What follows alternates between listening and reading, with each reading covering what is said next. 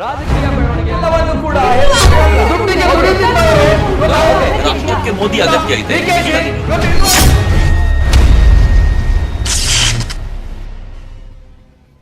ನಮಸ್ಕಾರ ವೀಕ್ಷಕರೇ, ಇವತ್ತಿನ ಪ್ರೈಮ್ ಟೈಮ್ ಕಾರ್ಯಕ್ರಮಕ್ಕೆ ಸ್ವಾಗತ. ಇವತ್ತಿನ ಚರ್ಚಾ ವಿಷಯ ಇಷ್ಟು ದಿನಗಳ ಕಾಲ ದಿನಂಪ್ರತಿ ಮಹಾಮಾರಿಯ ಬಗ್ಗೆ ನಾವು ಮಾತನಾಡ್ತಿದ್ವಿ. ಕೊರೋನಾ ಅನ್ನುವಂತಹ ಮಹಾಮಾರಿಯ ಅಟ್ಟಹಾಸಕ್ಕೆ ಸಿಲುಕಿರುವಂತಹ ಜನಸಾಮಾನ್ಯನ ಜೀವನ ಯಾವ ರೀತಿ ಇತ್ತು, ಏನೆಲ್ಲ ಕಷ್ಟಗಳನ್ನು ಪಡ್ತಾ ಇದ್ದ, ಯಾವ ರೀತಿ ಇದೆ ಜೀವನ ಅನ್ನುವಂಥದ್ದು. ಈಗಲೂ ಕೂಡ ಭಯ ಇದೆ. ಹಿಂದೇನಾಗುತ್ತೆ, ನಾಳೆನಾಗುತ್ತೆ, ಮುಂದೇನಾಗುತ್ತೆ ಅನ್ನುವಂತಹ ಭಯ ಇದ್ದೇ ಇರುತ್ತೆ. ಕೊರೋನಾ ಅನ್ನುವಂತಹ ಮಹಾಮಾರಿಯ ಅಟ್ಟಹಾಸದ ಮುಂದೆ ವಿಶ್ವದಾದ್ಯಂತ ಮರಣಮೃದಂಗ ಬಾರಿಸ್ತಾಲ ಇದೆ. ಇವೆಲ್ಲವೂ ಸುದ್ದಿಗಳನ್ನು ಸ್ವಲ್ಪ ಬದಿಗಿಟ್ಟು ನಾವು ಅಟ್ ಪ್ರೆಸೆಂಟ್ ಆಗಿರುವಂತಹ ಸಿಚುವೇಶನ್, ಅಂದ್ರೆ ಪ್ರೆಸೆಂಟ್ ಆಗಿರುವಂತಹ ನಮ್ಮ ಮಂಗಳೂರು, ನಮ್ಮ ಜಿಲ್ಲೆಯ ಸಮಸ್ಯೆಯ ಬಗ್ಗೆ ನಾವು ಮಾತನಾಡ್ತಾ ಇದ್ದೇವೆ. ಗಂಭೀರವಾಗಿರುವಂತಹ ಸಮಸ್ಯೆ, ಅಂದ್ರೆ ಪದೇ ಪದೇ ನಾವು ಚರ್ಚೆ ಮಾಡ್ತಾ ಇರುವಂತಹ ಸಮಸ್ಯೆ. ಜನ ಬುದ್ಧಿ ಕಲಿತಾರೆ ಇಲ್ವೋ ಗೊತ್ತಿಲ್ಲ, ಆದ್ರೆ ಜನಪ್ರತಿನಿಧಿಗಳು ಮಾತ್ರ ಇನ್ನೂ ಕೂಡ ಬುದ್ಧಿ ಕಲಿತಿಲ್ಲ ಅನ್ನೋದಕ್ಕೆ ಜೀವಂತ ನಿದರ್ಶನವೂ ಕೂಡ ಹೌದು. ಅದೇ ರಾಗ, ಅದೇ ಕತೆ, ಅದೇ ಹಾಡಿನ ಬಗ್ಗೆ ನಾವು ಮಾತನಾಡ್ತಾ ಇದ್ದೇವೆ. ಅದೇ ರಾಗ, ಅದೇ ಹಾಡು ವಿಶೇಷ ಕಾರ್ಯಕ್ರಮಕ್ಕೆ ಸ್ವಾಗತ. ನಾನು ನಿತಿನ್ ಸಾಲಿಯಾ. ರಾಜಕೀಯ ಬೆಳವಣಿಗೆ ಎಲ್ಲವನ್ನು ಕೂಡ ರಾಷ್ಟ್ರಕ್ಕೆ ಮೋದಿ ಅಗತ್ಯ ಇದೆ.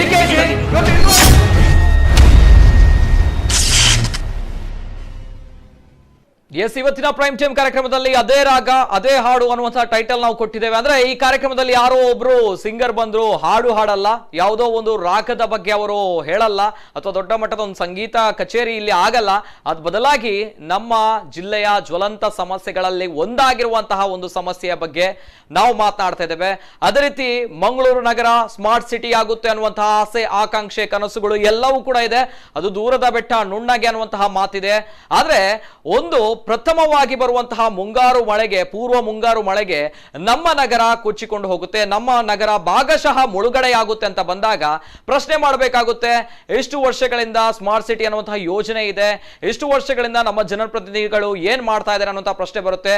ಒಂದೇ ಒಂದು ಪೂರ್ವ ಮುಂಗಾರು ಮಳೆಗೆ ಸಂಪೂರ್ಣವಾಗಿರುವಂತಹ ಪ್ರದೇಶಗಳು ಮುಳುಗಡೆ ಆಗಿಲ್ಲ ಅನ್ನುವಂಥ ಖುಷಿಯ ವಿಚಾರ ಇದ್ರೂ ಕೂಡ ಭಾಗಶಃ ಅರ್ಧಕ್ಕರ್ಧ ಮಂಗಳೂರು ನಗರ ಇವತ್ತಿನ ಮಳೆಗೆ ಮುಳುಗಡೆಯಾಗಿರುವಂಥದ್ದು ತಮ್ಮ ಕೂಡ ಗೊತ್ತಿರುವಂತಹ ವಿಚಾರ. ನಿಜವಾಗ್ಲೂ ಕೂಡ ಬೇಸರದ ಸಂಗತಿ, ನಾಚಿಕೆಗೇಡಿನ ಸಂಗತಿ ಎಲ್ಲವೂ ಕೂಡ ಹೌದು. ಮಾತಾಡಬೇಕು. ಮೊದಲನೇದಾಗಿ ಇವತ್ತು ಅನೇಕ ಜನರಿಗೆ ಗೊತ್ತಿಲ್ಲದೆ ಇರಬಹುದು, ಗೊತ್ತಿದ್ದೂ ಇರಬಹುದು. ಯಾಕಂದ್ರೆ ಬೆಳಿಗ್ಗೆ 5 ಗಂಟೆಯ ಸುಮಾರಿಗೆ ಸುರಿದಿರುವಂತಹ ಮಳೆ ಯಾವ ರೀತಿ ನಮ್ಮ ನಗರದೆಲ್ಲೆಡೆ ಆವರಿಸಿಕೊಂಡಿತ್ತು ಅನ್ನುವಂಥದ್ದು ಅನೇಕ ಜನರಿಗೆ ಗೊತ್ತಿರ್ಲಿಕ್ಕಿಲ್ಲ. ಅಂದ್ರೆ ತಾವು ತಾವುಗಳು ಆ ಮಳೆಯನ್ನು ನೋಡಿರಲ್ಲ.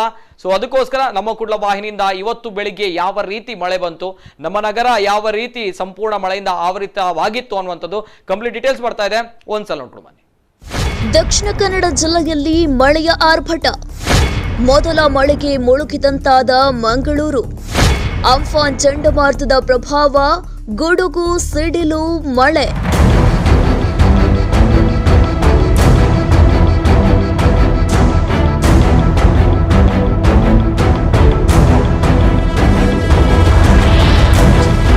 ಅಂಫಾನ್ ಚಂಡಮಾರುತದ ಪ್ರಭಾವಕ್ಕೆ ದಕ್ಷಿಣ ಕನ್ನಡ ಜಿಲ್ಲೆಯ ಮಂಗಳೂರು ನಗರದ ಹಲವೆಡೆ ಕೃತಕ ನೆರೆ ಉಂಟಾಗಿದ್ದು ಜನಜೀವನ ಅಸ್ತವ್ಯಸ್ತವಾಗಿದೆ. ನಗರದ ಕೊಟ್ಟಾರ, ಮೇರಿಹಿಲ್ ಸೇರಿದಂತೆ ತಗ್ಗು ಪ್ರದೇಶಗಳಲ್ಲಿ ಕೃತಕ ನೆರೆಯ ಅಪಾಯ ಎದುರಾಗಿದೆ. ಇಂದು ಮುಂಜಾನೆ 5 ಗಂಟೆಯಿಂದಲೇ ಜಿಲ್ಲೆಯಾದ್ಯಂತ ಗುಡುಗು, ಸಿಡಿಲು ಸಹಿತ ಉತ್ತಮ ಮಳೆ ಸುರಿತಾ ಇದೆ.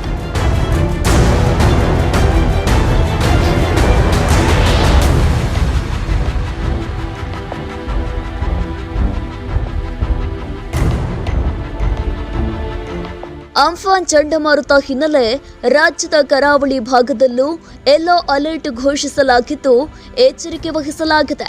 ಉಳ್ಳಾಲ ವ್ಯಾಪ್ತಿಯಲ್ಲಿ ಭಾರೀ ಮಳೆಯಾಗಿದೆ. ಮುಡಿಪು, ತಲಪಾಡಿ, ಕೋಟೆಕಾರು, ಮಂಜನಾಡಿ, ಕುತ್ತಾರು, ತೊಕ್ಕೊಟ್ಟು ವ್ಯಾಪ್ತಿಗಳಲ್ಲೂ ಭಾರೀ ಮಳೆಯಾಗಿದೆ. ತಲಪಾಡಿ ಪೊಲೀಸ್ ಚೆಕ್ ಪಾಯಿಂಟ್ಗೂ ಮಳೆಯಿಂದ ಅಡ್ಡಿಯಾಗಿದೆ. ಕುತ್ತಾರು ಜಂಕ್ಷನ್ ಹೆದ್ದಾರಿಯಲ್ಲೇ ನೀರು ನಿಂತ ಪರಿಣಾಮ ವಾಹನ ಸವಾರರು ಪರದಾಡುವಂತಾಗಿದೆ. ಇನ್ನು ಕರಾವಳಿ ಭಾಗದಲ್ಲಿ ಪೂರ್ವ ಮುಂಗಾರು ಮಳೆಯ ಉತ್ತಮ ಆರಂಭವಾಗಿದ್ದು ದಕ್ಷಿಣ ಕನ್ನಡ ಜಿಲ್ಲೆಯಲ್ಲಿ 113 ಮಿಲಿಮೀಟರ್, ವಾಡಿಕೆ ಮಳೆಯಲ್ಲಿ 139 ಮಿಲಿಮೀಟರ್ ಮಳೆಯೊಂದಿಗೆ 23% ಹೆಚ್ಚಳವಾಗಿದೆ.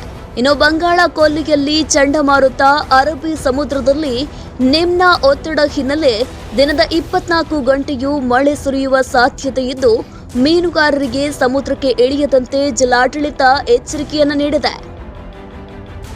ಇನ್ನು ಮೇ ಅಂತ್ಯಕ್ಕೆ ಕೇರಳಕ್ಕೆ ಮುಂಗಾರು ಪ್ರವೇಶವಾಗಲಿದೆ ಅಂತ ಹವಾಮಾನ ಇಲಾಖೆ ಹೇಳಿತ್ತು. ಬಂಗಾಳ ಕೊಲ್ಲಿಯಲ್ಲಿ ಚಂಡಮಾರುತ ಪ್ರಭಾವ ಬೀರುತ್ತಿರುವ ಹಿನ್ನೆಲೆ ಜೂನ್ 4ರಂದು ಕೇರಳಕ್ಕೆ ಮುಂಗಾರು ಪ್ರವೇಶಿಸುವ ಸಾಧ್ಯತೆ ಇದೆ. ಒಂದೆರಡು ದಿನದ ಬಳಿಕ ರಾಜ್ಯದ ಕರಾವಳಿಗೂ ಕೂಡ ಪ್ರವೇಶ ಪಡೆಯುವ ಸಾಧ್ಯತೆ ಇದೆ.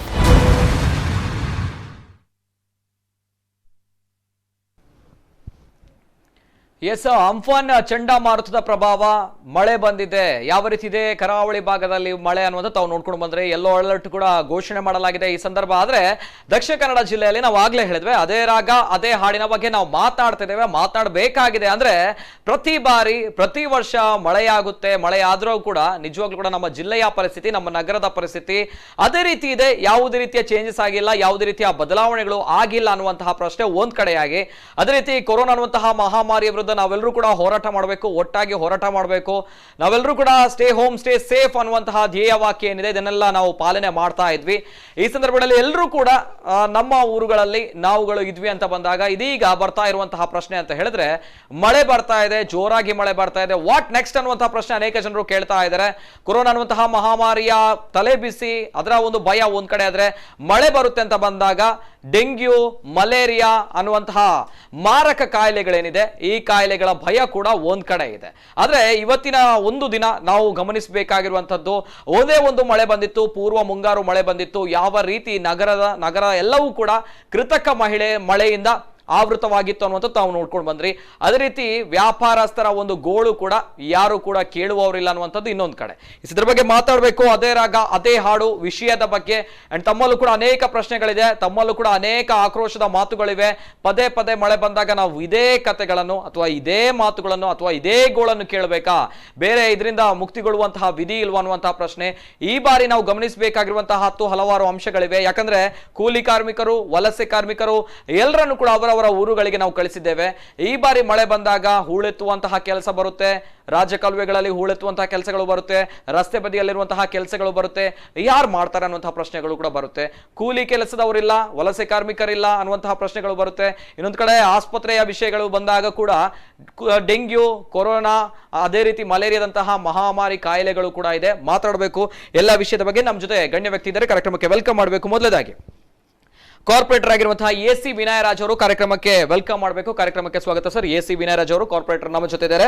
ಎಸ್, ಅದೇ ರೀತಿ ನಮ್ಮ ಜೊತೆ ಇವತ್ತಿನ ಕಾರ್ಯಕ್ರಮದಲ್ಲಿ ಕಾರ್ಪೊರೇಟರ್ ಆಗಿರುವಂತಹ ಪೂರ್ಣಿಮಾ ಅವರನ್ನು ನಾವು ಕರೆದಿದ್ದೇವೆ. ಎಸ್, ಬರ್ತಾರೆ ಅನ್ನುವಂತಹ ಒಂದು ನಂಬಿಕೆ ಇದೆ. ಕಾರ್ಪೊರೇಟರ್ ಆಗಿರುವಂತಹ ಪೂರ್ಣಿಮಾ ಅವರು ಅಂದ್ರೆ ಕಾಂಗ್ರೆಸ್ನಿಂದ AC ವಿನಯರಾಜ್ ಅವರು ಅಂದ್ರೆ ಪ್ರತಿಪಕ್ಷದವರು, ಆಡಳಿತಾರೂಢ ಪಕ್ಷದವರಾಗಿರುವಂತಹ ಪೂರ್ಣಿಮಾ ಅವರು ಅಂದ್ರೆ ಬಿಜೆಪಿ, ನಮ್ಮ ಮಂಗಳೂರು ಮಹಾನಗರ ಪಾಲಿಕೆ ಅಂದ್ರೆ ಬೆಂಗಳೂರು ನಂತರ ಅತಿ ದೊಡ್ಡ ಮಹಾನಗರ ಪಾಲಿಕೆ ಅಂತ ಹೇಳಿದ್ದು ಮಂಗಳೂರು ಮಹಾನಗರ ಪಾಲಿಕೆ.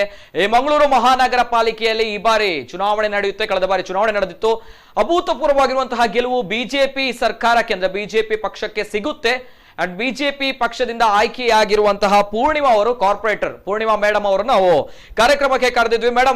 ಮೇಡಮ್ ಏನ್ ಕತೆ ಆಗ್ತಾ ಇದೆ? ದಕ್ಷಿಣ ಕನ್ನಡ ಜಿಲ್ಲೆಯ ಮಂಗಳೂರು ನಗರದಲ್ಲಿ ಒಂದೇ ಮಳೆಗೆ ಕೃತಕ ನೆರೆ ಬಂದಿದೆ. ರಸ್ತೆ ತುಂಬೆಲ್ಲ ನೀರು ಹರಿದಾಡ್ತಾ ಇರುತ್ತೆ. ತಮ್ಮ ಶಾಸಕರಿದ್ದಾರೆ, ಇಬ್ರು ಶಾಸಕರು ಇದ್ದಾರೆ ಮಂಗಳೂರು ಭಾಗಕ್ಕೆ ಅಂತ ಬಂದಾಗ, ಉತ್ತರ ಮತ್ತು ದಕ್ಷಿಣ. ತಾವುಗಳು ಮಾತಾಡಬೇಕು ಮೇಡಮ್. ತಾವು ಕಾರ್ಪೊರೇಟರ್ ಆಗಿದ್ದೀರಾ, ಏನ್ ಕತೆ, ಯಾಕೆ ಈ ರೀತಿ ಸಮಸ್ಯೆ ಆಗ್ತಾ ಇದೆ? ಈ ಹಿಂದೆ ಸಮಸ್ಯೆ ಆದಾಗ ಕಾಂಗ್ರೆಸ್ನ ಶಾಸಕರ ಮೇಲೆ ಗೂಬೆ ಕೂರಿಸುವಂತಹ ಅಥವಾ ಆರೋಪ ಮಾಡುವಂತಹ ಕೆಲಸಗಳು ನಡೆದಿತ್ತು. ಹಾಗಾದ್ರೆ ವಾಟ್ ಇಸ್ ದಿಸ್ ಅನ್ನುವಂತ ನಾವು ಕೇಳಬೇಕು. ಅಂದ್ರೆ ಯಾಕೆ ಇನ್ನೂ ಕೂಡ ಈ ಸಮಸ್ಯೆ ಬಗೆಹರಿಲಿಲ್ಲ? ಯಾಕೆ ಒನ್ಸ್ ಅಗೇನ್ ಇದೇ ಸಮಸ್ಯೆಗಳ ಬಗ್ಗೆ ನಾವುಗಳು ಮಾಧ್ಯಮಗಳು ಮಾತಾಡಬೇಕು? ಯಾಕೆ ತಮ್ಗಳಿಗೆ ಮಾಡುವಂತಹ ಕರ್ತವ್ಯದ ಒಂದು ನಿಷ್ಠೆ ಇಲ್ವಾ ಅನ್ನುವಂತಹ ಪ್ರಶ್ನೆ ಇದೆ. ಸೊ ಅದಕ್ಕೋಸ್ಕರ ನಾವು ಕರೆದಿದ್ವಿ ಪೂರ್ಣಿಮಾ ಮೇಡಮ್ ಅವ್ರನ್ನು, ಕಾರ್ಪೊರೇಟರ್ ಅವ್ರನ್ನು. ಬರ್ತಾರೆ ಅನ್ನುವಂತಹ ಮಾತನ್ನು ಹೇಳಿದ್ರು. ಮೇಡಮ್ ಕಾಯ್ತಾ ಇರ್ತೇವೆ, ಯಾವಾಗ ಬರ್ತೀರಾ, ಏನ್ ಕತೆ ಅನ್ನುವಂಥದ್ದು. ಅರ್ಧಕ್ಕರ್ಧ ಬಿಜೆಪಿಗರಿದ್ದೀರಾ, ಅರ್ಧಕ್ಕರ್ಧ ಕಾರ್ಪೊರೇಟರ್ಗಳು ಬಿಜೆಪಿಯಿಂದಲೇ ಈ ಬಾರಿ ಜಯಗಳಿಸಿದ್ದೀರಾ. ಪ್ರಶ್ನೆ ಇದೆ, ಉತ್ತರ ಕೊಡಿ ಮೇಡಮ್. ಜನರು ಕೇಳ್ತಾ ಇದ್ದಾರೆ ಯಾಕೆ ಈ ರೀತಿ ಮಾಡ್ತಾ ಇದ್ದಾರೆ ಅನ್ನೋದು ಉತ್ತರ ಬೇಕಾಗಿದೆ. ಎಸ್, ಡೈರೆಕ್ಟ್ ಆಗಿ ಕೇಳ್ತಾ ಇರುವಂತದ್ದು AC Vinayaraj sir, first reaction ನೋಡಿ. ಇವತ್ತು ನೀವೊಂದು ಪ್ರಶ್ನೆಯನ್ನ ನೀವು ಬಿಜೆಪಿಗರಿಗೆ ನೀವು ಕೇಳಿದಿರಿ. ಎಸ್, ನಮ್ಮ ದಕ್ಷಿಣ ಕನ್ನಡ ಜಿಲ್ಲೆಯ ಜನ ಬಿಜೆಪಿ ಪಕ್ಷಕ್ಕೆ ಆಶೀರ್ವಾದ ಮಾಡುವುದರ ಮೂಲಕ ಸುಮಾರು 44 ಮಂದಿ ಕಾರ್ಪೊರೇಟ್ಗಳನ್ನ ಆಯ್ಕೆ ಮಾಡಿ ಅವರಿಗೆ ಅಧಿಕಾರವನ್ನ ಕೊಟ್ಟಿದ್ದಾರೆ. ಆ ಅಧಿಕಾರವನ್ನ ಕೊಟ್ಟು ಏನು ಅವರು ಜವಾಬ್ದಾರಿಯುತವಾಗಿ ಅವರು ಇಲ್ಲಿ ಕೆಲಸ ಮಾಡಬೇಕಾಗಿತ್ತು, ಅದರ ಬಗ್ಗೆ ಒಂದು ಡಿಸ್ಕಸ್ ಮಾಡೋಣ ಅಂತೇಳಿ ಏನು ಇವತ್ತು ನೀವು ಅವರನ್ನ ಕರೆದಿದ್ದೀರಿ. ನನಗೆ ಕೂಡ ಕರೆ ಮಾಡಿದ್ದೀರಿ, ನಾನು ಬಂದಿದ್ದೀನಿ. ಅವರು ಆಡಳಿತಾರೂಢ ಪಕ್ಷವಾಗಿ ಅವರಿಗೆ ಹೆಚ್ಚಿನ ಜವಾಬ್ದಾರಿ ಇದೆ. ಅವರು ಇವತ್ತು ಬರಲಿಲ್ಲ ಅಂತ ಹೇಳುವಾಗ ನೀವು ಅರ್ಥ ಮಾಡ್ಕೊಳ್ಬೇಕು, ಅವರು ಎಲ್ಲೋ ಒಂದ್ ಕಡೆ ಅವರ ಹಾದಿ ತಪ್ಪಿದೆ. ಅದರಿಂದಾಗಿ ಏನು ಇವತ್ತು ಪ್ರಶ್ನೆಗಳ ಸುರಿಮಳೆ ಬರ್ತದೆ ಜನರಿಂದ, ಅಥವಾ ನಿಮ್ಮ ಪ್ರಶ್ನೆಗಳು ಏನು ಬರ್ತಾವೆ ಅದಕ್ಕೆ ಉತ್ತರ ಕೊಡ್ಲಿಕ್ಕೆ ಅವರು ಎಲ್ಲೋ ಒಂದ್ ಕಡೆ ಅವರಿಗೆ ಸರಿಯಾದ ಉತ್ತರ ಇಲ್ಲ ಅನ್ನೋ ಕಾರಣದಿಂದ ಅವ್ರು ಇವತ್ತು ಬರ್ಲಿಲ್ಲ. ಓಕೆ, ಸರಿ. ಆದ್ರೆ ಏನೇ ಇರ್ಲಿ, ನಾವಿವತ್ತು ಹೇಳುವುದೇನು ಅಂತ ಹೇಳಿದ್ರೆ, ಸರಿ ಸರ್, ನೋಡೋಣ ಅವರು ಬರ್ತಾರೆ ಅನ್ನುವಂತಹ ನಂಬಿಕೆ ಇದೆ ನಮ್ಗೆ. ಅಂದ್ರೆ ಜನರು ಕೂಡ ಕಾಯ್ತಾ ಇರ್ತಾರೆ ಅಲ್ವಾ. ಅರ್ಧಕ್ಕರ್ಧ ಬಿಜೆಪಿ ಸರ್ಕಾರ, ಬಿಜೆಪಿ ಪಕ್ಷದ ಅಭ್ಯರ್ಥಿಗಳು ಜಯಗಳಿಸಿದ್ದಾರೆ ಅಂತ ಬಂದಾಗ ಮುಕ್ಕಾಲು ಭಾಗ ಅಲ್ವಾ, ಅವರು ಯಾರಾದ್ರೂ ಒಬ್ರು ಬರ್ಬೋದು, ಏನ್ ಕತೆ, ಜನರ ಸಮಸ್ಯೆಗಳ ಧ್ವನಿಯಾಗುವಂತ ಕೆಲಸ ಮಾಡ್ತಾರೆ ಅನ್ನುವಂತ ನಂಬಿಕೆ ಇದೆ. Will see sir. ಎಸ್, ನೋಡಿ, ನಮ್ದು ಕಾಂಗ್ರೆಸ್ ಪಕ್ಷ ಅಧಿಕಾರ ಇದ್ದಂತ ಒಂದು ಸಂದರ್ಭದಲ್ಲಿ ಮಹಾನಗರ ಪಾಲಿಕೆಯಲ್ಲಿ ಎಲ್ಲಾ ವರ್ಷ ಅಂದ್ರೆ ನಮ್ಗೆ ಏಪ್ರಿಲ್ ಮೇಯಲ್ಲಿ ಇಲ್ಲಿ ಮಳೆ ಬರ್ಲಿಕ್ಕೆ ಸ್ಟಾರ್ಟ್ ಆಗ್ತದೆ. ಇಂಥ ಒಂದು ವಿಚಾರವನ್ನ ಮನದಲ್ಲಿಟ್ಕೊಂಡು ಜನವರಿ ತಿಂಗಳಲ್ಲಿಯೇ ನಾವು ಅದಕ್ಕೆ ಟೆಂಡರ್ ಅನ್ನ ನಾವು ಫ್ಲೋಟ್ ಮಾಡುವುದರ ಮೂಲಕ ಅದಕ್ಕೆ ಗುತ್ತಿಗೆದಾರರನ್ನ ನಾವು ಗೊತ್ತು ಮಾಡಿಕೊಂಡು ಎಲ್ಲ ಒಂದು ಚರಂಡಿಗಳಿರ್ಬೋದು ಅಥವಾ ರಾಜಾ ಕಾಲುವೆಗಳಿರ್ಬೋದು ಅಥವಾ ಬೃಹತ್ ಏನು ಚರಂಡಿಗಳಿದೆ ಇವುಗಳ ಹೂಳೆತ್ತುವ ಕೆಲಸವನ್ನ ನಾವು ಜನವರಿ ತಿಂಗಳಲ್ಲಿ ನಾವು ಅದಕ್ಕೆ ಟೆಂಡರ್ ಪ್ರಕ್ರಿಯೆಯನ್ನ ಮುಗಿಸ್ಕೊಂಡು ಫೆಬ್ರವರಿಯಿಂದ ಆ ಕೆಲಸವನ್ನ ಮುಗಿಸಿ ಮಾರ್ಚ್ ಎಂಡೊಳಗೆ ಅದನ್ನ ನಾವು ಫಿನಿಶ್ ಮಾಡ್ತಾ ಇದ್ವಿ. ಈ ಸಂದರ್ಭದಲ್ಲಿ ಫೆಬ್ರವರಿ ತಿಂಗಳಲ್ಲಿ ಬಿಜೆಪಿ ಏನು ಆಡಳಿತಕ್ಕೆ ಬಂದಿದೆ ಇಲ್ಲಿ ನಮ್ಮ ಮಹಾನಗರ ಪಾಲಿಕೆಯಲ್ಲಿ, ತಕ್ಷಣಕ್ಕೆ ಅವರಿಗೆ ಗೊತ್ತಿತ್ತು ಎಲ್ಲಾ ವರ್ಷ ಮಂಗಳೂರು ಕಡೆ ಸ್ವಲ್ಪ ಹೆಚ್ಚಿನ ಮಳೆ ಬರುವಂತದ್ದು. ಆ ಸಂದರ್ಭದಲ್ಲಿ ಕಳೆದ ವರ್ಷ ಕೂಡ ನಾವು ಏನು ಸುಮಾರು 22 ಜಿಲ್ಲೆಗಳಲ್ಲಿ ಏನು ಇದು ಫ್ಲಡ್ ಬಂದಂತ ಸಂದರ್ಭದಲ್ಲಿ ಮಂಗಳೂರು ಕೂಡ ಅದಕ್ಕೆ ಒಂದು ಬಲಿಯಾಗಿತ್ತು. ಅದರ ಬಗ್ಗೆ ನಮ್ಗೆ ಎಕ್ಸ್ಪೀರಿಯನ್ಸ್ ಇದೆ, ನಮ್ಗೆ ನಾಲೆಜ್ ಇದೆ. ಇಂಥ ಸಂದರ್ಭದಲ್ಲಿ ಈ ವಿಚಾರವನ್ನ ಗಮನದಲ್ಲಿಟ್ಕೊಂಡು ಮೇಯರ್ ಇರ್ಬೋದು ಅಥವಾ ಇಲ್ಲಿಯ ಶಾಸಕರು ಮತ್ತೆ ಉಳಿದ ಏನು ವರ್ಕ್ಸ್ ಕಮಿಟಿ ಚೇರ್ಮನ್ಗಳಿರ್ಬೋದು, ಇವರೆಲ್ಲ ಸೇರ್ಕೊಂಡು ಇದರ ಬಗ್ಗೆ ತಕ್ಷಣವೇ ಅವರು ಕಾರ್ಯಪ್ರವೃತ್ತರಾಗಿ ಅದಕ್ಕೆ ಬೇಕಾದಂತ ಒಂದು ಪ್ರಕ್ರಿಯೆಯನ್ನು ಅವರು ಆರಂಭ ಮಾಡಬೇಕಾಗಿತ್ತು. ಅವರು ಅದನ್ನು ಏನು ಕೂಡ ಆರಂಭ ಮಾಡಿದ್ದಿಲ್ಲ. ಅವರು ಎಲ್ಲ ಒಂದ್ ಕಡೆ ಇವತ್ತು ನಮ್ಗೆ ಸಂಶಯ, ನಾವು ನೇರವಾಗಿ ಪ್ರಶ್ನೆ ನಾನು ನಿಮ್ಮ ಈ ಒಂದು ಚಾನೆಲ್ ಮೂಲಕ ನಾನು ಕೇಳಲಿಕ್ಕೆ ನಾನು ಇಚ್ಛೆ ಪಡ್ತಾ ಇದ್ದೇನೆ. ಮಂಗಳೂರು ನಗರದಲ್ಲಿ ಇವತ್ತು ವೇದವ್ಯಾಸ್ ಕಾಮತ್ ಮತ್ತು ಭರತ್ ಶೆಟ್ಟಿ ಶಾಸಕರು ಆಡಳಿತ ಮಾಡ್ತಾ ಇದ್ದಾರಾ ಮಹಾನಗರ ಪಾಲಿಕೆಯನ್ನ, ಅಥವಾ ಇವತ್ತು ಬಿಜೆಪಿಯ ಮೇಯರ್ ಮಾಡ್ತಾ ಇದ್ದಾರಾ ಎನ್ನುವಂತ ಪ್ರಶ್ನೆ. ಯಾಕೆಂತ ಹೇಳಿದ್ರೆ ಮೇಯರ್ ಅವರಿಗೆ ಎಲ್ಲೂ ಕೂಡ ಇವತ್ತು ಅಧಿಕಾರವನ್ನ ಬಿಟ್ಟು ಕೊಡ್ತಾ ಇಲ್ಲ. ಎಲ್ಲ ಇವರು ಭರತ್ ಶೆಟ್ಟಿ ಮತ್ತು ಇವತ್ತು ಶಾಸಕರಾದಂತ ವೇದವ್ಯಾಸ ಕಾಮತ್ ರವರು ಪ್ರತಿ ಒಂದು ನೀರಿನ ಪೈಪ್ ಹೊಡೆದ್ರು ಕೂಡ ಅದಕ್ಕೆ ಕಾಲ್ ಮಾಡುವಂತದ್ದು, ಅಲ್ಲಿಗೆ ಹಸ್ತಕ್ಷೇಪ ಮಾಡುವಂತದ್ದು, ಅದೆಲ್ಲ ಶಾಸಕರುಗಳ ಕೆಲಸ ಅಲ್ಲ. ಶಾಸಕರ ಕೆಲಸ ಅಂತದ್ದು ಏನಾದ್ರು ಅವರಿಗೆ ಜವಾಬ್ದಾರಿ ಇರ್ತಿದ್ರೆ, ಏನು ಅಡ್ಮಿನಿಸ್ಟ್ರೇಟರ್ ಆಗಿ ಇಲ್ಲಿ DC ಅವರು ಆಡಳಿತ ಮಾಡ್ತಾ ಇರುವಂತ ಸಂದರ್ಭದಲ್ಲಿ ಈ ಶಾಸಕರುಗಳು ಕೂಡ ಮಹಾನಗರ ಪಾಲಿಕೆಯ ವ್ಯಾಪ್ತಿಯಲ್ಲಿ ಅವರು ಇದ್ದಾಗ, ಇದು ಮಹಾನಗರ ಪಾಲಿಕೆಯಲ್ಲಿ ಬಿಜೆಪಿ ಆಡಳಿತಕ್ಕೆ ಬಂದಿದ್ದು ಮೇಯರ್ ಆಗಿದ್ದು ಫೆಬ್ರವರಿ ತಿಂಗಳಲ್ಲಿ, ಜನವರಿ ತಿಂಗಳಲ್ಲಿ ಅವರಿಗೆ DC ಅವರಿಗೆ ಹೇಳುವುದರ ಮೂಲಕ ಇದನ್ನ ಟೆಂಡರ್ ಫ್ಲೋಟ್ ಮಾಡಿ ಈ ಹೂಳೆತ್ತುವ ಕೆಲಸವನ್ನ ಮಾಡ್ತಿದ್ರೆ ಇವತ್ತು ಈ ರೀತಿಯ ಒಂದು ಭಯಭೀತರಾಗಿ ಜನ ಏನು ಆತಂಕದಿಂದ ಎಲ್ಲಿ ನನ್ನ ಮನೆ ಒಳಗಡೆ ನೀರು ಬರ್ತದೆ, ಎಲ್ಲಿ ನನ್ನ ಅಂಗಡಿ ಒಳಗಡೆ ನೀರು ಬರ್ತದೆ ಎನ್ನುವಂತ ಆತಂಕ ಇರ್ತಿರ್ಲಿಲ್ಲ. ಆದ್ರೆ ಎಲ್ಲೋ ಒಂದ್ ಕಡೆ ಅವರ ಜವಾಬ್ದಾರಿಯನ್ನ ಅವರು ನಿಭಾಯಿಸುವುದರಲ್ಲಿ ಇವತ್ತು ವಿಫಲರಾಗಿದ್ದಾರೆ ಶಾಸಕರು. ತದನಂತರ ಏನ್ ಇವತ್ತು ಇವರು ಮೇಯರ್ ಬಂದಿದ್ದಾರೆ, ಅಲ್ಲಿ ಕೂಡ ಅವರ ಒಳಗಡೆ ಏನೊಂದು ಕೋಆರ್ಡಿನೇಷನ್ ಅಂತ ನಾವು ಏನ್ ಹೇಳ್ತೇವೆ, ಇವತ್ತು ನಾವು ಕೋಆರ್ಡಿನೇಷನ್ ಅನ್ನ ನಾವು ಎಲ್ಲೋ ಒಂದು ಕೊರತೆ ಅಲ್ಲಿ ಕಾಣ್ತಾ ಇದೆ ಅಂತ ಹೇಳುವಂತದ್ದನ್ನ ನಾವಂತೂ ಕಾಂಗ್ರೆಸ್ ಪಕ್ಷದವರಾಗಿ ನಾವು ಅದನ್ನ ನಾವೊಂದು ಗಮನಿಸಿದ್ದೇವೆ. ಇದರಿಂದ ಈ ರೀತಿಯ ತೊಂದರೆ ಆಗ್ತಾ ಇದೆ. ಇವತ್ತು ಮೊನ್ನೆ ಮಾರ್ಚ್ 5ಕ್ಕೆ ಮೊನ್ನೆ ಮೇ 5ಕ್ಕೆ ಟೆಂಡರ್ ಪ್ರಕ್ರಿಯೆಯನ್ನ ಮುಗಿಸಿದ್ರು. ಮುಗಿಸಿ ಈಗ ಕೆಲಸ ಮಾಡ್ಲಿಕ್ಕೆ ಬಂದಾಗ ಇವಾಗ ಕೆಲಸದವರಿಲ್ಲ, ನಾವು ಕಳಿಸಿದ್ದೇವೆ ಎನ್ನುವಂತ ಒಂದು ಪ್ರಶ್ನೆ ಏನ್ ಇವತ್ತು ಒಂದು ನಾವು ಹೇಳ್ತಾ ಇದ್ದೇವೆ. ಎಲ್ಲ ಒಂದ್ ಕಡೆ ಇದೊಂದು ನಮ್ಗೆ ತಮಾಷೆಯಾಗಿ ಕಾಣ್ತಾ ಇದೆ.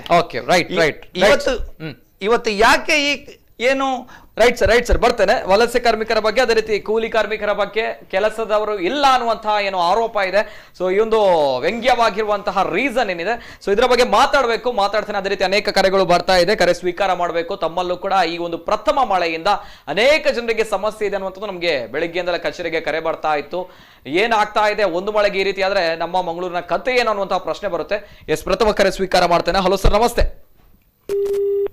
ಸರ್ ನಮಸ್ತೆ, ಧ್ವನಿ ಕೇಳ್ತಾ ಇದೆಯಾ? ಓಕೆ, ಕರೆ ಕಟ್ ಆಗಿದೆ. ದಯಮಾಡಿ ತಮ್ಮ ಟಿವಿ ವಾಲ್ಯೂಮ್ ಮ್ಯೂಟ್ ಮಾಡಿ ಕರೆ ಮಾಡಿ, ಇಲ್ಲದಿದ್ರೆ ಕರೆ ಕಟ್ ಆಗುತ್ತೆ. ವಲಸೆ ಕಾರ್ಮಿಕರು, ಕೂಲಿ ಕಾರ್ಮಿಕರು ಇವರ ಸಮಸ್ಯೆ ಒಂದ್ ಕಡೆ ಇದೆ. ಇದು ಮಳೆಯಿಂದ ನಗರದ ಸಮಸ್ಯೆ ಆದ್ರೆ ಏಕಾಏಕಿ ಒಂದು ತರಾತುರಿಯಲ್ಲಿ ನಡೆದಂತಹ ಒಂದು ಘಟನೆಗಳ ಬಗ್ಗೆ ತಮ್ಗೆ ಗೊತ್ತಿರಬಹುದು. ಕೊರೋನಾ ಅನ್ನುವಂತಹ ಮಹಾಮಾರಿ ಇದೆ. ಈ ಸಂದರ್ಭ ತೆಗೆದುಕೊಂಡಿರುವಂತಹ ಸ್ಟೆಪ್ ತುಂಬಾ ಚೆನ್ನಾಗಿದೆ ಅನ್ನೋದು ನಾವು ಕೂಡ ಅನ್ಕೊಳ್ತೇವೆ, ಅದ್ರಲ್ಲಿ ಡೌಟ್ ಇಲ್ಲ.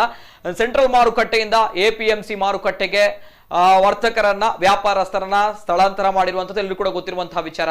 ಆದ್ರೆ ಒಂದೇ ಒಂದು ಮಳೆ, ಈ ಮಳೆಗೆ ಅಲ್ಲಿರುವಂತಹ ವ್ಯಾಪಾರಸ್ಥರು ಇವತ್ತಿನ ದಿನ ಪಟ್ಟಂತಹ ಕಷ್ಟ ನೋಡಿದ್ರೆ ನಿಜವಾಗ್ಲೂ ಕೂಡ ತುಂಬಾನೇ ಬೇಸರ ಆಗುತ್ತೆ. ಯಾಕೆ ಈ ರೀತಿ ಮಾಡ್ತಾರೆ ಅನ್ನುವಂಥದ್ದು ಆ ವ್ಯಾಪಾರಸ್ಥರ ಅಳಲು ಕೇಳುವಾಗ ಎಸ್ ಮಾತಾಡ್ತೇವೆ. ಅದರ ಬಗ್ಗೆ ಇನ್ನೊಬ್ರು ಕಾಲರ್ ಇದ್ದಾರೆ. ಹಲೋ ಸರ್, ನಮಸ್ತೆ.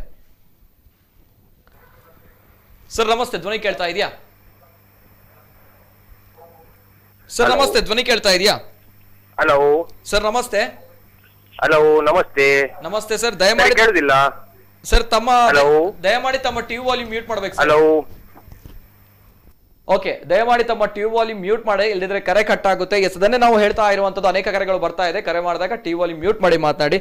ಎಸ್ ಸರ್, ಈಗ ಬರ್ತಾ ಇರುವಂತಹ ರೀಸನ್ ಒಂದು ವ್ಯಂಗ್ಯವಾಗಿರುವಂತಹ ರೀಸನ್ ಅನ್ನುವಂತಹ ಮಾತುಗಳು. ಕೂಲಿ ಕಾರ್ಮಿಕರಿಲ್ಲ, ನಮ್ಮ ಜೊತೆ ಕೆಲಸ ಮಾಡೋರು ಇಲ್ಲ. ಸೊ ದಟ್ಸ್ ವೈ ಏನ್ ಮಾಡ್ಬೇಕು ಅನ್ನೋ ಪ್ರಶ್ನೆ ಕೇಳ್ತಾ ಇದ್ದಾರೆ. ನಮ್ಮ ದಕ್ಷಿಣ ಕನ್ನಡ ಜಿಲ್ಲೆಯ ಜನ ಇಲ್ವಾ ಅಂತ ಹೇಳುವಂತ ಪ್ರಶ್ನೆಯನ್ನ ಇವತ್ತು ನಾನು ಕೇಳ್ತಾ ಇದ್ದೇನೆ. ಈ ಹಿಂದೆ ಕೂಡ ಏನು ಹೊರ ರಾಜ್ಯದ ಜನರಿಂದ ಇಲ್ಲಿ ಮಹಾನಗರ ಪಾಲಿಕೆ ಇವತ್ತು ನಿನ್ನೆ ಬಂದಿರುವಂತದ್ದಲ್ಲ. ಮಳೆ ಬರುವಂತದ್ದು ಎಲ್ಲಾ ವರ್ಷ ಬರ್ತದೆ. ಮಹಾನಗರ ಪಾಲಿಕೆ ಅಸ್ತಿತ್ವಕ್ಕೆ ಬಂದು ಹಲವಾರು ದಶಕಗಳಾಗಿದೆ. ಆವಾಗ್ಲೂ ಕೂಡ ಪ್ರತಿ ವರ್ಷ ಹೂಳೆತ್ತಾ ಇದ್ರು. ಆಗ ಏನು ನಾವು ವೆಸ್ಟ್ ಬೆಂಗಾಲ್, ಉತ್ತರ ಪ್ರದೇಶ ಅಥವಾ ಏನು ಜಾರ್ಖಂಡ್ನವರಿಗೆ ನಾವು ಡಿಪೆಂಡ್ ಆಗಿದ್ದೀವ, ಅಥವಾ ನಾವು ಏನು ಬಾಗಲಕೋಟೆ, ಚಿತ್ರದುರ್ಗ ಕಡೆಯವರಿಗೆ ನಾವು ಡಿಪೆಂಡ್ ಆಗಿದ್ದೀವ? ದಕ್ಷಿಣ ಕನ್ನಡ ಜಿಲ್ಲೆಯ ಏನು ಜನ ಇದ್ದಾರೆ, ಕೂಲಿ ಕಾರ್ಮಿಕರಿದ್ದಾರೆ, ಅವರನ್ನ ಉಪಯೋಗಿಸಿಕೊಂಡು ಇವತ್ತು ಕೆಲಸವನ್ನ ಮಾಡ್ತಾ ಇದ್ವಿ. ನಮ್ಗೆ ಜವಾಬ್ದಾರಿ ಇದೆ ಅಂತ ಹೇಳುವಂತ ಸಂದರ್ಭದಲ್ಲಿ ನಮ್ಗೆ ಅದನ್ನ ಮಾಡಬೇಕು. ಹಾಗಾದ್ರೆ ಇಲ್ಲ, ನನ್ನ ಪ್ರಶ್ನೆ ಇದೆ ಏನಪ್ಪಾ ಅಂದ್ರೆ ರೀಸನೇಬಲ್ ಅನ್ನುವಂಥದ್ದು. ರೀಸನ್ ಆಗಿರುವಂತಹ ಪ್ರಶ್ನೆ ಅಂದ್ರೆ, ಎಲ್ಲೋ ಒಂದ್ ಕಡೆ ಯಾಕೆ ಈ ಬಾರಿ ಇಂತಹ ಸಮಸ್ಯೆಗಳು ಆಗುತ್ತೆ ಅಂತ ಬಂದಾಗ, ಕೊರೋನಾ ಇತ್ತು, ಕೆಲಸ ಮಾಡುವಂತಹ ವ್ಯವಸ್ಥೆ ಇರಲಿಲ್ಲ, ಸರ್ಕಾರ ಕೂಡ ಹೇಳಿತ್ತು ಕೆಲಸ ಮಾಡ್ಲಿಕ್ಕೆ ಆಗಿಲ್ಲ, ಹಾಗಾದ್ರೆ ಆ ರೀತಿ ಈ ಬಾರಿ ತಪ್ಪಾಗುತ್ತೆ ಅನ್ನುವಂತಹ ಮಾತುಗಳು. ಏನ್ ಹೇಳ್ತೀರಾ? ನೋಡಿ, ಸರ್ಕಾರ ಲಾಕ್ಡೌನ್ ಯಾವಾಗ ತಂದಿದೆ? ಮಾರ್ಚ್ 24-25 ತಂದಿದೆ. ನಾನು ಹೇಳ್ತಾ ಇರೋದು ಜನವರಿಯಲ್ಲಿ ಫೆಬ್ರವರಿಯಲ್ಲಿ ಮಾಡುವಂತ ಕೆಲಸವನ್ನ ನೀವು ಇಷ್ಟವರೆಗೆ ನೀವು ಲಾಕ್ಡೌನ್ ಆಗೋವರೆಗೆ ಯಾಕೆ ಕಾದ್ರಿ ಅನ್ನುವಂತ ಪ್ರಶ್ನೆಯನ್ನ ನಾನು ಇವತ್ತು ನೇರವಾಗಿ ಅವರಿಗೆ ಕೇಳ್ತಾ ಇದ್ದೇನೆ. ಓಕೆ, ತಾವುಗಳು ಜನವರಿ ಫೆಬ್ರವರಿಯಲ್ಲಿ ಕೆಲಸ ಮಾಡಿದಿರಾ? ನಾವು ಮಾಡಿದ್ದೇವೆ. ನಾವು ಮಾಡಿದ್ದನ್ನೇ ನಾನು ಹೇಳ್ತಾ ಇದ್ದೇನೆ. ಅದಕ್ಕೆ ನಿಮ್ಗೆ ರೆಕಾರ್ಡ್ ಕೂಡ ಸಿಗ್ತದೆ ಮಹಾನಗರ ಪಾಲಿಕೆಯಲ್ಲಿ. ಅಲ್ಲಿ ಫೈಲ್ ಇದೆ, ಅದು ಬ್ಲಾಕ್ ಅಂಡ್ ವೈಟ್, ಅದು ಅದರಲ್ಲಿ ಯಾವುದೇ ರೀತಿಯ ಸಂಶಯ ಇಲ್ಲ. ಯಾಕಂದ್ರೆ ಮಳೆ ಬರುವಂತದ್ದು ಮೇ ಜೂನ್ ತಿಂಗಳಲ್ಲಿ ಅಂತ ಬಂದಾಗ ತಾವುಗಳು ಜನವರಿ ಫೆಬ್ರವರಿ ಕೆಲಸ ಮಾಡ್ತಾ ಇದ್ರಾ? ಜನವರಿಯಲ್ಲಿ ಟೆಂಡರ್ ಪ್ರಕ್ರಿಯೆಯನ್ನ ನಾವು ಸ್ಟಾರ್ಟ್ ಮಾಡಬೇಕಾಗ್ತದೆ. ಓಕೆ, ಫೆಬ್ರವರಿಯಲ್ಲಿ ನಾವು ಕೆಲಸ ಮಾಡಿ ಸುಮಾರು ಮಾರ್ಚ್ ಎಂಡ್ ಒಳಗಡೆ ಆಗುವಾಗ ನಾವು ಈ ಒಂದು ಹೂಳೆತ್ತುವ ಕೆಲಸಗಳನ್ನ ನಾವು ಅದನ್ನ ಪೂರ್ತಿ ಮಾಡಬೇಕಾಗ್ತದೆ. ಅಥವಾ ನೀವು ಏಪ್ರಿಲ್ ವರೆಗೆ ಹೋಗಿ, ಏನೋ ತೊಂದರೆ ಇಲ್ಲ. ಆದ್ರೆ ಮೇ ತಿಂಗಳವರೆಗೆ ಯಾವತ್ತೂ ಕೂಡ ಕಾಂಗ್ರೆಸ್ ಪಕ್ಷ ಅಧಿಕಾರ ಇದ್ದಂತ ಸಂದರ್ಭದಲ್ಲಿ ಡಿಲೇ ಮಾಡಿದಂತ ಒಂದು ಪ್ರಮೇಯವೇ ಇಲ್ಲ. ಅಂದ್ರೆ ನಮ್ಗೆ ಆಡಳಿತ ಮಾಡಿ ಗೊತ್ತಿದೆ, ಮಂಗಳೂರು ನಗರದ ಟೊಪೋಗ್ರಾಫಿ ಹೇಗಿದೆ ಅಂತ ಗೊತ್ತಿದೆ, ಇಲ್ಲಿ ಮಳೆ ಯಾವ ರೀತಿ ಬರ್ತದೆ, ಆವಾಗ ಜನರಿಗೆ ಯಾವ ರೀತಿಯ ತೊಂದರೆ ಆಗ್ತದೆ ಎನ್ನುವಂತ ಸಂಪೂರ್ಣ ಜ್ಞಾನ ನಮಗಿದೆ. ಅದಕ್ಕೆ ಬೇಕಾಗಿ ನಾವು ಮುಂಜಾಗ್ರತಾ ಕ್ರಮವಾಗಿ ನಾವು ಎಲ್ಲವನ್ನು ಕೂಡ ಸರಿಯಾದ ಸಂದರ್ಭದಲ್ಲಿ, ಸಮಯದಲ್ಲಿ ನಾವು ಕೆಲಸ ಕಾರ್ಯಗಳನ್ನ ನಾವು ಮಾಡ್ಕೊಂಡು ಬಂದಿದ್ದೇವೆ. ಸೇಮ್ ಪ್ರಶ್ನೆಯನ್ನ ನಾವು ಅವರಿಗೆ ಕೇಳ್ತಾ ಇದ್ದೇವೆ. ನೀವು ಫೆಬ್ರವರಿ ತಿಂಗಳಲ್ಲಿ ನೀವು ಅಧಿಕಾರಕ್ಕೆ ಬಂದಿದ್ದೀರಿ ಮೇಯರ್ ಅವರೇ, ನೀವು ಯಾಕೆ ಆ ಸಂದರ್ಭದಲ್ಲಿ ತಕ್ಷಣ ಶಾರ್ಟ್ ಟೆಂಡರ್ ಅನ್ನ 15 ದಿವಸದೊಳಗಡೆ ಕರೆಯುವುದರ ಮೂಲಕ ಫೆಬ್ರವರಿ ತಿಂಗಳಲ್ಲಿ ಕೆಲಸ ಮಾಡ್ತಿದ್ರೆ, ನಿಮ್ಗೆ ಮಾರ್ಚ್ ತಿಂಗಳಾಗುವಾಗ ನಿಮ್ಗೆ ಹೂಳೆತ್ತುವ ಕಾರ್ಯಕ್ರಮ ಮುಗೀತಿತ್ತು. ಈ ಒಂದು ನಮ್ಗೆ ಕೆಲಸಗಾರರಿಲ್ಲ ಅಂತ ಹೇಳುವಂತ ಒಂದು ವಿಚಾರನೆ ಬರ್ತಾ ಇಲ್ಲ. ಎಲ್ಲೂ ಕೂಡ ಅವರಿಗೆ ಹೇಳ್ತಾ ಇಲ್ಲ, ಕೆಲಸಗಾರರು ಇಲ್ಲ ಅಂತ ಇವತ್ತು ಕೂಡ ಅವರು ಹೇಳ್ತಾ ಇಲ್ಲ. ಅವರು ಟೆಂಡರ್ ಕರೆದಿದ್ದೆ, ಅವರು ಯಾವಾಗ ಟೆಂಡರ್ ಓಪನ್ ಆಗಿದ್ದು ಮೇ 5ಕ್ಕೆ. ಮೇ 5 ಆದ್ಮೇಲೆ ವರ್ಕ್ ಆರ್ಡರ್ ಇಶ್ಯೂ ಮಾಡಬೇಕು. ವರ್ಕ್ ಆರ್ಡರ್ ಇಶ್ಯೂ ಮಾಡಿದ್ಮೇಲೆ ಏನು ಗುತ್ತಿಗೆದಾರ ಇದ್ದಾನೆ, ಅದಕ್ಕೆ ಬೇಕಾದಂತ ಒಂದು ಪರಿಕರಗಳನ್ನಿರಬಹುದು, ಜನರನ್ನ ನಾವು ಸೆಟ್ ಮಾಡಬೇಕಾಗ್ತದೆ. ಟೆಂಡರ್ ಕರೆದಿದ್ದು ಮೇ 5ಕ್ಕೆ ಅನ್ನುವಂತ ಮಾತು ತಾವು ಹೇಳ್ತಾ ಇದ್ದಾರೆ. ಮೇ 5ಕ್ಕೆ ಓಪನ್ ಮಾಡಿದ್ರು. ಎಸ್ ಬರ್ತೇನೆ. ಇನ್ನೊಬ್ರು ಕಾಲರ್ ಇದ್ದಾರೆ. ಹಲೋ ಸರ್, ನಮಸ್ತೆ. ಸರ್ ನಮಸ್ತೆ. ಹಲೋ ಸರ್ ನಮಸ್ತೆ, ಧ್ವನಿ ಕೇಳ್ತಾ ಇದೆಯಾ? ಕೇಳ್ತೇವೆ ಸರ್. ಸರ್ ದಯಮಾಡಿ ತಮ್ಮ ಟಿವಿ ವಾಲ್ಯೂಮ್ ಮ್ಯೂಟ್ ಮಾಡ್ಬೇಕು ಸರ್. ಮೊದಲನೇದಾಗಿ ಇದು ಸುಧಾಕರ್ ಬೈಕಂಪಾಡಿ ಅಂತ ಮಾತಾಡುದು. ಸುಧಾಕರ್ ಬೈಕಂಪಾಡಿ ಅವರು, ನಮಸ್ತೆ ಸರ್. ಮಾತಾಡಿ ಸುಧಾಕರ್ ಅವರೇ. ಏನ್ ಗೊತ್ತಾ, ಈಗ ರಸ್ತೆ ಬದಿಯಲ್ಲೆಲ್ಲ ಚರಂಡಿ ಮಾಡ್ತಾರೆ.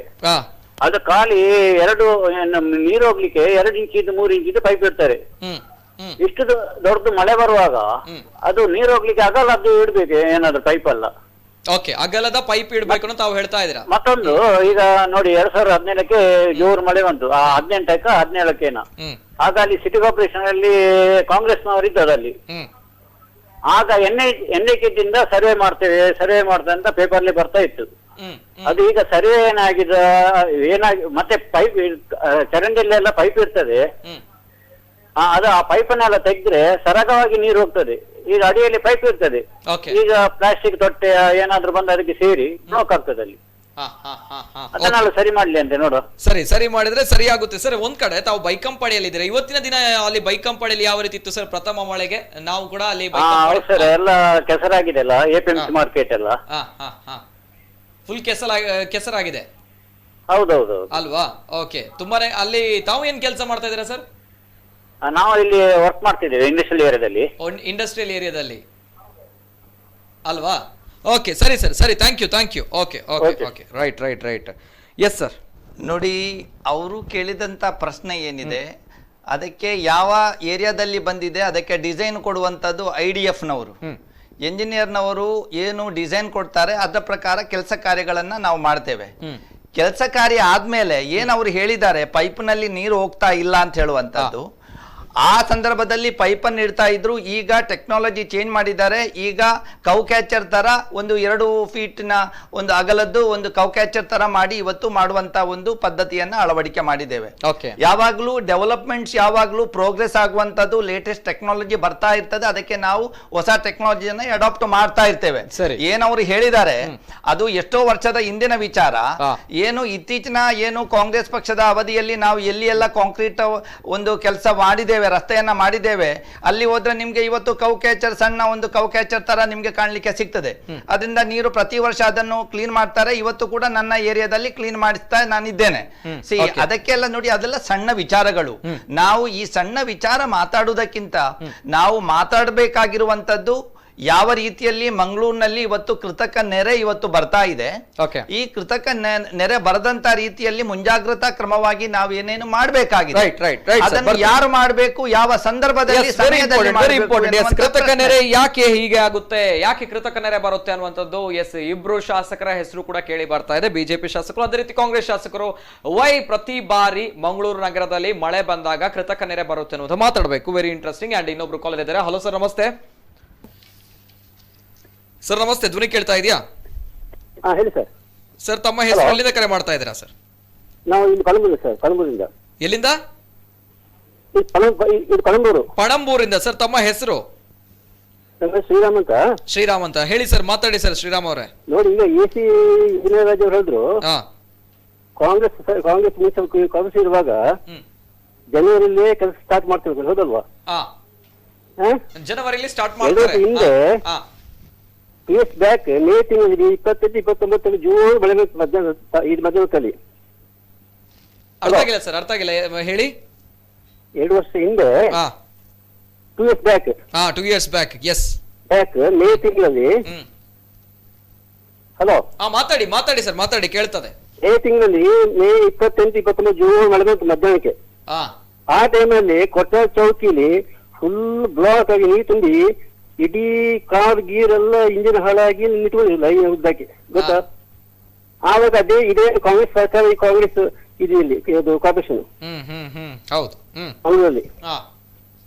ಗೊತ್ತಿಲ್ಲ ರಾಜ್ಯರಿಗೆ ಅದು ನಾವು ಜನರಿಗೆ ಕ್ಲೀನ್ ಮಾಡಿಬೇಕಂತೇಳಿ. ಓಕೆ, ತಾವು ಪ್ರಶ್ನೆ ಕೇಳ್ತಾ ಇದ್ದೀರಾ ಅಲ್ವಾ? Yes, very very interesting and very important question also. Yes sir. Yes, okay. ಬೇರೆ ಪ್ರಶ್ನೆ ಇದೆಯಾ ಸರ್? ಹಲೋ, ಮಾತಾಡಿ.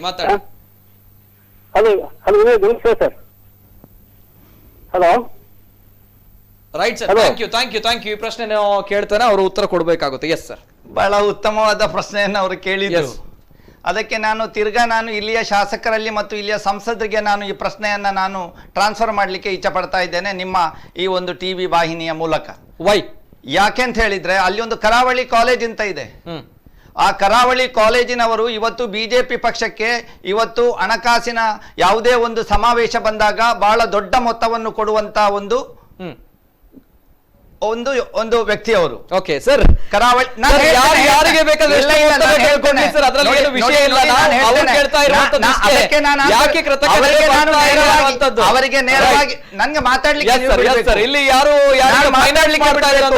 ಅಲ್ಲಿ ಹೂಳೆತ್ಲಿಕ್ಕೆ ಆ ಒಂದು ದೊಡ್ಡ ಏನು ರಾಜ ಕಾಲುವೆ ಏನಿದೆ, ಆ ರಾಜ ಕಾಲುವೆಯನ್ನ ಒಳಗಡೆ ಹಾಕಿ ಅವರು ಅದಕ್ಕೆ ಸ್ಲ್ಯಾಬ್ ಹಾಕಿ ಅದನ್ನ ಒಳಗಡೆ ಹಾಕಿ ಅವರು ದೊಡ್ಡ ಕಾಂಪೌಂಡ್ ಹಾಕಿದ್ದಾರೆ. ಕಾಂಗ್ರೆಸ್ ಪಕ್ಷದ ಆಡಳಿತ ಇದ್ದಂತಹ ಸಂದರ್ಭದಲ್ಲಿ ಅದನ್ನ ಹೊಡಿಲಿಕ್ಕೆ ನಾವಲ್ಲಿ JCB ಎಲ್ಲವನ್ನು ಕೂಡ ತಕೊಂಡು ನಾವು ಹೋಗಿದ್ದೇವೆ. ಹೋದಂತಹ ಸಂದರ್ಭದಲ್ಲಿ ಅವರು ಕೋರ್ಟ್ಗೆ ಹೋಗಿ ಅದಕ್ಕೆ ಸ್ಟೇ ಆರ್ಡರ್ ತರುವುದರ ಮೂಲಕ ಇವತ್ತು ಅದು ಅಲ್ಲಿಗೆ ನಿಂತಿದೆ. ಇಲ್ಲದಿದ್ರೆ ಅವತ್ತು ಅದು ಕ್ಲಿಯರ್ ಆಗ್ತಿತ್ತು. ಯಾವಾಗ ಇಂಥ ವ್ಯಕ್ತಿಗಳು ಇಂಥ ಮಂದಿಗಳು ಇವತ್ತು ರಾಜ ಕಾಲುವೆಗಳನ್ನು ಇವತ್ತು ಒತ್ತುವರಿ ಮಾಡ್ಲಿಕ್ಕೋಸ್ಕರ ಕೆಲಸ ಮಾಡ್ತಾ ಇರುವಂತಹ ಸಂದರ್ಭದಲ್ಲಿ ಎಲ್ಲೋ ಒಂದ್ ಕಡೆ ಮಹಾನಗರ ಪಾಲಿಕೆ ಅಧಿಕಾರಿಗಳಿಗೆ ಆ ರಾಜ ಕಾಲುವೆ ಕ್ಲೀನ್ ಮಾಡ್ಲಿಕ್ಕೆ ಕಷ್ಟ ಆಗ್ತದೆ. ಅದರಿಂದ ಚೌಕಿಯಲ್ಲಿ ಅಷ್ಟು ನೀರು ಬಂತು. ಇವತ್ತಿಗೆ ಕೂಡ ಅದನ್ನು ಒಳಗೆ ಹಾಕಿ ಅವರು ಅದಕ್ಕೆ ಸ್ಟೇ ಆರ್ಡರ್ ತಂದು ಕೂತಿದ್ದಾರೆ. ಇನ್ನೂ ಕೂಡ ಅದು ಅವರ ವಶದಲ್ಲಿದೆ. ಅದಕ್ಕೆ ನಾನು ನಿಮ್ಮ ಈ ಪ್ರಶ್ನೆಯನ್ನ ಮತ್ತು ಏನು ಅವರು ಒಂದು ಪ್ರಶ್ನೆಯನ್ನ ಹಾಕಿದ್ದಾರೆ, ಈ ಪ್ರಶ್ನೆಯನ್ನ ನಾನು ನೇರವಾಗಿ ಇಲ್ಲಿಯ ಶಾಸಕರಿಗೆ ಮತ್ತು ಇಲ್ಲಿಯ ಸಂಸದರಿಗೆ ಇದನ್ನ ನಾನು ಈ ನಿಮ್ಮ ಟಿವಿ ವಾಹಿನಿಯ ಮೂಲಕ ಅವರಿಗೆ ಟ್ರಾನ್ಸ್ಫರ್ ಮಾಡ್ತೇನೆ. ಅದನ್ನ ಒಂದು ಸರಿ ಮಾಡಿ ಕೊಡಿ. ನಿಮ್ಮವರು ಇದ್ದಾರೆ, ದಯವಿಟ್ಟು ಸಂಸದರೇ, ವೇದವ್ಯಾಸ್ ಕಾಮತ್ರೆ, ಭರತ್ ಶೆಟ್ಟಿ ಅವರೇ, ನಿಮ್ಮ ಹತ್ರ ನಾನು ವಿನಂತಿ ಮಾಡೋದೊಂದೇ, ಕರಾವಳಿ ಕಾಲೇಜಿನ ಮಾಲಕರೇನಿದ್ದಾರೆ ಚೌಕಿ ಹತ್ರ ರಾಜ ಕಾಲುವೆಯನ್ನ ಒತ್ತುವರಿ ಮಾಡಿ ಅದಕ್ಕೆ ಕಾಂಪೌಂಡ್ ಹಾಕಿ ಅದನ್ನ ಉಪಯೋಗ ಮಾಡ್ತಾ ಇದ್ದಾರೆ ಕಾರ್ ಪಾರ್ಕಿಂಗ್ಗೆ ಮತ್ತು ಉಳಿದ ವಿಚಾರಕ್ಕೆ. ನಾನು ನೇರವಾಗಿ ನಿಮ್ಮ ಹತ್ರ ಹೇಳ್ತಾ ಇದ್ದೇನೆ, ನಿಮ್ಮ ಪಕ್ಷದ ಪರವಾಗಿ ಒಬ್ರು ಪ್ರಶ್ನೆಯನ್ನ ನನಗೆ ಅದರ ಬಗ್ಗೆ ಹಾಕಿದ್ದಾರೆ. ನಾನು ನಿಮ್ಗೆ ಈ ವಿಚಾರವನ್ನ ನಿಮ್ಮ ಗಮನಕ್ಕೆ ಈ ವಾಹಿನಿಯ ಮೂಲಕ ತರ್ತಾ ಇದ್ದೇನೆ. ದಯವಿಟ್ಟು ಅದನ್ನ ತಕ್ಷಣವೇ ಆ ಒತ್ತುವರಿಯನ್ನ, ನಿಮ್ದೇ ಮಹಾನಗರ ಪಾಲಿಕೆಯಲ್ಲಿ ಆಡಳಿತ ಇದೆ, ಕೇಂದ್ರದಲ್ಲಿ ಆಡಳಿತದಲ್ಲಿದೆ, ರಾಜ್ಯದಲ್ಲಿ ಆಡಳಿತದಿದೆ. ಕರಾವಳಿ ಕಾಲೇಜಿನ ಮಾಲಕರಿಂದ ಆ ಒಂದು ರಾಜ ಕಾಲುವೆಯನ್ನ ನಮ್ಗೆ ಬಿಡಿಸಿಕೊಡಿ, ಅದನ್ನ ಕ್ಲಿಯರ್ ಮಾಡಿ. ಮುಂದಿನ ದಿನ ಮಳೆಗಾಲದಲ್ಲಿ ಚೌಕಿಯ ಜನ ಪಡುವಂತ ಕಷ್ಟವನ್ನ ನೀವು ಮನವರಿಕೆ ಮಾಡಿಕೊಂಡು ತಕ್ಷಣವೇ ನೀವು ಕಾರ್ಯಪ್ರವೃತ್ತರಾಗಬೇಕು ಅಂತ ಹೇಳಿ ನಾನು ನಿಮ್ಮ ಹತ್ರ ಕೇಳಿಕೊಳ್ಳುತ್ತೇನೆ. ಮುಂದಿನ ದಿನ ಅಲ್ಲ, ಇವತ್ತಿನ ದಿನವೂ ಕೂಡ ಚೌಕಿಯಲ್ಲಿರುವಂತಹ ಜನರು ಕಷ್ಟಪಟ್ಟಿದ್ದಾರೆ. ಇವತ್ತಿನ ದಿನವೂ ಕೂಡ ತಾವು ಹೇಳ್ತಾ ಇದ್ರೆ ತಾವುಗಳು ಪಾಲಿಕೆಯಲ್ಲಿ ಅಧಿಕಾರದಲ್ಲಿದ್ರಿ, ಹಾಗಾದ್ರೆ ತಾವು ಗೂಬೆ ಕೂರಿಸ್ತಾ ಇರುವಂತದ್ದು ಬಿಜೆಪಿ ಶಾಸಕರು. ನಿತಿನ್ ರೇ, ನಾನು ಇದ್ದ ವಿಚಾರವನ್ನ ನೇರವಾಗಿ ಹೇಳಿದೆ ನಿಮ್ಮ ಹತ್ರ. ಯಾರಿಗೂ ಗೂಬೆ ಈ ಸಂದರ್ಭ ಕರಾವಳಿ ಕಾಲೇಜಿನ ಮಾಲಕರು ಒತ್ತುವರಿ ಮಾಡಿದ್ದಾರೆ, ನಮ್ಮ ಅಧಿಕಾರಿಗಳು, ನಮ್ಮ ಮೇಯರು ಎಲ್ಲ ಅಲ್ಲಿ ಹೋಗಿದ್ದಾರೆ. ಹೋದಂತ ಸಂದರ್ಭದಲ್ಲಿ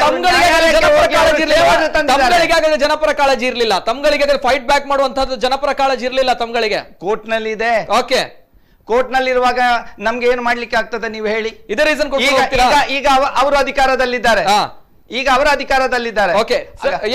ಹಾಕಿದ್ದು ಅವರ ಜನ. ಕಾಲೇಜಿನ ಮಾಲಕರು ಬಿಜೆಪಿಯ ಜನ. ರಿಕ್ವೆಸ್ಟ್ ಮಾಡಲಿ, ಕೇಸನ್ನ ವಾಪಸ್ ಪಡೀಲಿ, ಕ್ಲಿಯರ್ ಮಾಡಿ. Thank you. ಜನರು ಕೇಳ್ಕೊಳ್ಬೇಕಾಗಿರುವಂತಹ ಮಾತುಗಳು ಇದು. ಯಾಕಪ್ಪ ಅಂತ ಹೇಳಿದ್ರೆ ವಿಷಯ ಎಲ್ಲಿದೆ? ವಿಷಯ ಕೋರ್ಟ್ ನಲ್ಲಿದೆ. ಕೋರ್ಟ್ ನಲ್ಲಿದ್ದಾಗ ನಾವುಗಳು ಮಾತಾಡ್ಲಿಕ್ಕೆ ಆಗಲ್ಲ, ನಿಜವಾಗ್ಲೂ ಕೂಡ ಸತ್ಯ. ಹಾಗಾದ್ರೆ ಇದರಲ್ಲಿ ಎರಡೂ ಪಕ್ಷದವರು ಕೂಡ ಶಾಮೀಲಾಗಿದ್ದಾರೆ. ಇವರಿಬ್ಬರಿಗೂ ಕೂಡ ಜನರ ಹಿತ ಬೇಕಾಗಿಲ್ಲ, ಜನರು ಅಲ್ಲಿ ಕೃತಕ ನೆರೆಯಿಂದ ಸಫರ್ ಆಗ್ತಾ ಇದಾರೆ. ಇದ್ರ ಬಗ್ಗೆ ಸೊಲ್ಯೂಷನ್ ಬೇಕು. ಇದು ಇಬ್ರು ಪಕ್ಷಕ್ಕೂ ಕೂಡ ಬೇಕಾಗಿಲ್ಲ. ಒಬ್ರು ಹೇಳ್ತಾ ಇದಾರೆ ಅವ್ರು ಕೋರ್ಟ್ ನಲ್ಲಿ ಹಾಕಿದ್ದಾರೆ, ಕೋರ್ಟ್ ನಲ್ಲಿ ಇದೆ. ಇವರು ಕೂಡ ಹೇಳುವಂತದ್ದು ಅವ್ರು ಕೋರ್ಟ್ ನಲ್ಲಿ ಇದೆ, ಏನ್ ಮಾತಾಡ್ಲಿಕ್ಕೆ ಆಗಲ್ಲ. ಒಟ್ನಲ್ಲಿ ಜನರು ಅರ್ಥ ಮಾಡ್ಕೊಳ್ಬೇಕು, ಇದನ್ನು ಜನರು ಅರ್ಥ ಮಾಡ್ಕೊಳ್ಬೇಕು. ಇಷ್ಟೇ. ಒಬ್ರು ಕರೆ ಮಾಡಿರುವಂತಹ ವ್ಯಕ್ತಿಗೆ ಬೇಕಾಗಿರುವಂತಹ ಉತ್ತರ ಇಷ್ಟೇ. ಜನಪ್ರತಿನಿಧಿಗಳು, ರಾಜಕೀಯದವರು ಅವರವರ ಸ್ವಾರ್ಥ, ಅವರವರ ಬೇಳೆ ಬೇಯಿಸುವಂತ ಕೆಲಸ ಮಾಡ್ತಾರೆ. ಆದ್ರೆ ಪ್ರಜ್ಞಾವಂತ ನಾಗರಿಕರಾಗಿ ತಾವು ಯಾರಿಗೆ ಮತ ಕೊಡ್ತೀರಾ, ಯಾರನ್ನು ಆಯ್ಕೆ ಮಾಡ್ತೀರಾ, ಇದು ಇಂಪಾರ್ಟೆಂಟ್ ಆಗಿರುವಂತದ್ದು. ಸಮಸ್ಯೆ ಅಂತ ಬಂದಾಗ ಈಗ ಅವರು ಬರಲ್ಲ, ಹೇಳುವಂತಹ ಉತ್ತರ ಕೋರ್ಟ್ ನಲ್ಲಿ ಇದೆ ಅನ್ನುವಂಥದ್ದು ಇಷ್ಟೇ. ಜನಸಾಮಾನ್ಯ ಪ್ರತಿ ವರ್ಷ ಪ್ರತಿ ಬಾರಿ ಇಂತಹ ಸಮಸ್ಯೆಗಳನ್ನು ಫೇಸ್ ಮಾಡಬೇಕು ಅಲ್ವಾ? ಅಲ್ಲಲ್ಲ ಈಗ ರೈಟ್.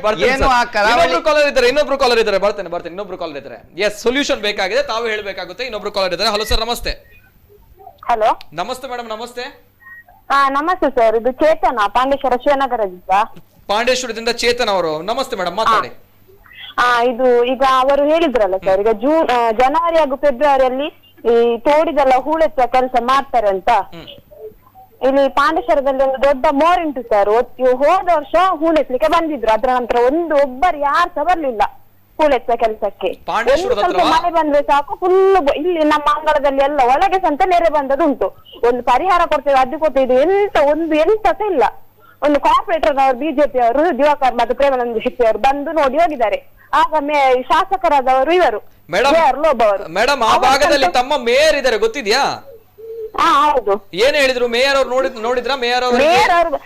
ಅವಾಗ ಮೇಯರ್ ಆಗಿದ್ದರು ಜೆ.ಆರ್. ಲೋಬ ಅಲ್ಲ ಸರ್? ಹೌದು. ಅಲ್ಲ, ಈಗ ಮೇಯರ್ ಅವರು ನಮ್ಗೆ ಕಾರ್ಪೊರೇಟರ್ ಅವ್ರು ಬಂದು ಮಾತ್ರ ಫುಲ್ಲು ಇಲ್ಲಿ ಮೊಣಕಾಲು ತನಕ ಫುಲ್ಲು ಇಲ್ಲಿ ಪಾಂಡೇಶ್ವರ ಫುಲ್ಲು ಮುಳುಗಿತ್ತು. ಶಿವನಗರ ಒಂದು ಬಂದು ನೋಡ್ಲಿಕ್ಕೆ ಎಲ್ಲ ಎಂತ ಹೇಳಲಿಲ್ಲ. ಆಗ ಆಡಳಿತದಲ್ಲಿದ್ದದ್ದು ಕಾಂಗ್ರೆಸ್. ಈಗ ಕಾಂಗ್ರೆಸ್ ಬಿಜೆಪಿ ಅಂತ ದೂರದಲ್ಲ ಸರ್, ಹೂಳೆತ್ತ ಕೆಲಸದಲ್ಲಿ ಈ ವರ್ಷ ಖಾಲಿ ತೋಡಲ್ಲಿ ಎಷ್ಟೋ ಸರಿ ಹೇಳ್ತೇವೆ, ಅಲ್ಲಿ ಓವರ್ ಬ್ರಿಡ್ಜ್ ಮಾಡ್ತೇವೆ, ಅದು ಮಾಡ್ತೇವೆ, ಇದು ಮಾಡ್ತೇವೆ ಅಂತ ಬಂದು ನಾವು ಚಿಕ್ಕ ಇರೋದ್ರಿಂದ ಬಂದು ಅದೇ ಹೇಳ್ತಿದ್ದಾರೆ ಹೊರತು ಒಂದ್ ಎಂತಸಿಲ್ಲ. ಮಲೇರಿಯಾ ಟೆಸ್ಟ್ ಬರ್ತಾರೆ, ಡೆಂಗ್ಯೂ ಟೆಸ್ಟ್ ಬರ್ತಾರೆ, ಆ ನೀರಲ್ಲಿ ಬದ್ದ ಸೊಳ್ಳೆ ಎಲ್ಲ ಬಂದು ಕಚ್ಚಬಹುದು ನಮ್ಗೆ. ಕಂಪ್ಲೇಂಟ್ ಇದು ನಾವು ಆ ತೋಡಿಗೆ ಇಟ್ಟ ಪೈಪ್ ಇಂದ ಒಳಗೆ ನೀರು ಬರುದು, ಗಲೀಜು ನೀರು, ಡ್ರೈನೇಜ್ ಎಲ್ಲ ನೀರು ಅದಕ್ಕೆನೆ ಬಿಡ್ತಾರೆ ತೋಡಿಗೆ. ಅದು ಸ್ಟಾಪ್ ಅಂತ ಆಗುದಿಲ್ಲ, ವರ್ಷ ಪೂರ್ತಿ ಅದು ಹರಿದು ಹೋಗ್ತಾನೆ ಇರ್ತದೆ ಸರ್. ಒಂದು ಮಾತು ತಾವು ಪಾಂಡೇಶ್ವರದಲ್ಲಿದ್ದೀರಾ, ಇಷ್ಟು ಬಂದು ಕಾರ್ಪೊರೇಟರ್ನವರಲ್ಲಿ ಬಂದು ಇದು ಕ್ಲೀನ್ ಎಲ್ಲ ಮಾಡಿ ಹೋಗ್ತಾರೆ ಸರ್. ಪ್ಲಾಸ್ಟಿಕ್ ಇದ್ರೆ ಅಥವಾ ಕಸ ಇದ್ರೆ ಬಿಡಿಸಿ ಹೋಗ್ತಾರೆ. ಆದ್ರೆ ಅದು ಹಾಗೆ ಓಪನ್. ಮೇಡಮ್, ಒಂದು ಮಾತು ತಮ್ಮ ಹತ್ರ ಹೇಳ್ಬೇಕು. ಪಾಂಡೇಶ್ವರದಲ್ಲಿದ್ದೀರಾ, ಈ ರೀತಿ ಸಮಸ್ಯೆ ಆಗ್ತಾ ಇದೆ, ಅಲ್ಲಿ ತೋಡಲ್ಲಿ ಈ ರೀತಿ ಚರಂಡಿಗಳಲ್ಲಿ ಕಸ ಕಡ್ಡಿಗಳು ಇದೆ, ಅದೇ ರೀತಿ ಸೊಳ್ಳೆಗಳು ಬರುತ್ತೆ ಅನ್ನುವಂತ ಭಯದಲ್ಲಿದ್ದೀರಾ. ಒಂದು ಮಾತು ಹೇಳ್ತೇನೆ ಮೇಡಮ್, ಫೋನ್ ಮಾಡಿ ಮೇಡಮ್, ಇವತ್ತೇ ಫೋನ್ ಮಾಡಿ. ಅಲ್ಲಿ ಹತ್ತಿರದಲ್ಲಿರುವಂತಹ ತಮ್ಮ ಮೇಯರ್ ಯಾರಿದ್ದಾರೆ, ಪಾಂಡೇಶ್ವರದ ಮೇಯರ್ ಇದ್ದಾರೆ, ಸೊ ಅವರಿಗೆ ಫೋನ್ ಮಾಡಿ, ಕಾರ್ಪೊರೇಟರ್ ಗಳಿಗೆ ಫೋನ್ ಮಾಡಿ, ಅದೇ ಕಾರ್ಪೊರೇಟರ್ಗೆ ಫೋನ್ ಮಾಡಿ ಹೇಳಿ ಮೇಡಮ್, ನಿಜವಾಗ್ಲೂ ಈ ಒಂದು ವಿಷಯದ ಬಗ್ಗೆ ಹೇಳಿ. ಇಲ್ಲ ನೀವು ಮಾತನಾಡುತ್ತಿರುವ ವ್ಯಕ್ತಿಯು ರೈಟ್, ಈ ಒಂದು ವಿಷಯದ ಬಗ್ಗೆ ಫೋನ್ ಮಾಡಿ ಅವರ ಹತ್ರ ಮಾತನಾಡಿ, ಈ ರೀತಿ ಸಮಸ್ಯೆಗಳು ಆಗ್ತಾ ಇದೆ, ಸೊಳ್ಳೆಗಳು ಬರ್ತಾ ಇದೆ, ನಮ್ಗೆ ಮಲೇರಿಯಾ ಡೆಂಗ್ಯೂ ಭಯ ಇದೆ, ತಾವುಗಳು ಕ್ಲೀನ್ ಮಾಡಿ ಕೊಡ್ಬೇಕು, ಸ್ವಚ್ಛ ಮಾಡಿ ಕೊಡ್ಬೇಕು ಅನ್ನೋ ಮಾತನ್ನು ಹೇಳಿ. ಅವರು ರಿಪ್ಲೈ ಯಾವ ರೀತಿ ಮಾಡ್ತಾರೆ, ಯಾವ ರೀತಿ ಇದಕ್ಕೆ ಕ್ರಮ ಕೈಗೊಳ್ತಾರೆ ಅನ್ನೋದು ನೋಡಿ ಮೇಡಮ್. ಇಲ್ಲದಿದ್ರೆ ಆಗಿಲ್ಲ ಅಂತ ಬಂದ್ರೆ ಅವರೆಲ್ಲೋ ಒಂದ್ ಕಡೆ ಕೇರ್ಲೆಸ್ ಮಾಡಿದ್ರು ಅಂತ ಹೇಳಿದ್ರೆ ನಮ್ಮ ಕುಡ್ಲಬಾಯಿನಿಗೆ ಕರೆ ಮಾಡಿ ಮಾತಾಡಿ. ಇಲ್ದಿದ್ರೆ ಅವರು ಈ ಕೆಲಸ ಈ ಸಂದರ್ಭಗಳಲ್ಲಿ ಮಾಡ್ಲಿಲ್ಲ ಅಂತ ಹೇಳಿದ್ರೆ ಅವರ ಮುಖಕ್ಕೆ ಉಗಿಬೇಕಾಗುತ್ತೆ. ಯಾಕಂದ್ರೆ ಕೊರೋನಾ ಅನ್ನುವಂತಹ ಮಹಾಮಾರಿಯ ಒಂದು ಭಯ, ಆತಂಕ ಒಂದ್ ಕಡೆ ಆದ್ರೆ ಇನ್ನೊಂದ್ ಕಡೆ ಮಲೇರಿಯಾ ಡೆಂಗ್ಯೂ ಅನ್ನುವಂತಹ ಭಯ ಕೂಡ ಇದೆ. ಜನರು ಬದುಕಬೇಕು. ಈ ಸಂದರ್ಭಗಳಲ್ಲಿ ತಮ್ಮ ಡರ್ಟಿ ಪಾಲಿಟಿಕ್ಸ್ ಅನ್ನುವಂಥ ಏನಿದೆ ಇದನ್ನ ಸ್ವಲ್ಪ ಸೈಡ್ ಅಲ್ಲಿ ಇಡಬೇಕಾಗುತ್ತೆ, ನಿಯತ್ತಿನಿಂದ ಕೆಲಸ ಮಾಡ್ಕೊಳ್ಬೇಕಾಗುತ್ತೆ. ಈ ಸಂದರ್ಭಗಳಲ್ಲಿ ಇದು ಕೂಡ ಬಂದ್ರೆ ಮನುಷ್ಯ ನಿಜವಾಗ್ಲೂ ಹುಚ್ಚಾಗಿ ಹೋಗ್ತಾನೆ, ನಿಜವಾಗ್ಲೂ ಅರ್ಥ ಮಾಡ್ಕೊಳ್ಬೇಕಾಗುತ್ತೆ ಜನಪ್ರತಿನಿಧಿಗಳು. Yes sir, yes. ನೋಡಿ, ಈಗ ಏನೊಂದು ಪ್ರಶ್ನೆಯನ್ನ ಹಾಕಿದ್ರು ನಮ್ಮ ಸಹೋದರಿ, ಅವರ ಪ್ರಶ್ನೆಗೆ ಆನ್ಸರ್ ಅವರ ಕೈಯಲ್ಲೇ ಇದೆ. ಅಂದ್ರೆ ಅವ್ರು ಹೇಳಿದ್ರು ಕಳೆದ ವರ್ಷ ಹೋದ ಸಲ ಎಲ್ಲ ಕ್ಲೀನ್ ಮಾಡಿದ್ರು ಅಂತ. ವರ್ಷಕ್ಕೆ ಒಂದೇ ಸಲ ಕ್ಲೀನ್ ಮಾಡೋದು, ದೊಡ್ಡ ಕಾಲುವೆ ಏನು ಬೃಹತ್ ಚರಂಡಿಗಳು ವರ್ಷಕ್ಕೆ ಒಂದೇ ಸಲ ಕ್ಲೀನ್ ಮಾಡೋದು. ಕಳೆದ ವರ್ಷದವರೆಗೆ ಕ್ಲೀನ್ ಮಾಡಿದ್ದಾರೆ ಅಂತ ಅವರೇ ಹೇಳಿದ್ದಾರೆ. ಈ ವರ್ಷ ಮಾಡ್ಲಿಲ್ಲ ಅಂತ ಅವ್ರು ಹೇಳುವಂತದ್ದು. ಈ ವರ್ಷ ಅಲ್ಲಿ ಮೇಯರ್ ಇದ್ದಾರೆ, ಈಗ ಟೆಂಡರ್ ಆಗಿದೆ, ಅವರು ಮಾಡಿಸಬಹುದು. ಈಗ ಅವರು ಏನು ನಮ್ಮ ಇವರು ದಿವಾಕರ್ ಅವರು ಇದ್ದಾರೆ. ಈಗ ನೀವು ವಾಹಿನಿಯಲ್ಲಿ ಕೂಡ ನೀವು ಹೇಳಿದ್ದೀರಿ, ಅವರಿಗೆ ಹೇಳಿದ್ರೆ ಅದನ್ನ ಮಾಡಿಸಬಹುದು. ಅವರು ಮಾಡಿಸುವುದಿಲ್ಲ ಅಂತ ನಾವು ಕೂಡ ಹೇಳಲಿಕ್ಕೆ ಬರುವಂತದ್ದಿಲ್ಲ. ಕಾರ್ಪೊರೇಟ್ಗೆ ಜವಾಬ್ದಾರಿ ಇರ್ತದೆ, ಅವರ ಏರಿಯಾದಲ್ಲಿ ಅವರು ಮಾಡಿಸ್ತಾರೆ. ಎಲ್ಲೋ ಮಾಡಿಸುವುದು ಸ್ವಲ್ಪ ಡಿಲೇ ಆಯ್ತು ಅಂತ ಹೇಳುವಂತದ್ದು ಮಾತ್ರ ಇವತ್ತಿನ ನಮ್ಮ ಚರ್ಚೆಯಲ್ಲಿದೆ ಅಷ್ಟೇ. Okay, right, thank you. ಇನ್ನೊಬ್ರು ಕಾಲರ್ ಇದ್ದಾರೆ. ಹಲೋ ಸರ್, ನಮಸ್ತೆ. ಸರ್ ನಮಸ್ತೆ. ನಮಸ್ತೆ. ಹಲೋ, ನಮಸ್ತೆ ಸರ್. ತಮ್ಮ ಹೆಸರು ಎಲ್ಲಿಂದ ಕರೆ ಮಾಡ್ತಾ ಇದ್ದೀರಾ ಸರ್? ಪದ್ಮನಾಭ ಅಂತ, ಗುರುಪುರದಿಂದ. ಪದ್ಮನಾಭ ಅವರು ಗುರುಪುರದಿಂದ. ನಮಸ್ತೆ ಸರ್, ಮಾತಾಡಿ ಸರ್ ಪದ್ಮನಾಭ ಅವರೇ. ಇಲ್ಲ ಸರ್, ಇದು ಈ ಮಳೆ ಬರುವಾಗ ನೀರು ಎಲ್ಲ ಮೇಲೇನೆ ಬರ್ತದೆ, ನೆರೆ ಬರ್ತದೆ ಅಂತ ಏನು ವಿನಯ್ ರಾಜ್ ಕಾರ್ಪೊರೇಟರ್, ಎಸ್, ಮತ್ತೆ ನೀವೆಲ್ಲ ಮಾತಾಡ್ತಿದ್ರಿ. ಈಗ ಚರಂಡಿ ಆಗಿದೆ, ಚರಂಡಿ ಫುಲ್ ಮಂಗಳೂರಲ್ಲಿ ಶಾಶ್ವತ ಚರಂಡಿ ಅಂತ ಆಗಿದೆ. ನೀರು ಹೋಗ್ಲಿಕ್ಕೆ, ಮಳೆ ಬರುವಾಗ ನೀರು ಹೋಗ್ಲಿಕ್ಕೆ ಅಂತ ಮಾಡಿದ್ದಾರೆ. ಮಾತಾಡಿ ಸರ್, ಮಾತಾಡಿ. ಅದು ಮೇಲೆಗಡೆ ಸ್ಲ್ಯಾಬ್ ಮಾತ್ರ ಸರ್, ಆ ಚರಂಡಿಗೆ ನೀರು ಯಾವುದು ಹೋಗುದಿಲ್ಲ. ಅಲ್ಲಿ ಚರಂಡಿ ಮಾಡಿದ್ದಾರೆ ಯಾರು ಟೆಂಡರ್ನವರು, ಮೇಲೆ ಸ್ಲ್ಯಾಬ್ ಹಾಕಿ ಇಂಟರ್ಲಾಕ್ ಹಾಕಿ ಬಿಟ್ಟಿದ್ದಾರೆ. ಆದ್ರ ಚರಂಡಿಗೆ ರೋಡಲ್ಲಿ ಮಳೆ ಬರುವ ನೀರು ಹೋಗ್ಲಿಕ್ಕೆ ಅದಕ್ಕೆ ಸರಿಯಾಗಿ ದಾರಿ ಮಾಡಿ ಕೊಡ್ಲಿಲ್ಲ. ಪ್ರತಿ ಕಡೆಯಲ್ಲಿ ಸಹ ಹಾಗೆ ನಾವೀಗ ಮಂಗಳೂರಲ್ಲಿ ನೋಡ್ತಾ ಇದ್ದೇವೆ, ಪ್ರತಿ ಕಡೆಯಲ್ಲಿ ಸಹ ದಾರಿ ಇಲ್ಲ. ಹಾಗಾಗಿ ಮೇಲಿಂದ ಬರುವ ನೀರು, ಮಳೆಯ ನೀರು ರೋಡಲ್ಲಿ ಹೋಗ್ತಾ ಇದೆ, ಚರಂಡಿಗೆ ಹೋಗ್ತಾ ಇಲ್ಲ. ಅದು ಅದು ಎಲ್ಲಾ ಕಡೆ ಇದೆ, ಎಲ್ಲಾ ಕಾರ್ಪೊರೇಟರ್ ಏರಿಯಾದಲ್ಲಿ ಸಹ ಇದೆ ಸರ್. ಅದನ್ನು ಇವರು ನೋಡಿದಿಲ್ಲ, ಮೇಯರ್ ಆಗ್ಲಿ ಯಾರೇ ಆಗ್ಲಿ ಅದನ್ನು ನೋಡಿದಿಲ್ಲ. ಅವರು ಯಾವ ರೀತಿ ಮಾಡಿದ್ದಾರೆ, ಅದು ಮಳೆ ಬಂದ್ರೆ ನೀರು ಆ ಚರಂಡಿ ಒಳಗಡೆ ಹೋಗ್ತದ ಇಲ್ವಾ, ಅಲ್ಲ ರೋಡಲ್ಲಿ ಹರಿದು ಹೋಗ್ತದ ಇಲ್ವಾ ಅಂತ ಅದನ್ನ ನೋಡ್ಲಿಲ್ಲ. ಅದು ಈಗ ಬಿಜೆಪಿ ಅಂತ ದೂರದ ಬೇಡ, ಇಷ್ಟು ತನಕ ಕಾಂಗ್ರೆಸ್ ನಲ್ಲಿ ಇದ್ದವರು ಸಹ ಹಾಗೆ ಮಾಡಿದ್ದದು. ಅದು ಬಿಜೆಪಿ ಕಾಂಗ್ರೆಸ್ ಅಂತ ಬೇಡ ಈಗ ಕೂತ್ಕೊಂಡು ಮಾಡುದು, ಅದನ್ನು ಮಾತಾಡೋದು ಬೇಡ. ಎಲ್ಲರೂ ಮಾಡಿದ್ದು ಹೀಗೆ, ಅದನ್ನ ನೋಡ್ಲೇ ಇಲ್ಲ. Right sir thank you yes yes yes ಇದರಲ್ಲಿ ಅವರು ಹೇಳಿದ ಏನು ವಿಚಾರ ಸತ್ಯವಾಗಿರುವಂತ ವಿಚಾರ. ಅದಕ್ಕೆ ನಾನು ಒಂದು ವಿಚಾರ ಹೇಳಲಿಕ್ಕೆ ನಾನು ಈ ಸಂದರ್ಭವನ್ನ ಉಪಯೋಗಿಸಬೇಕಾಗ್ತದೆ. ನೋಡಿ, ಮೊದಲು ಹೇಗಿತ್ತು, ಮಂಗಳೂರಿನ ಟೊಪೋಗ್ರಾಫಿ ಹೇಗಿದೆ ಅಂತ ಹೇಳಿದ್ರೆ ಗುಡ್ಡ, ಎತ್ತರ, ತಗ್ಗಿನ ಪ್ರದೇಶ. ಮಳೆ ಬರುವಂತ ಸಂದರ್ಭದಲ್ಲಿ ಇಲ್ಲಿ ನೆರೆಯಂತೆ ಮಳೆ ಬರುವಂತದ್ದು. ಇದು ರಸ್ತೆಯಲ್ಲಿರಬಹುದು, ಚರಂಡಿಯಲ್ಲಿ ನೆರೆ ಬರ್ತದೆ.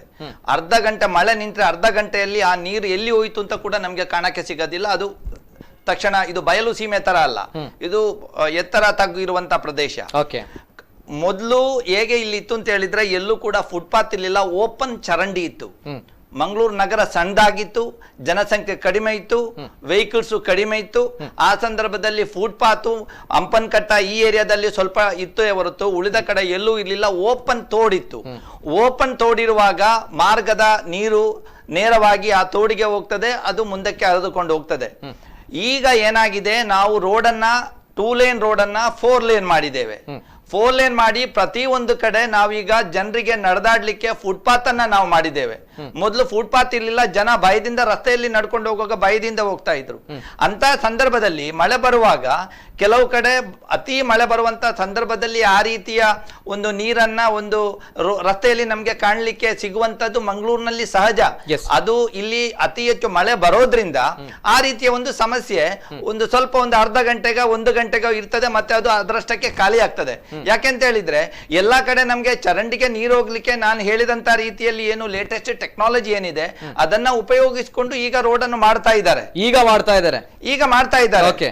ಅದೇ ನಾನು ಹೇಳಿದ್ದು, ಯಾವಾಗ್ಲೂ ಟೆಕ್ನಾಲಜಿ ಮತ್ತೆ ತಮ್ಮ ಕಾಲದಲ್ಲಿ ಯಾಕೆ ಮಾಡಿಲ್ಲ ಸರ್? ನಮ್ಮ ಕಾಲದಲ್ಲೇ ಅದನ್ನ ನಾನು ಹೇಳಿರುವಂತದ್ದು. ಮೊದಲು ಆ ಗಾಲೆ ತರ ಕಬ್ಬಿಣದ್ದು ಹಾಕ್ತಾ ಇರ್ಲಿಲ್ಲ, ಪೈಪ್ ಹಾಕ್ತಾ ಇದ್ರು. ಈಗ ಗಾಲೆ ತರ ಮಾಡಿ ಅದರಿಂದ ನೀರು ಹೋಗುದು ಮಾಡ್ತಾ ಇದ್ದೇವೆ. ಅದನ್ನ ನೋಡಿ ಸ್ವಾಮಿ, ಕಸಕಡ್ಡಿ ಬರುವಂತದ್ದು ಸಹಜ. ಅದನ್ನು ನಾವು ಇದು ಕಸಕಡ್ಡಿ ಇಲ್ಲದೆ ನಿಮ್ಮ ರಸ್ತೆಯಲ್ಲಿ ನಗರದಲ್ಲಿ ಇರಬೇಕು ಅಂತ ನೀವು ಕೂಡ ಎಕ್ಸ್ಪೆಕ್ಟ್ ಮಾಡ್ಲಿಕ್ಕೆ ಆಗುದಿಲ್ಲ. ಇಲ್ಲ, ನಮ್ಮ ಪ್ರಪಂಚದ ಅಮೆರಿಕಾದಲ್ಲಿ ಹೋದ್ರೂ ಕೂಡ ಕಸಕಡ್ಡಿ ಇರ್ತದೆ.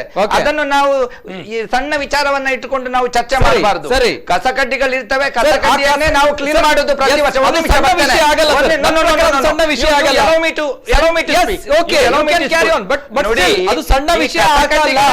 ತೆಗಿಲಿಕ್ಕೋಸ್ಕರನೇ ಪ್ರತಿ ವರ್ಷ ಎಲ್ಲೋ ಒಂದ್ ಕಡೆ ಪ್ರತಿ ವರ್ಷ ಈ ಕಸಕಡ್ಡಿ, ಮಣ್ಣು, ಹೂಳೆತ್ತುವುದು ಅಂತ ಹೇಳಿದ್ರೆ ಇದನ್ನೇ ತೆಗಿಲಿಕ್ಕೆ ನಾವು ಮಾಡುವಂತದ್ದು. ಅದನ್ನೇ ಈಗ ಚರ್ಚೆಯಲ್ಲಿ ಕೂಡ ನೀವು ಇಟ್ಟಿರುವಂತದ್ದು. ಇಲ್ಲದಿದ್ರೆ ಹೂಳೆಲ್ಲಿಂದ ಬರ್ತದೆ? ಹೂಳು ಅಂತ ಹೇಳಿದ್ರೆ ಎಲ್ಲಿಂದ ಸ್ವಾಮಿ ಬರುದು? ಹೂಳು ಆಕಾಶದಿಂದ ಬರ್ತದ? ಇಲ್ಲಿ ಹಾಕಿರುವಂತದ ಹೂಳು ಚರಂಡಿಗೆ ಹೋಗ್ತದೆ, ಚರಂಡಿಯಿಂದ ನಾವು ಎತ್ತಬೇಕಾಗ್ತದೆ. ಅದನ್ನೇ ಹೂಳೆತ್ತುದು ಅಂತ ಹೇಳುವಂತದ್ದು. ಅದ್ರ ಬಗ್ಗೆನೇ ನೀವು ಚರ್ಚೆ ಇಟ್ಟಿದ್ದೀರಿ. ಮತ್ತೆ ಹೂಳೆಲ್ಲಿಂದ ಅಲ್ಲಿಗೆ ಬಂತು ಅಂತ ನೀವು ಪ್ರಶ್ನೆ ಹಾಕಿದ್ರೆ ನಾನು ಏನು ಅಂತ ಹೇಳ್ಬೇಕು? ನಾವೇನು ಸ್ವರ್ಗಲೋಕದಲ್ಲಿದ್ದೇವಾ, ಭೂಲೋಕದಲ್ಲಿದ್ದೇವಾ? ನಾವು ವಾಸ್ತವಾಂಶದ ಬಗ್ಗೆ ನಾವು ಮಾತಾಡ್ಬೇಕಾಗ್ತದೆ. ನಾವು ಹೈಪರ್ ಆಗಿ ಥಿಂಕ್ ಮಾಡ್ಕೊಂಡು ಏನೋ ಇಲ್ಲಿ ಮಾತಾಡಿ ನಾವು ಏನೋ ಸಾಧನೆ ಮಾಡುವಂತದ್ದಿಲ್ಲ. ನಾನು ವಿಚಾರವನ್ನು ನಾನು ನೇರವಾಗಿ ನಾನು ನೇರವಾಗಿ ಮಾತಾಡ್ತೀರಾ. ಅಲ್ಲ, ಪ್ರತಿ ಬಾರಿ ಕಾಂಗ್ರೆಸ್ ಪಕ್ಷ ಇರ್ಲಿ ಅಥವಾ ಬಿಜೆಪಿ ಪಕ್ಷ ಪಾಲಿಕೆ ಇರ್ಲಿಲ್ಲ, ಆದ್ರೆ ಪ್ರತಿ ಬಾರಿ ಪ್ರತಿ ವರ್ಷ ಜನಸಾಮಾನ್ಯನ ಗೋಳು ಇದೆ. ಅದಕ್ಕೋಸ್ಕರ ನಾವು ಟೈಟಲ್ ಹಾಕಿದ್ದೇವೆ ಅದೇ ರಾಗ ಅದೇ ಹಾಡು ಅನ್ನುವಂಥದ್ದು.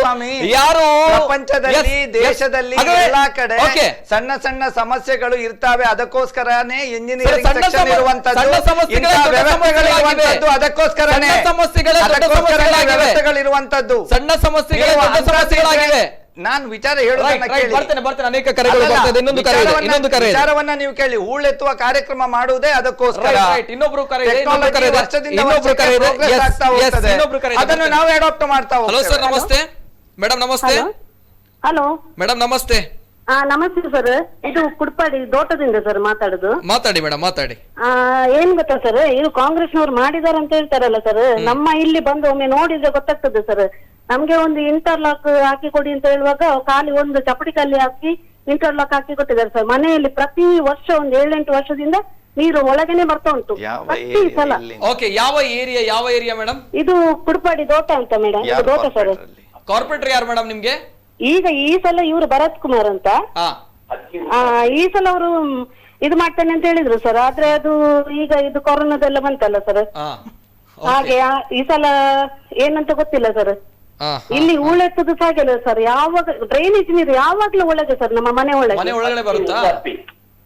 ಓಕೆ ಇಲ್ಲಿ ಸಹ ಕಾಂಗ್ರೆಸ್ ಇದ್ದದ್ದು ಸರ್ ಇಷ್ಟವರೆಗೆ. ಓಕೆ, ಇಷ್ಟರವರೆಗೆ ಕಾಂಗ್ರೆಸ್ ಇತ್ತು, ಆವಾಗ್ಲೂ ಕೂಡ ಇದೇ ಸಮಸ್ಯೆ ಇತ್ತಾ? ಡ್ರೈನೇಜ್ ಇದೇ ಸಮಸ್ಯೆ ಸರ್, ಯಾವಾಗ್ಲೂ ನೀರು ಮನೆ ಒಳಗೆ ಬರ್ತದೆ ಸರ್ ಯಾವಾಗ್ಲೂ. ಓಕೆ, ನೀರು ಮನೆ ಒಳಗೆ ಬರುತ್ತೆ. ಇಷ್ಟರವರೆಗೆ ಕಾಂಗ್ರೆಸ್ ನವರು ಯಾರಿದ್ರಲ್ಲಿ ಕಾಂಗ್ರೆಸ್ ನ ಕಾರ್ಪೊರೇಟರ್? ಇವರು ಅಪ್ಪಿ ಮೇಡಮ್ ಅಂತ. ಅಪ್ಪಿ ಮೇಡಮ್ ಅವ್ರು ಕೆಲಸ ಮಾಡಿಲ್ಲ ಅವರು? ಹಾ ಹೌದು ಸರ್. ಓಕೆ ಓಕೆ, ಕೆಲಸ ಮಾಡಿಲ್ಲ, ಈಗಲೂ ಕೂಡ ಸಮಸ್ಯೆ ಇದೆ ಅಂತ ತಾವು ಹೇಳ್ತಾ ಇದ್ದೀರಾ? ಮಾಡಿದರೆ ಸ್ವಲ್ಪ ಇದು ರೋಡ್ ಮಾತ್ರ ಅಷ್ಟು ಎತ್ತರ ಮಾಡ್ಲಿಲ್ಲ. ನಾವು ಎತ್ತರ ಮಾಡಿ ಕೊಡ್ಲಿಕ್ಕೆ ಹೇಳಿದ್ವಿ ಸರ್, ನಮ್ಗೆ ನಡಿಲಿಕ್ಕೆ ಕೂಡ ಆಗುದಿಲ್ಲ ರೋಡ್ ಅಲ್ಲಿ.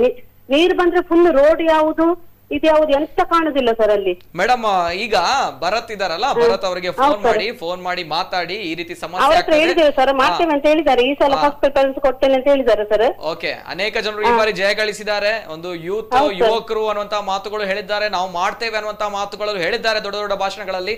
ನೋಡ್ಬೇಕು ಏನ್ ಮಾಡ್ತಾರೆ, ಏನ್ ಕೆಲಸ ಮಾಡ್ತಾರೆ ಅನ್ನುವಂಥದ್ದು ಹೇಳಿ. ಡ್ರೈನೇಜ್ ನೀರುಗಳು ಮನೆ ಒಳಗಡೆ ಬರ್ತಾ ಇದೆ ಅಂತ ಬಂದಾಗ ಸಾಂಕ್ರಾಮಿಕ ರೋಗ, ಡ್ರೈನೇಜ್ ಮಳೆ ನೀರು ಅಂತ ಕೇಳಿ ಅವ್ರ ಹತ್ರ. ಎಸ್, ಅವ್ರು ಡ್ರೈನೇಜ್ ನೀರು ಅಂತ ಹೇಳ್ತಾ ಇದ್ದಾರೆ. ಎಸ್ ಎಸ್, ಹೌದು, ಡ್ರೈನೇಜ್ ತೋಡು ಉಂಟು ಸರ್, ಆ ತಡೆಗೋಡೆನೆ ಮಾಡ್ಲಿಲ್ಲ. ಅದು ಓಕೆ, ರೈಟ್ ಮೇಡಮ್, ಒಂದು ಕಡೆ ಮಾತ್ರ ಮಾಡಿದ್ದಾರೆ sir. Thank you madam. Yes, ನಾನು ಹೇಳುವಂತದ್ದು ಅಪ್ಪಿ ಅವರ ವಾರ್ಡಿನವರು ಅಂತ ಹೇಳಿದ್ದಾರೆ. ಓಕೆ, ಅಪ್ಪಿ ಅವರು 4 ಸಲ ಏನು ಅವರು ಜಯಗಳಿಸಿ ಅಲ್ಲಿ ಕಾರ್ಪೊರೇಟರ್ ಆಗಿದ್ದಾರೆ. ಹಾಗಾದ್ರೆ ಅವರು ಕೆಲಸ ಮಾಡದೇ ಇದ್ರು ಕೂಡ ಆ ಜನ ಅವರನ್ನು ಆರಿಸಿ ಕಳಿಸಿದಾರಾ? ನಾವು ಆ ಪ್ರಶ್ನೆಯನ್ನ ನಾವು ಹಾಕೊಳ್ಬೇಕಾಗ್ತದೆ. ಎಲ್ಲೋ ಅವರಿಗೆ ಒಂದ್ ಕಡೆ ಒಂದು ಅವರ ಮನೆ ಎದುರುಗಡೆ ರಸ್ತೆಯನ್ನ ನಿತಿನ್ ಅವರೇ ಮಾತಾಡ್ಲಿಕ್ಕೆ ನೀವು ಈ ರೀತಿ ಮಾಡುವಂತದ್ದು ನೀವು ಪ್ರಶ್ನೆ ಕೇಳಿ ನಾನು ಆನ್ಸರ್ ಮಾಡ್ತೇನೆ. ಮತ್ತೆ ನಾನು ಆನ್ಸರ್ ಮಾಡುವಾಗ ಅದನ್ನು ಬ್ರೇಕ್ ಮಾಡಿ ಇನ್ನೊಂದು ಈಗಲೇ ನಾನು ಸ್ಟಾಪ್ ಮಾಡಿ ನಾನು ಒಂದು ಹೇಳ್ತೇನೆ. ರಸ್ತೆಯನ್ನ ಡೆವಲಪ್ ಮಾಡುವಂತದ್ದು ಎಂಜಿನಿಯರ್ಸ್ ಇದ್ದಾರೆ, ಅವರು ಒಂದು ಲೆವೆಲ್ ಒಂದು ಫಿಕ್ಸ್ ಮಾಡಿ ಅದರ ಪ್ರಕಾರ ಆಗುವಂತದ್ದು. ಕೆಲವರ ಮನೆ ಎದುರು ಎತ್ತರ ಬರಬಹುದು, ಕೆಲವರ ಮನೆ ಎದುರು ತಗ್ಗು ಬರಬಹುದು. ರೋಡ್ ಲೆವೆಲ್ ಹೋಗ್ಬೇಕು ಅಂತ ಆದಷ್ಟು ಲೆವೆಲ್ ಮಾಡಿಕೊಂಡು ಹೋಗ್ತಾರೆ. ಅವರ ಮನೆ ಎದುರಲ್ಲಿ ರಸ್ತೆಯನ್ನ ಎತ್ತರ ಮಾಡಬೇಕು ಅಂತ ಹೇಳಿ ಎತ್ತರ ಮಾಡ್ಲಿಲ್ಲ ಅಂತ ಹೇಳುವಂತ ಒಂದು ವಿಚಾರವನ್ನ ಇಟ್ಕೊಂಡು ಅವರು ಮಾತಾಡಿದ್ದಾರೆ. ಏನಾದ್ರೂ ಅಲ್ಲಿ ಸಮಸ್ಯೆ ಇದ್ರೆ, ಇವತ್ತು ಅಪ್ಪಿ ಅವರು 1 ಸಲ 2 ಸಲ ಅವರು ವಿನ್ ಆದವರಲ್ಲ, ಅವರು 3-4 ಸಲ ಅವರು ಕಾರ್ಪೊರೇಟರ್ ಆಗಿ ಕೆಲಸ ಮಾಡಿದವರು. ಕೆಲಸ ಮಾಡಿದ ಕಾರಣ ಅಲ್ಲಿಯ ಜನ ಅವರನ್ನು ಆರಿಸಿ ಕಳಿಸಿದ್ದಾರೆ. ಈ ಸಲ ಏನಾಗಿದೆ ಅಂತ ಹೇಳಿದ್ರೆ ಆಂಟಿ ಇನ್ಕಂಬೆನ್ಸಿ ಫ್ಯಾಕ್ಟರ್ ಅಂತ ನಾವು ಏನ್ ಹೇಳ್ತೇವೆ, ಇಷ್ಟು ಒಂದು ಅವಕಾಶವನ್ನ ನಾವು ಅವರಿಗೆ ಕೊಟ್ಟಿದ್ದೇವೆ, ಒಂದು ಹೊಸಬರಿಗೆ ಕೊಟ್ಟು ನೋಡುವ ಅಂತ ಹೇಳಿ. ಇನ್ನು ಕೂಡ ಅವರು ಮಾಡ್ತೇನೆ ಅಂತ ಹೇಳಿದ್ದಾರೆ ಅಂತ ಹೇಳಿದ್ದಾರೆ. ಯಾರದೇ ಇರ್ಲಿ, ಸಮಸ್ಯೆ ಇದ್ರೆ ಅಲ್ಲಿಯ ಕಾರ್ಪೊರೇಟ್ ಅದನ್ನ ಪರಿಹಾರ ಮಾಡಿ ಕೊಡ್ಲಿಕ್ಕೆ ಪ್ರಯತ್ನ ಮಾಡಲೇಬೇಕು. ಅದಕ್ಕೆ ಬೇಕಾದಂತ ಕ್ರಮಗಳನ್ನು ಕೂಡ ಅವರು ಕೈಗೊಳ್ಳಲೇಬೇಕು ಅಂತ ನಾನು ಕೂಡ ಹೇಳುವಂತದ್ದು. ನನ್ನ ಏರಿಯಾದಲ್ಲಿ ಕೂಡ ಜನ ನಮ್ಗೆ ಏನಾದ್ರು ಒಂದು ಕೆಲಸ ಹೇಳಿದ್ರೆ ಪ್ರಾಮಾಣಿಕವಾಗಿ ಅದನ್ನ ಮಾಡ್ಲಿಕ್ಕೆ ನಾವು ಪ್ರಯತ್ನ ಮಾಡುವಂತದ್ದು ನಮ್ಮ ಡ್ಯೂಟಿ. ನಾವು ಮಾಡ್ಲೇಬೇಕು ಅದನ್ನ. ಮುಂದಿನ ದಿನಗಳಲ್ಲಿ ಅವರು ಮಾಡಬಹುದು. ಸರಿ ಸರ್, ಬರ್ತೇನೆ. ಇನ್ನೊಬ್ರು ಕಾಲ್ ಇದ್ದಾರೆ. ಹಲೋ ಸರ್, ನಮಸ್ತೆ. ಹಲೋ ಸರ್, ನಮಸ್ತೆ. ಹಲೋ ನಮಸ್ತೆ ಸರ್. ಸರ್ ಹೇಳಿ ಸರ್. ಸರ್ ತಮ್ಮ ಕೇಳ್ತದೆ ಸರ್, ತಮ್ಗೆ ಕೇಳ್ತದೆ ಸರ್? ಕೇಳ್ತದೆ. ಓಕೆ ಸರ್, ತಮ್ಮ ಹೆಸರು ಸರ್, ಎಲ್ಲಿಂದ ಕರೆ ಮಾಡ್ತಾ ಇದ್ದಾರೆ? ನಾನು ದೀಪಕ್ ಅಂತ, ಕೊಟ್ಟಾರದಿಂದ. ಈಗ ಟಿವಿಯಲ್ಲೆಲ್ಲ ತೋರಿಸ್ತಾ ಇದ್ದೀರಾ ನೀರ್ ಬರೋದು, ನಮ್ಮ ಏರಿಯಾನೇ ಸರ್ ಯಾವಾಗ್ಲೂ. ತಮ್ಮ ಏರಿಯಾ? ಹೌದು, ಕೊಟ್ಟಾರದಿಂದ ಪ್ರತಿ ವರ್ಷ ಅದು ನಮ್ಗೆ ಒಂದು ಮಾಮೂಲಿ ಆಗಿದೆ. ಮಕ್ಕಳೆಲ್ಲ ಶಾಲೆಗೆ ಹೋಗುವಾಗೆಲ್ಲ ಬಹಳ ಕಷ್ಟ. ಅದೇ ಅದು ಒಂದು ಕೇಳಿಕ್ಕೆ, ಅದೊಂದು ಯಾವಾಗ ಮುಗಿಯಾದ ಅದಂದ್ರೆ ಆಕ್ಚುಲಿ ತೆಗ್ದಿದ್ದಾರೆ ಹೂಳೆಲ್ಲ, ಆದ್ರೆ ಸಹ ಮುಳುಗ್ತಾ ಉಂಟು ಹೆಚ್ಚು ನೀರು ಬಂದ್ರೆ. ಆದ್ರೆ ಮತ್ತೊಂದು ಸರ್, ನನ್ಗೆ ಕ್ವೆಶ್ಚನ್ ಇದ್ದದ್ದು ಅದಲ್ಲ ಸರ್. ಈಗ ಸ್ಮಾರ್ಟ್ ಸಿಟಿ ಯೋಜನೆಯಲ್ಲಿ ಸುಮ್ಮನೆ ಒಂದು 6 ಕೋಟಿ ತನಕ ಖರ್ಚು ಮಾಡಿ ಕ್ಲಾಕ್ ಟವರ್ದು ಒಂದು ಯೋಜನೆ ಬೇಕಿತ್ತ ಸರ್. ಅಲ್ಲಿ ಸುಮ್ಮನೆ ಅದಕ್ಕಿಂತ ಒಂದು ಪಾಪದವರಿಗೆ ಆಶ್ರಯ ಯೋಜನೆಯಲ್ಲಿ ಒಂದು 100 ಮನೆ ಅದು ಆಗ್ತಾ ಇತ್ತಲ್ಲ ಸರ್, ಅದು ಬೇಕಿತ್ತ ಸರ್. ಅದಕ್ಕೆ 2 ಪಕ್ಷದವರು ಏನು ಮಾತನಾಡೋದಿಲ್ಲ, ಕಾಂಗ್ರೆಸ್ನವರು ಮಾತನಾಡೋದಿಲ್ಲ, ಬಿಜೆಪಿ ಅವರು ಮಾತನಾಡೋದಿಲ್ಲ ಸರ್. ಅಲ್ವಾ? ಓಕೆ, ಈಗ ಇವತ್ತು ಮಳೆ ಬಂತಲ್ವಾ ಸರ್? ಇವತ್ತು ಕೊಟ್ಟರ ಚೌಕಿಯಲ್ಲಿ ಇವತ್ತು ಕೂಡ ಅಲ್ಲಿ ಕರತಕ್ಕ ನೆರೆ ಬಂದಿದೆ. ಈಗ ಹೇಗಿದೆ ಸರ್? ಈಗ ಹೇಗಿದೆ? ಅಂಡ್ ಇವತ್ತು ಬೆಳಿಗ್ಗೆ ಯಾವ ರೀತಿ ಇತ್ತು ಅಂದ್ರೆ ಪ್ರತಿ ಬಾರಿ ತಮ್ಗೆ ಸಮಸ್ಯೆ ಇಲ್ಲ? ಅದು ನಾನು ಬೆಳಿಗ್ಗೆ ಹೋಗುವಾಗ ಸರ್ 2 ವೀಲರ್ ಎಲ್ಲ ಹೋಗ್ಲಿಕ್ಕೆ ಆಗ್ತದೆ. ಮತ್ತೆ ಈ ಒಳ್ಳೆದಂದ್ರೆ ಮಕ್ಕಳ ಶಾಲೆ ಎಲ್ಲ ರಜೆ ಇತ್ತು, ಆದ್ರೆ ಮಕ್ಕಳಲ್ಲಿರುವಾಗ ತುಂಬಾ ಕಷ್ಟ ಆಗಿದೆ ನಮ್ಗೆ. ಲಾಸ್ಟ್ ಟೈಮ್ ಎಲ್ಲ ಯಾವಾಗ ನೋಡಿದ್ರು ಹೀಗೆ ಆಗ್ತಾ ಇರ್ತದೆ. ಈ ಸಲ ಅಲ್ಲಿ ತನಕ ತೆಗ್ದಿದ್ದಾರೆ ಸರ್. ಮತ್ತೆ ಮೊನ್ನೆ ಅಲ್ಲಿ ಅಭಿನಂದನೆ ಇದಾಯ್ತಲ್ಲ ಸರ್, ಅಲ್ಲಿ ದೊಡ್ಡ ಪಾರ್ಟಿ ಪಾರ್ಟಿ ಆಯ್ತಲ್ಲ ಸರ್, ಅಲ್ಲಿ ಸ್ವಲ್ಪ ಲೆವೆಲ್ ಎಲ್ಲ ಮಾಡಿ ಅಲ್ಲಿ ಹಾಗೆ ಉಂಟಂತ, ಅದಕ್ಕಾಗಿ ನೀರು ಮತ್ತೆ ಮುಂದಕ್ಕೆ ಹೋಗ್ಲಿ. ಅಲ್ಲಿ ತನಕ ನಾನು ಮೊನ್ನೆ ನೋಡಿದ್ದೇನೆ, ತೆಗ್ದಿದ್ದಾರೆ ಹೂಳು. ಅಲ್ಲಿ ಗೋಲ್ಡ್ ಪಿಂಚದ ಜಾಗ ಉಂಟಲ್ಲ ಸರ್, ಅದರಿಂದ ಮುಂಚೆ ಹೂಳು ತೆಗಿಲಿಕ್ಕೆ ಆಗ್ಲಿಲ್ವಾ ಅಂತ, ಹಾಗೆ ಅದು ಪ್ರಾಬ್ಲಮ್ ಆಗಿರ್ಬೇಕು. ಓಕೆ, ತಮ್ಮ ಕಡೆ ಕಾರ್ಪೊರೇಟರ್ ಯಾರು ಬರ್ತಾರೆ ಸರ್? ನಮ್ಮ ಕಡೆ ಹೋದ ಸಲ ಶಶಿಧರ್ ಹೆಗ್ಡೆ ಇದ್ರು, ಈ ಸಲ ಬಿಜೆಪಿ ಅವರು ವಿನ್ ಆದವರು. ಓಕೆ, ಎಲ್ಲಿ ಬಂಗ್ರಕೂಳೂರು ಬರುತ್ತಾ ತಮ್ಗೆ? ಬಂಗ್ರಕೂಳು, ಅದು ಕೊಟ್ಟಾರ ಚೌಕಿ ಬಂಗ್ರಕೂಳೂರು. ಹೌದು, ಇವರು ಕಿರಣ್ ಅವರು ಅಲ್ವಾ? ಹೌದು. ಸರಿ ಸರಿ, ಓಕೆ. ಮತ್ತೆ ನಾನು ಅದೇ ಸರ್, ಅದೇ ಕ್ಲಾಕ್ ಟವರ್ ಬೇಕಿತ್ತ ಸರ್ ನಮ್ಗೆ 6 ಕೋಟಿ ಯೋಜನೆ ಬೇಕಿತ್ತ ಅನ್ನೋದು ತಾವು ಕೇಳ್ತಾ ಇದ್ದೀರಾ? ಓಕೆ ಸರಿ, ಕೇಳ್ಬೇಕಾಗುತ್ತೆ. ಕವಿತಾ ಸನಿಲ್ ಅವರ ಮುತುವರ್ಜಿಯಿಂದ ಆಗಿರುವಂತ ಕಾಂಗ್ರೆಸ್ ಈಗ ಬಿಜೆಪಿ ಯಾರು ಅಬ್ಜೆಕ್ಷನ್ ಮಾಡ್ಲಿಲ್ಲ. ಸರಿ, ಅಷ್ಟು ದೊಡ್ಡ ಯೋಜನೆ 6 ಕೋಟಿ ಸ್ಮಾರ್ಟ್ ಸಿಟಿ ಇದು ಬೇಕಿತ್ತ. ಓಕೆ ಓಕೆ, ಸರಿ ಸರ್, ಸರಿ, thank you. Yes sir, S C Vinayraj ಅವರು ಪ್ರಶ್ನೆ ಕೇಳಬೇಕು. ಇನ್ನೊಬ್ರು ಕರೆ ಇದೆ. ಹಲೋ ಸರ್, ನಮಸ್ತೆ. ಅವರಿಗೆ ನಾನು ಆನ್ಸರ್ ಮಾಡ್ಬೇಕು. ರೈಟ್. ನೋಡಿ, 6 ಕೋಟಿ ಅಲ್ಲ ಸ್ವಾಮಿ, ಅದು 60 ಲಕ್ಷ ಅಂತ, 60ರಿಂದ 70 ಲಕ್ಷ ಯೋಜನೆ. ಅದು ಮಂಗಳೂರು ನಗರದಲ್ಲಿ ಕ್ಲಾಕ್ ಟವರ್ ಅಂತ ಹೇಳುವಂಥದ್ದು, ಅದೊಂದು ನಮಗೆ ಒಂದು ಏನು ಹೇಳ್ತೇವೆ ನಾವು, ಒಂದು ಮಾನ್ಯುಮೆಂಟ್ ಥರ ಅದನ್ನು ಉಳಿಸ್ಬೇಕು ಅಂತ ಹೇಳುವಂಥ ವಿಚಾರದಲ್ಲಿ ಅದನ್ನು ನಾವು ಕೆಡವಿದ್ವಿ. ನಂತರ ಈಗ ಅದನ್ನು ಒಂದು ಉತ್ತಮ ರೀತಿಯಲ್ಲಿ ಅದನ್ನು ನಾವು ಕಟ್ಟಿದ್ದೇವೆ. ಅದು ಮಂಗಳೂರು ನಗರವನ್ನು ನಾವು ಚಂದ ಮಾಡಬೇಕು ಅಂದ್ರೆ ಬ್ಯೂಟಿಫೈ ಮಾಡಬೇಕು ಎನ್ನುವಂತ ಒಂದು ರೀತಿಯಲ್ಲಿ ಮಾಡಿರುವಂತದ್ದು. ಅವರ ಪ್ರಶ್ನೆ ಆ ರೀತಿ ಕೇಳುವುದಾದ್ರೆ ನನ್ನ ಒಂದು ಪ್ರಶ್ನೆ ಅವರಿಗೆ ಕೂಡ ನಾನು ಕೇಳಲಿಕ್ಕೆ ಇಚ್ಛೆ ಪಡ್ತಾ ಇದ್ದೇನೆ. ವಲ್ಲಭಭಾಯಿ ಪಟೇಲ್ ರವರ 3200 ಕೋಟಿ ರೂಪಾಯಿ ಖರ್ಚು ಮಾಡಿ ಅದು ಬೇಕಿತ್ತ ಸ್ವಾಮಿ? ನಾನು ನಿಮ್ಗೆ ಕೂಡ ಆ ಪ್ರಶ್ನೆಯನ್ನ ಕೇಳ್ತಾ ಇದ್ದೇನೆ. ಇದೊಂದು 60-70 ಲಕ್ಷ, 3200 ಕೋಟಿ ರೂಪಾಯಿ ಖರ್ಚು ಮಾಡಿ ಅದರಿಂದ ವಿನಯರಾಜ್ ಅವರೇ, ಆ ವ್ಯಕ್ತಿ ಕರೆ ಮಾಡಿದಾಗ ಎಲ್ಲೂ ಕೂಡ ಕಾಂಗ್ರೆಸ್ನವರಿಗೆ ಡೈರೆಕ್ಟ್ ಆಗಿ ಹೇಳಿರುವಂತಹ ಮಾತುಗಳಲ್ಲಿ ಕಾಂಗ್ರೆಸ್ ಮತ್ತು ಬಿಜೆಪಿ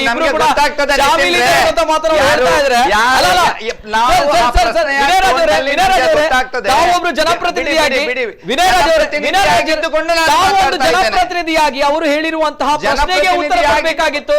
ಅವರು ಹೇಳಿರುವಂತಹ ಪ್ರಶ್ನೆಗೆ ಉತ್ತರ ಕೊಡಬೇಕಾಗಿತ್ತು, ಉತ್ತರ ಕೊಟ್ರಿ. Hats off to you. But still ತಾವುಗಳು ಯಾವುದೋ ಒಂದು ವಿಷಯವನ್ನು ಹಿಡಿದುಕೊಂಡು ಯಾವುದೋ ಒಂದು ವಿಷಯಕ್ಕೆ ವಾಸ್ತವಾಂಶ ಇಲ್ಲ ಸರ್, ನಾನು ಮಂಗಳೂರಿನ ಬಗ್ಗೆ ಮಾತಾಡ್ತಾ ಇದ್ದೇನೆ.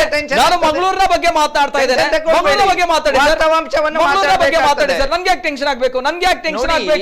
ನೋಡಿ, ವಿನಯರಾಜ್ ನನ್ಗೆ ಯಾಕೆ ಟೆನ್ಷನ್? ನನ್ಗೆ ಯಾಕೆ ಟೆನ್ಷನ್ ಆಗ್ಬೇಕು? ಟೆನ್ಷನ್ ಆಗ್ಬೇಕು? ನಂಗೆ ಟೆನ್ಷನ್ ಆಗ್ತಾ ಇದೆ. ವೈ ಅಂತ ಹೇಳಿದ್ರೆ, ಜನರು, ಮಂಗಳೂರಿನ ಜನರು ಕಷ್ಟದಲ್ಲಿದ್ದಾರೆ. ಜನಸಾಮಾನ್ಯ ಕರ್ತಕ ನೇರ ಬಂದು ಸಾಯ್ತಾ ಇದ್ದಾನೆ, ಕಷ್ಟದಲ್ಲಿದ್ದಾನೆ. ಮಂಗಳೂರಿನ ಬಗ್ಗೆ, ಜಿಲ್ಲೆಯ ಬಗ್ಗೆ ಮಾತಾಡಿ ಅಂತ ಹೇಳಿದ್ರೆ ಯಾವುದೋ ಒಂದು ಪ್ರತಿಮೆ ಬಗ್ಗೆ ತಾವು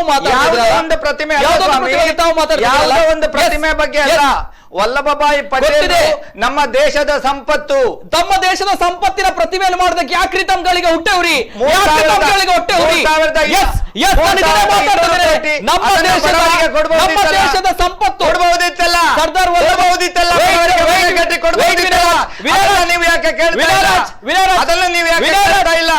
3250 ಕಲಿಸ್ತಾ ಇದ್ದಾರಲ್ಲ, ಅದಕ್ಕೆ ಉಪಯೋಗ ಮಾಡಬಹುದಾಗಿತ್ತು. ಜನ ಕೊರೋನಾ ವೈರಸ್ ಅದಕ್ಕೆ ಬಗ್ಗೆ ನೀವು ಮಾತಾಡುವುದಿಲ್ಲ. ಸರ್ದಾರ್ ವಲ್ಲಭಭಾಯಿ ಪಟೇಲ್ ಬಗ್ಗೆ ನೀವು ಮಾತಾಡಲ್ಲ. ಯಾಕೆ ನೀವು ಅದರ ಬಗ್ಗೆ? ಒಂದು ಮಾತು, ವಾಸ್ತವಾಂಶವನ್ನ ನಾನು ಹೇಳಿ ಒಂದು ಮಾತು ತಾವೇ ಹೇಳ್ತೀರಾ. ಸರ್ದಾರ್ ವಲ್ಲಭಭಾಯಿ ಬಗ್ಗೆ ನಾವು ಮಾತಾಡಬೇಕು, ನಮ್ಮ ದೇಶದ ಸಂಪತ್ತನ್ನು ತಾವೇ ಹೇಳ್ತೀರಾ. ನಾನು ಹೇಳಿದ ದೇಶದ ಸಂಪತ್ತನ್ನ ಮಕ್ಕಳಿಗೆ ಪಾಠ ಹೇಳಿಕೊಡುವುದರ ಮೂಲಕ ಏನು ಅವರ ವಿಚಾರಧಾರೆಗಳಿದೆ ಅದನ್ನ ಹೇಳಿಕೊಡ್ಬೇಕು. ಇದು ಒಪ್ಕೊಳ್ತೇನೆ. ಮಾಡಿದ ತಕ್ಷಣ ಇದು ಉದ್ಧಾರ ಆಗುದಿಲ್ಲ. ಇದು ಮಾತು, ಅದನ್ನು ಅರ್ಥ ಮಾಡ್ಕೊಳ್ಳಿ. ಇದು ಮಾತು, ಇದನ್ನು ಒಪ್ಕೊಳ್ತೇನೆ ನಾನು. ನಾನು ಕೂಡ ಹೇಳಿದ್ದು. ಇನ್ನೊಬ್ರು ಅದರಿಂದ ಯಾವುದು ನಡೀಲಿಕ್ಕಿಲ್ಲ. ವಿನಯರಾಜ್ ಅವರು ಅದೇ ಹಣವನ್ನ ಬಡವರಿಗೆ ಉಪಯೋಗ ಮಾಡಬಹುದಾಗಿತ್ತು, ಕಾಣ್ತಾ ಇದೆ. ಎಸ್ ಇನ್ನೊಬ್ರು ಕಾಲರ್ ಇದ್ದಾರೆ. ಹಲೋ ಸರ್, ನಮಸ್ತೆ. ಹಲೋ ನಮಸ್ಕಾರ ಸರ್, ನನ್ನ ಹೆಸರು ರಾಬರ್ಟ್ ಅಂತ. ರಾಬರ್ಟ್ ಅವರು ನಮಸ್ತೆ ಸರ್. ನಮಸ್ತೆ. ಬೆಂದೂರು 38ನೇ ವಾರ್ಡ್ ಅಲ್ಲಿ ಒಂದು ಸಮಸ್ಯೆ ಉಂಟು, ಹೇಳ್ಬೋದಾ? ಮಾತಾಡಿ ಸರ್, ಮಾತಾಡಿ, ಹೇಳಿ. ಇದು ಬೆಂದೂರು 38ನೇ ವಾರ್ಡ್ ಅಲ್ಲಿ ನಮ್ಗೆ 2 ಬಾರ್ಡರ್ ನಡುವೆಗೆ ಬರ್ತದೆ ಸರ್, 38ನೇ ವಾರ್ಡ್ ಮತ್ತೆ ಕಂಕನಾಡಿ ವಾರ್ಡ್. ಅಲ್ಲಿ ಒಂದು ರಾಜಕಾಲುವೆ ಸ್ಟಾರ್ಟ್ ಆಗ್ತದೆ ಸರ್. ವರ್ಷ ಎವ್ರಿ ಇಯರ್ ನಾನು ಕಂಪ್ಲೇಂಟ್ ಮಾಡ್ತೇನೆ ಸರ್, ಹೂಳೆತ್ಲಿಕ್ಕೆ ಯಾರು ಸ್ಪಂದನೆ ಮಾಡ್ತಾ ಇಲ್ಲ. ನಾನು ಯಾರಿಗೆ ಬ್ಲೇಮ್ ಮಾಡ್ತಾ ಇಲ್ಲ ಸರ್, ಬಟ್ ಯಾಕೆ ಸ್ಪಂದನೆ ಮಾಡ್ತಾ ಇಲ್ಲ ಗೊತ್ತಿಲ್ಲ. ನಾನು ಲಾಸ್ಟ್ ಇಯರ್ ಏನಾಗಿದೆ ಅಂದ್ರೆ, ಅಲ್ಲಿ ಗಿರಿಜನರು ಇದ್ದಾರೆ ಸರ್ ನಮ್ಮ ಆಚೆ ಕಡೆ, ಅವ್ರದ್ದು ಮನೆ ಅರ್ಧದಷ್ಟು ಬಿದ್ದೋಗಿದೆ ಇದಕ್ಕೆ ತೋಡಿಗೆ. ಇನ್ನು ಯಾರು ಬರ್ಲಿಲ್ಲ. ನಾನು ಫೋಟೋ ಕಳಿಸಿದೆ, ಜನಹಿತದಲ್ಲಿ ಕಂಪ್ಲೇಂಟ್ ಮಾಡಿದ್ದೇನೆ, ಹೀಗೆ ಹೋಗಿ ಪರ್ಸನಲ್ ಆಗಿ ಹೇಳಿದ್ದೇನೆ. ಒಂದು 2 ವರ್ಷ ಮುಂಚೆ ಜೆ ಇದ್ರು ಸರ್, ಅವ್ರು ಫಾಲೋ ಅಪ್ ಮಾಡ್ತಾ ಇದ್ರು. ಪಾಪ ಅವರಿಗೆ ಟ್ರಾನ್ಸ್ಫರ್ ಆಯ್ತು, ಅದರ ನಂತರ ಅದು ಕೆಲಸನೇ ನಿಂತೋಯ್ತು. ಅವ್ರು ಹೇಳಿದ್ರು JCB ಬರ್ತದೆ, ಕೆಲಸ ಸ್ಟಾರ್ಟ್ ಆಗ್ತದೆ ಅಂತೆಲ್ಲ. ಪಾಪ ಅವರು ಟ್ರಾನ್ಸ್ಫರ್ ಆಗಿ ಹೋದ್ರು. ಈಗ ಯಾರ ಹತ್ರ ನಾನು ಅಪ್ರೋಚ್ ಆಗ್ಬೇಕಂತ ಗೊತ್ತಾಗ್ತಾ ಇಲ್ಲ ಸರ್.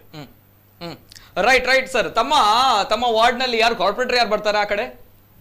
ನವೀನ್ ಡಿಸೋಜ ಸರ್. ಅವ್ರ ಹತ್ರ ಹೇಳಿ ಯಾರು ಸ್ಪಂದಿಸ್ತಾ ಇಲ್ಲ ಸರ್. ಮತ್ತೆ ಬೇರೆ ಎಂತ ಮಾಡ್ಬೇಕಂತ ನಂಗೆ ಗೊತ್ತಿಲ್ಲ, ಯಾರನ್ನ ಅಪ್ರೋಚ್ ಮಾಡ್ಬೇಕಂತ. ವಿನಯ್ ರಾಜ್ ನಮ್ಮ ಏರಿಯಾದಲ್ಲಿ ಇದ್ದಿದ್ರೆ ಕೆಲಸ ಆಗ್ತಾ ಇತ್ತ ಅಂತ ಕಾಣುತ್ತೆ ನಂಗೆ, ಅಲ್ವಾ? ಓಕೆ, ಸರಿ.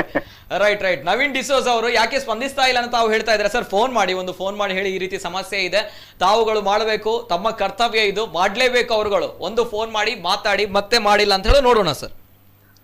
ಸರಿ sir. Right sir. Thank you. Yes. ಒಮ್ಮೆ ಅವರ ಗಮನಕ್ಕೆ ತನ್ನಿ ಇವರೇ. ಖಂಡಿತ ಅವರು ಮಾಡ್ತಾರೆ. ಮಾಡದಿದೆ ಅದಕ್ಕೆ ಟೆಕ್ನಿಕಲ್ ಪ್ರಾಬ್ಲಮ್ ಏನು ಅಂತ ಅವರು ನಿಮ್ಗೆ ಹೇಳ್ಬಹುದು. ಅಂತ ಟೆಕ್ನಿಕಲ್ ಪ್ರಾಬ್ಲಮ್ ಇದ್ರೆ ಅದನ್ನ ಸಾಲ್ವ್ ಮಾಡ್ಲಿಕ್ಕೆ ಮುಂದಿನ ದಿನಗಳಲ್ಲಿ ನಾವು ಏನು ಅಂತ ಅದ್ರ ಬಗ್ಗೆ ಆಲೋಚನೆ ಮಾಡ್ತೇವೆ ಸ್ವಾಮಿ. Right sir. Thank you so much. And ಇನ್ನೊಬ್ರು ಕರೆ ಇದೆ. ಹಲೋ ಸರ್, ನಮಸ್ತೆ. ಹಲೋ, ನಮಸ್ತೆ ಸರ್. ನಮಸ್ತೆ, ಧ್ವನಿ ಕೇಳ್ತಾ ಇದೆಯಾ? ಹಲೋ ಸರ್ ನಮಸ್ತೆ, ಧ್ವನಿ ಕೇಳ್ತಾ ಇದೆಯಾ? ಓಕೆ, ಕರೆ ಕಟ್ ಆಗಿದೆ. ದಯಮಾಡಿ ಕರೆ ಮಾಡಿದಾಗ ಟಿವಿ ವಾಲ್ಯೂಮ್ ಮ್ಯೂಟ್ ಮಾಡಿ ಕರೆ ಮಾಡಿ. ಅಂಡ್ ಇನ್ನೊಂದು ಕರೆ ಇದೆ. ಹಲೋ ಸರ್, ನಮಸ್ತೆ. ಸರ್ ನಮಸ್ತೆ, ಧ್ವನಿ ಕೇಳ್ತಾ ಇದೆಯಾ? ಹಲೋ, ಕೇಳ್ತಾ ಇದೆಯಾ ಮಾತಾಡೋದು? ಕೇಳ್ತಾ ಇದೆ ಸರ್. ತಮ್ ಕೇಳ್ತಾ ಇದೆಯಾ? ನಾನು ಬೊಕ್ಕಪಟ್ಟಣದಿಂದ ಬೊಕ್ಕಪಟ್ಟಣದಿಂದ. ಮಾತಾಡಿ ಸರ್, ಮಾತಾಡಿ ಸರ್. ಈಗಾಗಲೇ ಅವರು ಈ 3,200 ಕೋಟಿ ಖರ್ಚು ಮಾಡಿ ಪ್ರತಿಮೆ ಮಾಡಿದ್ರು ಅಂತ ಹೇಳಿದ್ರು. ಅದ್ರ ಬಗ್ಗೆ ನಾನು ಸ್ಪಷ್ಟನೆ ಕೊಡ್ಬೇಕೀಗ. 3,200 ಕೋಟಿ ಖರ್ಚು ಮಾಡಿದ ನಂತರ ಈ ಬೇರೆ ಬೇರೆ ದೇಶಗಳಿಂದ ಇಲ್ಲಿಗೆ ವಿಸಿಟರ್ಸ್ ಬರ್ತಾರೆ, ಬೇರೆ ಬೇರೆ ರಾಜ್ಯದಿಂದ ಬರ್ತಾರೆ. ವರ್ಷಕ್ಕೆ ಕೋಟಿಗಟ್ಟಲೆ ವಿಸಿಟರ್ ಬಂದು ಅಲ್ಲಿರುವಂತಹ ರೆಸ್ಟೋರೆಂಟ್ ಗಳಿಗೆ ಹೋಗ್ತಾರೆ, ಅಲ್ಲಿರುವಂತಹ ಬೇರೆ ಬೇರೆ ಸ್ಥಳಗಳಿಗೆ ಹೋಗ್ತಾರೆ. ಅಲ್ಲಿ ಇನ್ಕಮ್ ಜನರೇಟ್ ಆಗ್ತದೆ. ಇಲ್ಲಿ ಆಗಿರುವಂತಹ ಕ್ಲಾಕ್ ಟವರ್ ನೋಡೋದಕ್ಕೆ ಯಾರು ಬರ್ತಾರೆ? ಇದನ್ನು ನೋಡಿ ಎಷ್ಟು ಇನ್ಕಮ್ ಜನರೇಟ್ ಆಗ್ತದೆ. ನೀವು ಒಂದು ಕ್ಲಾಕ್ ಟವರ್ ಅನ್ನ ಒಂದು ದೇಶದ ಪ್ರತಿಮೆಗೆ ಹೋಲಿಸ್ತಾ ಇದ್ದೀರಲ್ವಾ? ನಿಮ್ಮ ಎಕನಾಮಿಕ್ ಸೆನ್ಸ್ ಏನಿದೆ ಅದನ್ನು ನೀವು ನೋಡ್ಕೊಳ್ಬೇಕು. ನೀವು ಒಂದು ಹೋಲಿಕೆ ಮಾಡುವಾಗ ಅಲ್ಲಿ ಯಾಕೆ ಖರ್ಚಾಗಿದೆ, ಏನಾಗಿದೆ ಅಂತ. ಇದಕ್ಕಿಂತ ಮುಂಚೆ ಇದ್ದ ಕ್ಲಾಕ್ ಟವರ್ ಅನ್ನ ಹೊಡೆದಾಕಿದ್ದು ಯಾಕೆ? ಅಲ್ಲಿ ತೊಂದರೆ ಆಗ್ತಾ ಇದೆ ಅಂತ ಅಲ್ವಾ? ಈಗ ಮತ್ತೆ ಕಟ್ಟಿ ಅದನ್ನು ನೀವು 3,200 ಕೋಟಿಗೆ ಹೋಲಿಸ್ತಾ ಇದ್ದೀರಲ್ವಾ? ಯಾವ ರೀತಿ ಹೋಲಿಕೆ ಅದು? Okay, right sir. ಉತ್ತರ ಬೇಕು ಅನ್ನೋ ತಾವು ಕೇಳ್ತಾ ಇದ್ದೀರಾ? ಹೌದು. ಈಗ ನೋಡಿ, ಎಷ್ಟು ರೆಸ್ಟೋರೆಂಟ್ ಅಲ್ಲಿ ಹೊಸತ್ತು ಬರ್ತದೆ, ಎಷ್ಟು ವಿಸಿಟರ್ಸ್ ಬರ್ತಾರೆ ಅಲ್ಲಿಗೆ, ಎಷ್ಟೊಂದು ಇನ್ಕಮ್ ಜನರೇಟ್ ಆಗ್ಲಿಕ್ಕೆ ಸ್ಟಾರ್ಟ್ ಆಗ್ತದೆ. Thank you. ನಾನು ಕೇಳಬೇಕಾಗುತ್ತೆ ಈ ಪ್ರಶ್ನೆ. Yes sir. ನೋಡಿ, ಇಷ್ಟರವರೆಗೆ ನಾವು ಹೇಳುವಂತದ್ದು ಯಾವುದೇ ಒಂದು ಸ್ವಾತಂತ್ರ್ಯ ಹೋರಾಟಗಾರರು, ಇವತ್ತು ನೆಹರು ಇರಬಹುದು, ಮಹಾತ್ಮ ಗಾಂಧಿ ಇರಬಹುದು, ಸುಭಾಷ್ ಚಂದ್ರ ಬೋಸ್ ಇರಬಹುದು, ಬಾಲ್ ಗಂಗಾಧರ್ ತಿಲಕ್ ಇರಬಹುದು, ವಲ್ಲಭಭಾಯಿ ಪಟೇಲ್ ಇರಬಹುದು, ಇವರು ಎಲ್ಲರೂ ಕೂಡ ಇವತ್ತು ದೇಶದ ಸಂಪತ್ತು ಅಂತ ನಾವು ಏನ್ ಹೇಳ್ತೇವೆ. ಈ ದೇಶದ ಸಂಪತ್ತನ್ನ ನಾವು ಇವತ್ತು ಉಳಿಸ್ಕೊಂಡು ಹೋಗ್ಬೇಕಾದ್ರೆ ಅವರ ಏನು ತತ್ವ ಆದರ್ಶಗಳು ಏನಿತ್ತು, ಆ ತತ್ವ ಆದರ್ಶಗಳನ್ನ ಇವತ್ತಿನ ಏನು ಜನರೇಷನ್ ಮಕ್ಕಳಿದ್ದಾರೆ ಅವರಿಗೆ ಪಾಠ ಹೇಳಿಕೊಡುವುದರ ಮೂಲಕ ಅದನ್ನು ಅಳವಡಿಸುವುದಕ್ಕೋಸ್ಕರ ನಾವು ಖರ್ಚು ಮಾಡಿ ಮುಂದಿನ ಒಂದು ಜನಾಂಗ ಏನಿದೆ, ಒಂದು ಉತ್ತಮ ಜನಾಂಗವನ್ನ ಸೃಷ್ಟಿ ಮಾಡುವುದರ ಮೂಲಕ, ಉತ್ತಮ ನಾಗರಿಕ ಒಂದು ವ್ಯವಸ್ಥೆಯನ್ನ ಸೃಷ್ಟಿ ಮಾಡುವುದರ ಮೂಲಕ ದೇಶವನ್ನ ನಾವು ಕಟ್ಟಬೇಕಾಗ್ತದೆ. 3,200 ಕೋಟಿಯನ್ನ ನಾವು ಖರ್ಚು ಮಾಡಿ ಅಲ್ಲಿ ನಾವು ಏನು ಮಾಡಿದ್ದೇವೆ, ನಾವು ಹೇಳುವಂತದ್ದು ವಲ್ಲಭಭಾಯಿ ಪಟೇಲ್ರ ಬಗ್ಗೆ ಅತಿ ಗೌರವ ಇರುವಂತದ್ದು ಕಾಂಗ್ರೆಸ್ ಪಕ್ಷದವರು, ಅದಕ್ಕೆ ಏನಿಲ್ಲ. ಆದ್ರೆ ಇವತ್ತು ಏನ್ ಮಾಡ್ತಾ ಇದ್ದಾರೆ ಬಿಜೆಪಿ ಇವತ್ತು ಏನ್ ಮಾಡ್ತಾ ಇದೆ ಅಂತ ಹೇಳಿದ್ರೆ, ದೇಶದ ಸಂಪತ್ತಾದ ನೆಹರು ಇರಬಹುದು ಮತ್ತು ವಲ್ಲಭಭಾಯಿ ಪಟೇಲ್ರನ್ನ ಎದುರು ಬದುರು ನಿಲ್ಲಿಸಿ ಇವರ ಒಳಗಡೆ ಒಂದು ಗಲಾಟೆ ಮಾಡುವಂತ ರೀತಿಯಲ್ಲಿ, ಜನರ ಮನಸ್ಸಿನಲ್ಲಿ ಒಂದು ಗೊಂದಲ ಸೃಷ್ಟಿ ಮಾಡುವಂತ ರೀತಿಯಲ್ಲಿ ಇವತ್ತು ಚರ್ಚೆಗಳು ನಡೆದದ್ದನ್ನ ನಾವು ಕಂಡಿದ್ದೇವೆ. ಅದಲ್ಲಿ ಬಿಟ್ಬಿಡೋಣ. ಇವತ್ತು ನಾನು ನೇರವಾಗಿ ಕೇಳ್ತಾ ಇದ್ದೇನೆ, 3,200 ಕೋಟಿ ಎಷ್ಟು ರೆವೆನ್ಯೂ ಜನರೇಟ್ ಮಾಡ್ತಾರೆ, ಅವರಿಗೆ ಏನು ಗೊತ್ತಿದೆ ಅಂತ ಏನು ಅವರು ಒಂದು ಪ್ರಶ್ನೆಯನ್ನ ಹಾಕಿದ್ದಾರೆ. ಸ್ವಾಮಿ, ನಾನು ದೊಡ್ಡ ಇಕನಾಮಿಸ್ಟ್ ಅಲ್ಲ, ನಾನು CA ಅಲ್ಲ, ನಾನೊಬ್ಬ ವಕೀಲನಾಗಿದ್ದುಕೊಂಡು ನಾನು ನಿಮ್ಗೆ ಹೇಳಬಲ್ಲೆ ಎಷ್ಟು ಜನರೇಟ್ ಆಗ್ತಾ ಇದೆ ಅಂತ ಹೇಳಿ. ಕೇಂದ್ರ ಸರ್ಕಾರ ಅಲ್ಲಿಂದ ಒಂದು ಶ್ವೇತಪತ್ರವನ್ನ ಬಿಡುಗಡೆ ಮಾಡ್ಲಿ, 3,200 ಕೋಟಿ ರೂಪಾಯಿ. ನೀವು ಏನ್ ಹೇಳ್ತೀರಿ? 3,200 ಕೋಟಿ ಅಂತ ಹೇಳಿದ್ರೆ ಭಾರತ ದೇಶದ ಎಲ್ಲ ಹಳೆ ರೈಲು ಪಟ್ಟಿಗಳನ್ನ ಚೇಂಜ್ ಮಾಡಿ ಹೊಸ ಪಟ್ಟಿ ಹಾಕಿ ಇಲೆಕ್ಟ್ರಿಕ್ ಟ್ರೈನ್ ಅನ್ನ ಓಡಿಸುವಂತ ಬಜೆಟ್ ಅದು. ಓಕೆ ಅದಕ್ಕೆ ಉಪಯೋಗ ಮಾಡಬಹುದಾಗಿತ್ತಲ್ಲ. ಇವತ್ತು ಎಲ್ಲ ಎಷ್ಟೋ ರೈಲು ದುರಂತಗಳಾಗ್ತಾ ಇದೆ. ಯಾಕೆ ಹೊಸ ರೈಲು ಪಟ್ಟೆಯನ್ನ ಹಾಕ್ಲಿಕ್ಕೆ ಅದನ್ನ ಯೂಸ್ ಮಾಡ್ಲಿಕ್ಕೆ ಆಗ್ಲಿಲ್ಲ? ಯಾಕೆ ಹೈವೇಗಳನ್ನ 4 ಲೇನ್ ಮಾಡ್ಲಿಕ್ಕೋಸ್ಕರ ಖರ್ಚು ಮಾಡ್ಲಿಕ್ಕೆ ಆಗ್ಲಿಲ್ಲ?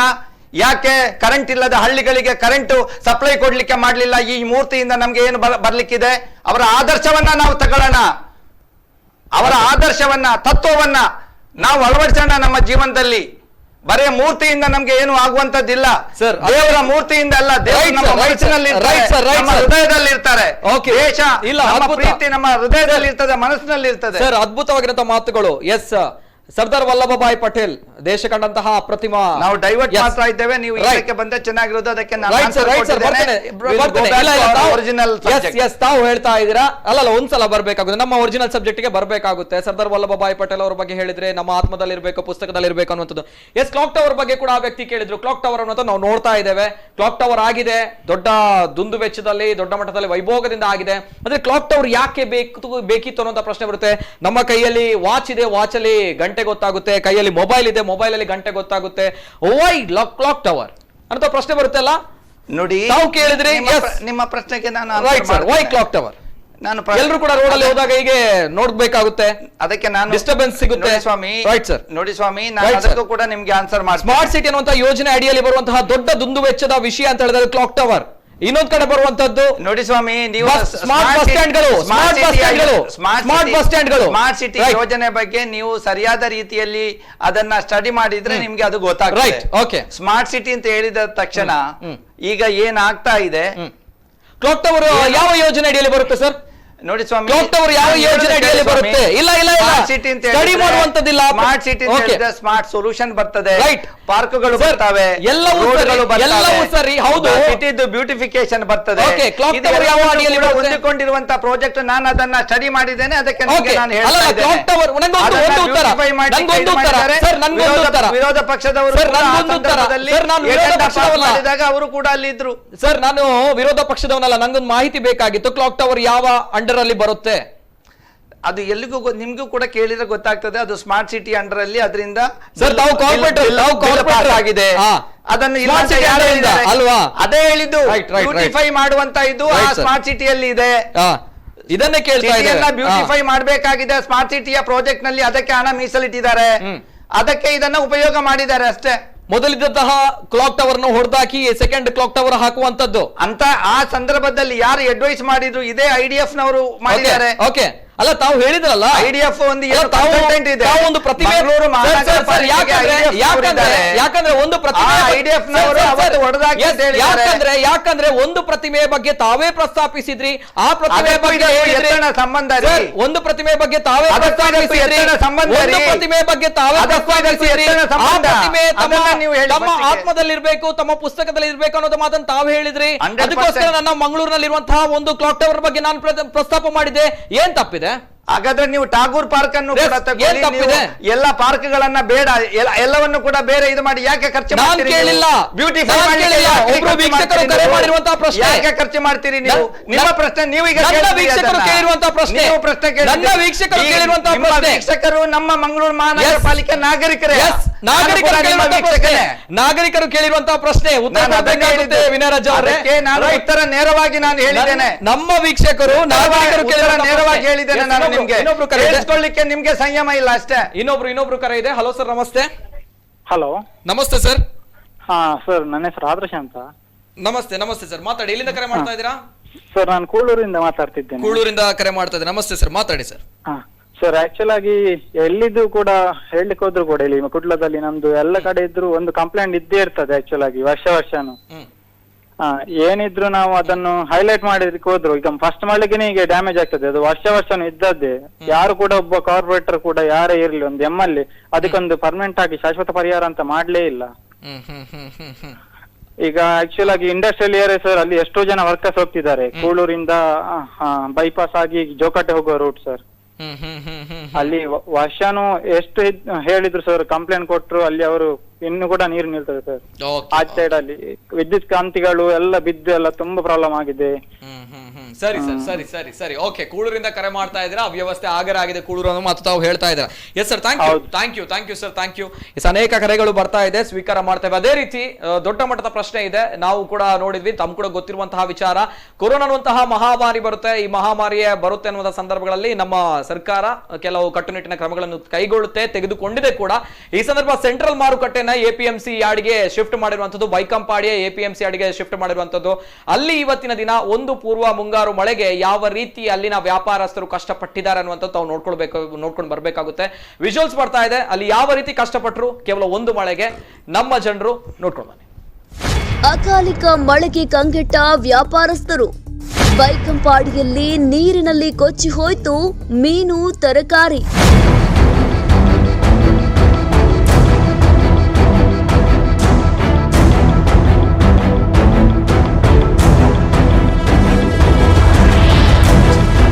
ಇನ್ನು ಮಂಗಳೂರಿನಲ್ಲಿ ಸುರಿದ ಅಕಾಲಿಕ ಮಳೆಯಿಂದಾಗಿ ಬೈಕಂಪಾಡಿ APMC ಯಾರ್ಡ್ನ ವ್ಯಾಪಾರಸ್ಥರ ಗೋಳು ಕೇಳೋರೇ ಇಲ್ಲದಾಗಿದೆ. ಮಂಗಳೂರು ಸೆಂಟ್ರಲ್ ಮಾರ್ಕೆಟ್ ಬಂದ್ ಮಾಡಿದ ಬಳಿಕ ಇಲ್ಲಿದ್ದ ರಕಂ ವ್ಯಾಪಾರಸ್ಥರು ಬೈಕಂಪಾಡಿಗೆ ಶಿಫ್ಟ್ ಆಗಿದ್ರು. ಆದರೆ ಯಾವುದೇ ವ್ಯವಸ್ಥೆಗಳು ಇನ್ನೂ ಕೂಡ ಆಗಿಲ್ಲ. ಇಂದು ಸುರಿದ ಮಳೆ APMC ಯಾರ್ಡ್ನಲ್ಲಿ ತರಕಾರಿ, ಹಣ್ಣು ಹಂಪಲುಗಳು ಮಳೆ ನೀರಲ್ಲಿ ಕೊಚ್ಚಿ ಹೋಗಿದೆ.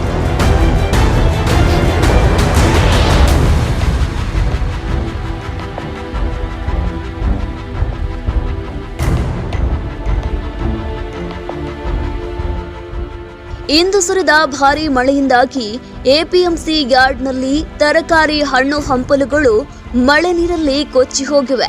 ವ್ಯಾಪಾರ ಮಾಡುವುದಕ್ಕೆ ಸರಿಯಾದ ವ್ಯವಸ್ಥೆಗಳಿಲ್ಲದೆ ಅವ್ಯವಸ್ಥೆಯ ಆಗರವಾಗಿದೆ. ಇಲ್ಲಿನ ವ್ಯಾಪಾರಿಗಳಿಗೆ ಮೂಲಭೂತ ಸೌಕರ್ಯಗಳನ್ನು ಒದಗಿಸಿಕೊಡುವಲ್ಲಿ ಜನಪ್ರತಿನಿಧಿಗಳು ಹಾಗೂ ಅಧಿಕಾರಿಗಳು ಸಂಪೂರ್ಣವಾಗಿ ವಿಫಲವಾಗಿದ್ದಾರೆ. ತೀರಾ ಶೋಚನೀಯ ಪರಿಸ್ಥಿತಿಯಲ್ಲಿ ವ್ಯಾಪಾರ ಮಾಡುವಂತಾಗಿದೆ.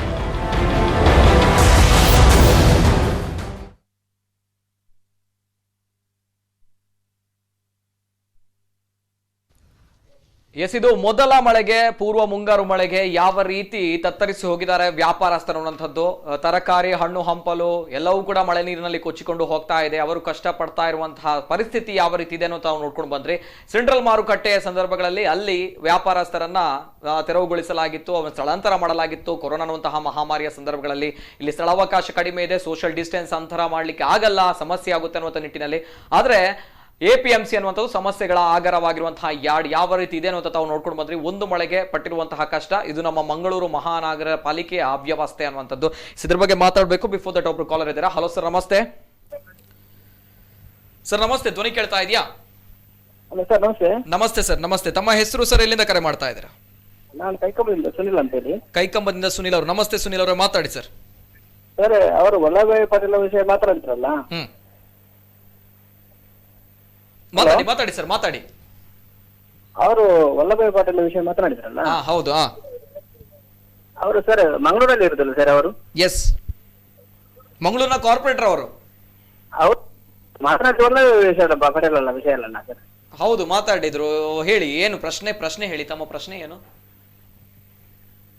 ಪ್ರಶ್ನೆ ಏನಲ್ಲ, ಅಲ್ಲ ವಲ್ಲಭಾಯಿ ವಿಷಯ ಪಾಟೀಲ್ ಮಾತನಾಡಿದ್ರಲ್ಲ, ಅದಕ್ಕೆ ನಾವು ಕಾಲ್ ಮಾಡಿದ್ದು.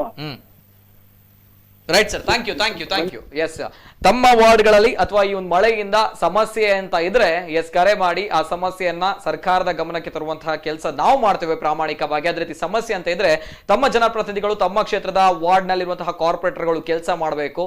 ಆ ಕೆಲಸ ಆಗ್ತಾ ಇಲ್ಲ ಅಂತ ಹೇಳಿದ್ರೆ ಇದರ ಬಗ್ಗೆ ಸಮಸ್ಯೆಗೆ ಸೊಲ್ಯೂಷನ್ ಕೊಡುವಂತಹ ಕೆಲಸವನ್ನು ನಾವು ಮಾಡ್ತೇವೆ ಹೊರತು ಇನ್ನು ಡೈವರ್ಟ್ ಆಗುವಂತಹ ವಿಷಯಗಳು ಮಾತನಾಡೋದು ಅವಶ್ಯಕತೆ ಇಲ್ಲ ಅನ್ನುವಂಥದ್ದು ನನ್ನ ಅಭಿಪ್ರಾಯ. ಇನ್ನೊಂದು ಕರೆ ಇದೆ. ಹಲೋ ಸರ್, ನಮಸ್ತೆ. ಸರ್ ನಮಸ್ತೆ, ಧ್ವನಿ ಕೇಳ್ತಾ ಇದೆಯಾ? ಹಲೋ, ನಮಸ್ಕಾರ. ನಮಸ್ತೆ ಸರ್, ನಮಸ್ತೆ. ತಮ್ಮ ಹೆಸರು? ರಾಜೇಶ್ ಅಂತ. ರಾಜೇಶ್ ಅವರು, ನಮಸ್ತೆ ರಾಜೇಶ್ ಅವರೇ, ಮಾತಾಡಿ ಸರ್. ಅಂದ್ರೆ ವಿಮರ್ಶ ಬಹಳ ವಿಚಾರಗಳನ್ನು ನಾನು ನೋಡಿದೆ. ಮುಖ್ಯವಾಗಿ ಕೊಟ್ಟಾರು ಜಂಕ್ಷನ್ ಅಲ್ಲಿ ಅದೊಂದು ಅಗತ್ಯವಾಗಿ ಆಗ್ಬೇಕು. ಯಾಕಂತ ಹೇಳಿದ್ರೆ ಈಗ ನಾವು ಪಕ್ಷವನ್ನು ದೂಷಣೆ ಮಾಡುದಲ್ಲ. ಈಗ ವಿನಯರಾಜು ಕೂಡ ಹೇಳಿದ್ರು, ಇವತ್ತು ಬಿಜೆಪಿ ವಕ್ತಾರರು ಅವ್ರು ಬರ್ಬೇಕಿತ್ತು. ಯಾಕಂತ ಹೇಳಿದ್ರೆ ಇಬ್ಬರು ಆನ್ಸರ್ ಕೊಟ್ಟರೆ ಮಾತ್ರ ಅದು ಕರೆಕ್ಟ್ ಆಗ್ತದೆ. ಆದ್ರೆ ಸರಿಯಾಗುದಿಲ್ಲ. ನಾವು ವೀಕ್ಷಕರು ಅದನ್ನು ಸ್ವೀಕಾರ ಕೂಡ ಮಾಡುದು ಇಲ್ಲ, ಅಲ್ಲಿ ವಿಮರ್ಶೆ ಬೇಕು. ಈಗ ಚೌಕಿಯಲ್ಲಿ ಎಲ್ಲ ಯಾವುದೇ ಸರ್ಕಾರ ಇರ್ಲಿ ಅಲ್ಲಿ ನೀರು ನಿತ್ಯ ಇರ್ತದೆ. ಯಾವ ಸರ್ಕಾರ ಕೇಳಿ ನೀರು ನಿಲ್ಲುವುದಲ್ಲ. ದೋಣಿಯಲ್ಲಿ ಈಗ ಲಾಸ್ಟ್ ಟೈಮ್ ದೋಣಿಯಲ್ಲಿ ಆ ಮಕ್ಕಳನ್ನು ಮಕ್ಕಳನ್ನು ಹೊತ್ಕೊಂಡು ಎಲ್ಲ ಪಾಸ್ ಮಾಡಿದ್ದು ನಾವು ಕಣ್ಣಲ್ಲಿ ನೋಡಿದ್ದೇವೆ. ನಾವು ದೂಷಣೆ ಮಾಡಬಾರ್ದು. ಹಾಗಿರುವಾಗ ನಾವು ಈ ನೆರೆ ಬರುವ ಮೊದಲು, ಈ ಅಕಾಲಿಕ ಮಳೆ ಬರೋ ಮೊದಲು ನಾವು ಅದಕ್ಕೆ ಸ್ಪಂದನೆ ಕೊಡ್ಬೇಕು. ನಾವು ಒಬ್ಬರನ್ನು ದೂಷಣೆ ಮಾಡೋದು, ಅವರು ಇನ್ನೊಬ್ಬರನ್ನು ದೂಷಣೆ ಮಾಡೋದು ಅದರ ಸರಿಯಲ್ಲ. ಮಂಗಳೂರಿನ ಸಿಚುವೇಶನ್ ಅಲ್ಲಿ ಅಲ್ಲಿ ಇಲ್ಲಿ ಫುಟ್ಪಾತ್ ಇರಲಿಲ್ಲ, ಫುಟ್ಪಾತ್ ಅಲ್ಲೆಲ್ಲ ನೀರು ಹೋಗ್ತಾ ಉಂಟು. ನಾವೀಗ ಎಲ್ಲ ಕಡೆ ನೋಡಿದ್ರೆ ಯಾವ್ದು ವ್ಯವಸ್ಥಿತವಾಗಿ ಯಾವ್ದು ಇಲ್ಲ. ಆದ್ರಿಂದ ದೂಷಣೆ ಮಾಡುದು ಈಗ ಒಂದು ಈಗ ಕಾಕ್ಟವರೆಗೆ ಹೋಗಿ ಸರ್ದಾರ್ ವಲ್ಲಭಾಯ್ ಪ್ರತಿಮೆವರೆಗೆ ಹೋಗ್ತದೆ. ತುಲನೆ ಮಾಡುದು ಸರಿಯಲ್ಲ. Thank you. Okay yes sir. Vinayraj ಅವರು ಅನೇಕ ವರ್ಷಗಳ ಅನುಭವ ಇದೆ, ಕಾರ್ಪೊರೇಟರ್ ಆಗಿ ಪಾಲಿಕೆಯಲ್ಲಿ ಕೆಲಸ ಮಾಡಿ. ತಮಗೆ ಒಂದು APMC ಯಾರ್ಡ್ ನ ಬಗ್ಗೆ ಏನ್ ಹೇಳ್ತೀರಾ? ಅವ್ಯವಸ್ಥೆ ಆಗರ ಒಂದೇ ಮಳೆಗೆ ಯಾವ ರೀತಿ ಕಷ್ಟ ಪಡ್ತಾ ಇದ್ದಾರೆ ಜನರು ಅಂತ ಹೇಳಿ. ಯಾರ ಸಮಸ್ಯೆ ಇದು? ಯಾರನ್ನು ದೂರಬೇಕು ಅಥವಾ ಯಾರಿಗೆ ಹೊಣೆ ಮಾಡ್ಬೇಕು ಅನ್ನೋ ಪ್ರಶ್ನೆ ಬರುತ್ತೆ. ಜಿಲ್ಲಾಡಳಿತವನ್ನ ದೂರಬೇಕು. ಈ ಪ್ರಶ್ನೆಯನ್ನ ನನ್ಗೆ ಕೇಳಿ ಏನು ಕೂಡ ಇದರಿಂದ ನಿಮ್ಗೆ ಸಾಧನೆ ಮಾಡ್ಲಿಕ್ಕಿಲ್ಲ. ಈ ಒಂದು ಪ್ರಶ್ನೆಯನ್ನ ಅಲ್ಲಿಯ ಶಾಸಕರು ಏನಿದ್ದಾರೆ ಮತ್ತು ಉಸ್ತುವಾರಿ ಮಂತ್ರಿ ಏನಿದ್ದಾರೆ ಇವರೆಲ್ಲ ಸೇರ್ಕೊಂಡು ಮಾರುಕಟ್ಟೆಯಿಂದ ವಿನಯರಾಜ್ ಇಲ್ಲ ತಪ್ಪು, ತಾವು ಹೇಳಿರುವಂತ ತಪ್ಪು. ಯಾಕಂದ್ರೆ ಏನು ನಿತಿನ್ ರೇ, ನೀವು ಪ್ರಶ್ನೆ ನೀವು ಯಾಕೆ ನೀವು ಬ್ರೇಕ್ ಅವರನ್ನು ಕರೆದಿದ್ದೆ? ಇದೇನೋ ಒಂದು ಫೇರ್ ಡಿಸ್ಕಷನ್ ಆಗಿ ಕಾರ್ಪೊರೇಟರ್ ಅವರನ್ನು ಕರೆದಿದ್ದೆ, ನಾನು ಕಾರ್ಪೊರೇಟರ್ ಅನ್ನು ಕರೆದಿದ್ದೆ. ತಾವು ಬಂದಿದ್ದೀರಾ, ಅವರು ಬಂದಿದ್ದಾರೆ. ಮಾತಾಡ್ಲಿಕ್ಕೆ ಬಿಡಲ್ಲ. ನನ್ನ ಪ್ರಶ್ನೆ ಮಾತಾಡ್ಲಿಕ್ಕೆ ಬಿಡಿ. ನನ್ನ ಪ್ರಶ್ನೆ ಕೇಳಿಸ್ಕೊಂಡಿದ್ದೀನಿ. Very well understand your question. Vinayraj ಅವರೇ, ಲೆಟ್ ಮಿ ಆನ್ಸರ್. ಓಕೆ ಒಂದು ನಾನು ಕ್ಲಾರಿಫೈ ಮಾಡಬೇಕಾಗುತ್ತೆ. ಒಂದು, ನಾನು ಬಿಜೆಪಿ ಪಕ್ಷದ ಕಾರ್ಪೊರೇಟರ್ ಅನ್ನು ಕರೆದಿದ್ದೇನೆ. ಬರಲಿಲ್ಲ. ಆಡಳಿತಾರೂಢ ಪಕ್ಷದವರು ಬರಲಿಲ್ಲ ಅಂತ ಬಂದಾಗ, ಪ್ರತಿಪಕ್ಷದಲ್ಲಿ ತಾವಿದ್ದೀರಾ ಅಂತ ಬಂದಾಗ ತಮ್ಮಲ್ಲಿ ಕೇಳುವಂತದ್ದು ನನ್ನ ಸೌಜನ್ಯ. ಲಿಮಿಟೆಡ್ ಆಗಿ ನಾನು ಹೇಳ್ತೇನೆ. ನಾನು ಅದನ್ನೇ ಹೇಳಿದ್ದು. ಪ್ರತಿಪಕ್ಷದಲ್ಲಿರುವ ನಮಗೆ ನಾನು ಹೇಳುವಂತದ್ದು ಜನ ಏನ್ ತಿಳ್ಕೊಳ್ತಾರೆ ಅಂತ ಹೇಳಿದ್ರೆ, ಇವರು ಪ್ರತಿಪಕ್ಷ ಆಗಿ ಸುಮ್ಮನೆ ಇವರು ಹೇಳ್ತಾ ಇದ್ದಾರೆ ಅಂತ.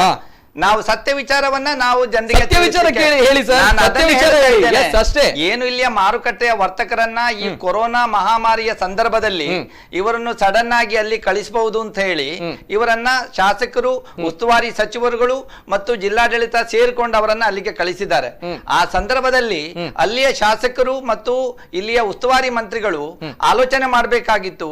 ಒಂದು 200 ಮಂದಿ ವರ್ತಕರನ್ನ ಅಲ್ಲಿಗೆ ನಾವು ಕಳಿಸ್ತಾ ಇದ್ದೇವೆ, ಅವರಿಗೆ ಸರಿಯಾದ ವ್ಯವಸ್ಥೆ ಮಾಡುವಂತದ್ದು ಜಿಲ್ಲಾಡಳಿತದ ಕರ್ತವ್ಯ ಅಂತ ಅವರಿಗೆ ತಿಳಿಬೇಕಾಗಿತ್ತು. ಅವರು ಅದನ್ನ ಮಾಡಬೇಕಾಗಿತ್ತು. ಅವರು ಅದನ್ನು ಇವತ್ತು ಮಾಡದೇ ಇರುವಂತದ್ದು ಸಂಪೂರ್ಣವಾಗಿ ಅವರ ವೈಫಲ್ಯ ಅಂತಲೇ ನಾನು ಹೇಳುವಂತದ್ದು. ಇದಕ್ಕಿಂತ ಹೆಚ್ಚಿನ ರೀತಿಯಲ್ಲಿ ನನಗೆ ಹೇಳಲಿಕ್ಕೆ ಆಗುವಂತದ್ದಲ್ಲ. ಇವತ್ತು ಈ ರೀತಿಯ ಒಂದು ಸಂದರ್ಭ ಅಲ್ಲಿಯ ವರ್ತಕರಿಗೆ ಬಂದಿದೆ ಅಂತ ಹೇಳಿದ್ರೆ ನಮಗೂ ಕೂಡ ಬೇಸರ ಆಗ್ತದೆ. ನಾವೀಗ ಹೆಲ್ಪ್ಲೆಸ್ ಆಗಿದ್ದೇವೆ. ನಮ್ಮನ್ನು ಯಾವುದೇ ರೀತಿಯಲ್ಲಿ ಕನ್ಸಿಡರೇಷನ್ಗೆ ಅವರು ತಗೊಳ್ಳುವುದಿಲ್ಲ, ಇಲ್ಲ ಡಿಸ್ಕಷನ್ಗೆ ಕರೆಯುವುದಿಲ್ಲ. ಮಹಾನಗರ ಪಾಲಿಕೆಯಲ್ಲಾಗ್ಲಿ ಅಥವಾ ಜಿಲ್ಲಾಡಳಿತದಲ್ಲಿ ಆಗ್ಲಿ ಮಹಾನಗರ ಪಾಲಿಕೆಯ ವ್ಯಾಪ್ತಿಯಲ್ಲಿ ಬರುವಂತಹ ವಿಚಾರದ ಬಗ್ಗೆ ಮಾತಾಡ್ಲಿಕ್ಕೆ ಆಗುವಾಗ ಪ್ರತಿಪಕ್ಷ ನಾಯಕರಿಗೂ ತಿಳಿಸೋದಿಲ್ಲ, ನಮ್ಮ ಸೀನಿಯರ್ ಕಾರ್ಪೊರೇಟರ್ಸ್ಗಳಿಗೂ ಹೇಳೋದಿಲ್ಲ ಇಲ್ಲಿಯ ಶಾಸಕರುಗಳು. ನಾವ್ ಏನ್ ಮಾಡ್ಲಿಕ್ಕೆ ಆಗ್ತದೆ? ಎಸ್, ಇದು ಉತ್ತರ ಬೇಕಾಗಿದೆ ಸರ್. ಇದನ್ನೇ ಹೇಳ್ಬೇಕು, ಜನರಿಗೆ ಅರ್ಥ ಆಗ್ಲಿ ಅನ್ನುವಂಥದ್ದು ಅಲ್ವಾ? ಅರ್ಥ ಹೋದ್ರೆ ನಾವು ರಾಜಕೀಯ ಮಾಡುದಲ್ಲ. ನಮ್ಮ ಜನ ಇದ್ದಾರೆ ಪಾಪ, ಅವರಿಗೆ ಯಾವ ರೀತಿಯಲ್ಲಿ ಅದನ್ನು ಮಾಡಬಹುದು ಅಂತ ಹೇಳಿ ನಮ್ಮಲ್ಲಿದ್ದ ಸಲಹೆಗಳನ್ನು ಕೊಡ್ಲಿಕ್ಕೆ ನಾವು ಪ್ರತಿಪಕ್ಷವಾಗಿ ಯಾವತ್ತೂ ಕೂಡ ನಾವು ತಯಾರಾಗಿದ್ದೇವೆ. ಅವರ ಹುಳುಕುಗಳನ್ನು ಎತ್ತಿ ತೋರಿಸುವಂತದ್ದು ಪ್ರತಿಪಕ್ಷದ ಒಂದು ಕರ್ತವ್ಯ. ಡೆಮೋಕ್ರಸಿಯಲ್ಲಿ ಅದನ್ನ ನಾವು ಮಾಡ್ತೇವೆ. ಅದೇ ರೀತಿಯಲ್ಲಿ ಅದನ್ನು ಹುಳುಕನ್ನು ನಾವು ತೋರಿಸುವುದು ಮಾತ್ರ ಅಲ್ಲ, ನಮ್ಮ ಸಜೆಷನ್ ಅನ್ನು ಕೂಡ ನಾವು ಹೇಳ್ತೇವೆ. ಅಂದ್ರೆ ನಮ್ಗೆ ಆಡಳಿತ ಮಾಡಿ ನಮ್ಗೆ ಅನುಭವ ಇದೆ, ಆ ಅನುಭವದ ಮೇಲೆ ನಾವು ಕೆಲವು ಸಲಹೆಗಳನ್ನ ಕೊಡ್ತೇವೆ. ಆ ಸಲಹೆಗಳನ್ನು ತಗೊಳ್ಳಿಕ್ಕೂ ಕೂಡ ಅವರು ತಯಾರಿಲ್ಲ. ಎಲ್ಲ ನಾವೇ ಮಾಡಿದ್ದು ಅಂತ ಹೇಳುವಂತ ಎಲ್ಲಾ ಕೀರ್ತಿ ನಮ್ಗೆ ಬರ್ಬೇಕು, ಇವರನ್ನು ಸೇರಿಸ್ಕೊಂಡ ಎಲ್ಲ ಒಂದ್ ಕಡೆ ಅದರ ಕೀರ್ತಿ ಇವರಿಗೂ ಹೋಗ್ಬಿಟ್ರೆ ಎನ್ನುವಂತ ದೃಷ್ಟಿಕೋನವನ್ನ ಇಟ್ಕೊಂಡು ಕೆಲಸ ಮಾಡಿದ್ರೆ ಪ್ರಜಾಪ್ರಭುತ್ವ ವ್ಯವಸ್ಥೆಯಲ್ಲಿ ಒಂದು ಆಡಳಿತ ಮಾಡ್ಲಿಕ್ಕೆ ಸಾಧ್ಯತೆ ಇದೆಯಾ? ಅದನ್ನು ಅಟೋಕ್ರಸಿ ಅಂತ ಹೇಳ್ತೇವೆ, ಡೆಮೋಕ್ರಸಿ ಅಂತ ನಾವು ಹೇಳಲ್ಲ. ಓಕೆ, ಸರಿ. ಇನ್ನೊಬ್ರು ಕಾಲರ್ ಇದ್ದಾರೆ. ಹಲೋ ಸರ್, ನಮಸ್ತೆ. ಹಲೋ ಸರ್, ಮೇಡಮ್ ನಮಸ್ತೆ. ಇದು ಪದವಿನಂಗಡಿಯಿಂದ. ನಮಸ್ತೆ ಮೇಡಮ್, ನಮಸ್ತೆ, ಮಾತಾಡಿ ಮೇಡಮ್. ಮೇಡಮ್ ಸರ್, ನಾವು ಇದು ಮೇರಿಲ್ ಹತ್ರ ಇರುದು. ಇದು ನಮ್ದೊಂದು ಬಂದು ರೋಡ್ ಒಂದು ಮಳೆಗೆ ನೋಡಿ ಸರ್, ಅಲ್ಲಿ ನೆಕ್ಸ್ಟ್ ಶೋರೂಮ್ ಹತ್ರ ಒಂದು ಬ್ಲಾಕ್, ಆಮೇಲೆ ಗುರುನಗರದಲ್ಲಿ ಒಂದು ಬ್ಲಾಕ್ ನೀರು, ಒಂದು ಈಗ ಮಹಾಲಾಸ ನಾರಾಯಣಿ ಟೆಂಪಲ್ ಹಿಂದ್ಗಡೆ ಒಂದು ಬ್ಲಾಕ್. ಇವರಿಗೆ ನಾವು ವರ್ಷ ಟ್ಯಾಕ್ಸ್ ಕಟ್ತೇವಲ್ಲ ಸರ್, ಅದು ನಮ್ಗೆ ಉಪಯೋಗ ಆಗ್ಬೇಕಂತಲ್ಲ, ನಮ್ಗೆ ರೋಡ್ ಆಗ್ಬೇಕು, ಒಂದು ನೀರ್ ನಿಲ್ಬಾರ್ದಂತ. ಇವರು ಹೋಗಿ ಅಲ್ಲಿ ಕ್ಲಾಕ್ ಟವರ್ ಕಟ್ಟಿದಾರಲ್ಲ ಸರ್, ಅದು ಎಂತ ಕರ್ಮಕ್ಕೆ? ನಾವು ಯಾವ ಪಕ್ಷ ನೋಡುದಿಲ್ಲ ಸರ್, ನಾವು ಕಾಂಗ್ರೆಸ್ ಬರ್ಲಿ ಬಿಜೆಪಿ ಬರ್ಲಿ ಜೆಡಿಎಸ್ ಬರ್ಲಿ, ನಾವು ವರ್ಷ ಟ್ಯಾಕ್ಸ್ ಕಟ್ಟುದಿಲ್ವಾ ಸರ್? ಒಂದು ಮಳೆ ಬರುವಾಗ ನಮ್ಗೆ ರೋಡಲ್ಲಿ ಹೋಗ್ಲಿಕ್ಕೆ ಆಗುದಿಲ್ಲ. ವರ್ಷ ಪೂರ್ತಿ ಆ ಗುರುನಗರದಲ್ಲಿ ಕೆಸರ್ ನೀರು ರೋಡಲ್ಲಿ ಇರ್ತದೆ ಸರ್. ನಮ್ಮ ಮಕ್ಕಳು ಶಾಲೆಗೆ ಹೋಗುವಾಗ ಆ ಬಸ್ಸಿನವರು, ಲಾರಿಯವರು, ರಿಕ್ಷಾದವರು ಮೈಗೆ ರಟ್ಟಿಸಿಕೊಂಡು ಹೋಗ್ತಾರೆ. ಗುರುನಗರದಲ್ಲಿ ನೋಡಿ ಸರ್, ಅದು ಪಿಂಟೋ ಗಾರ್ಡನ್ ಮತ್ತು ಗುರುನಗರದ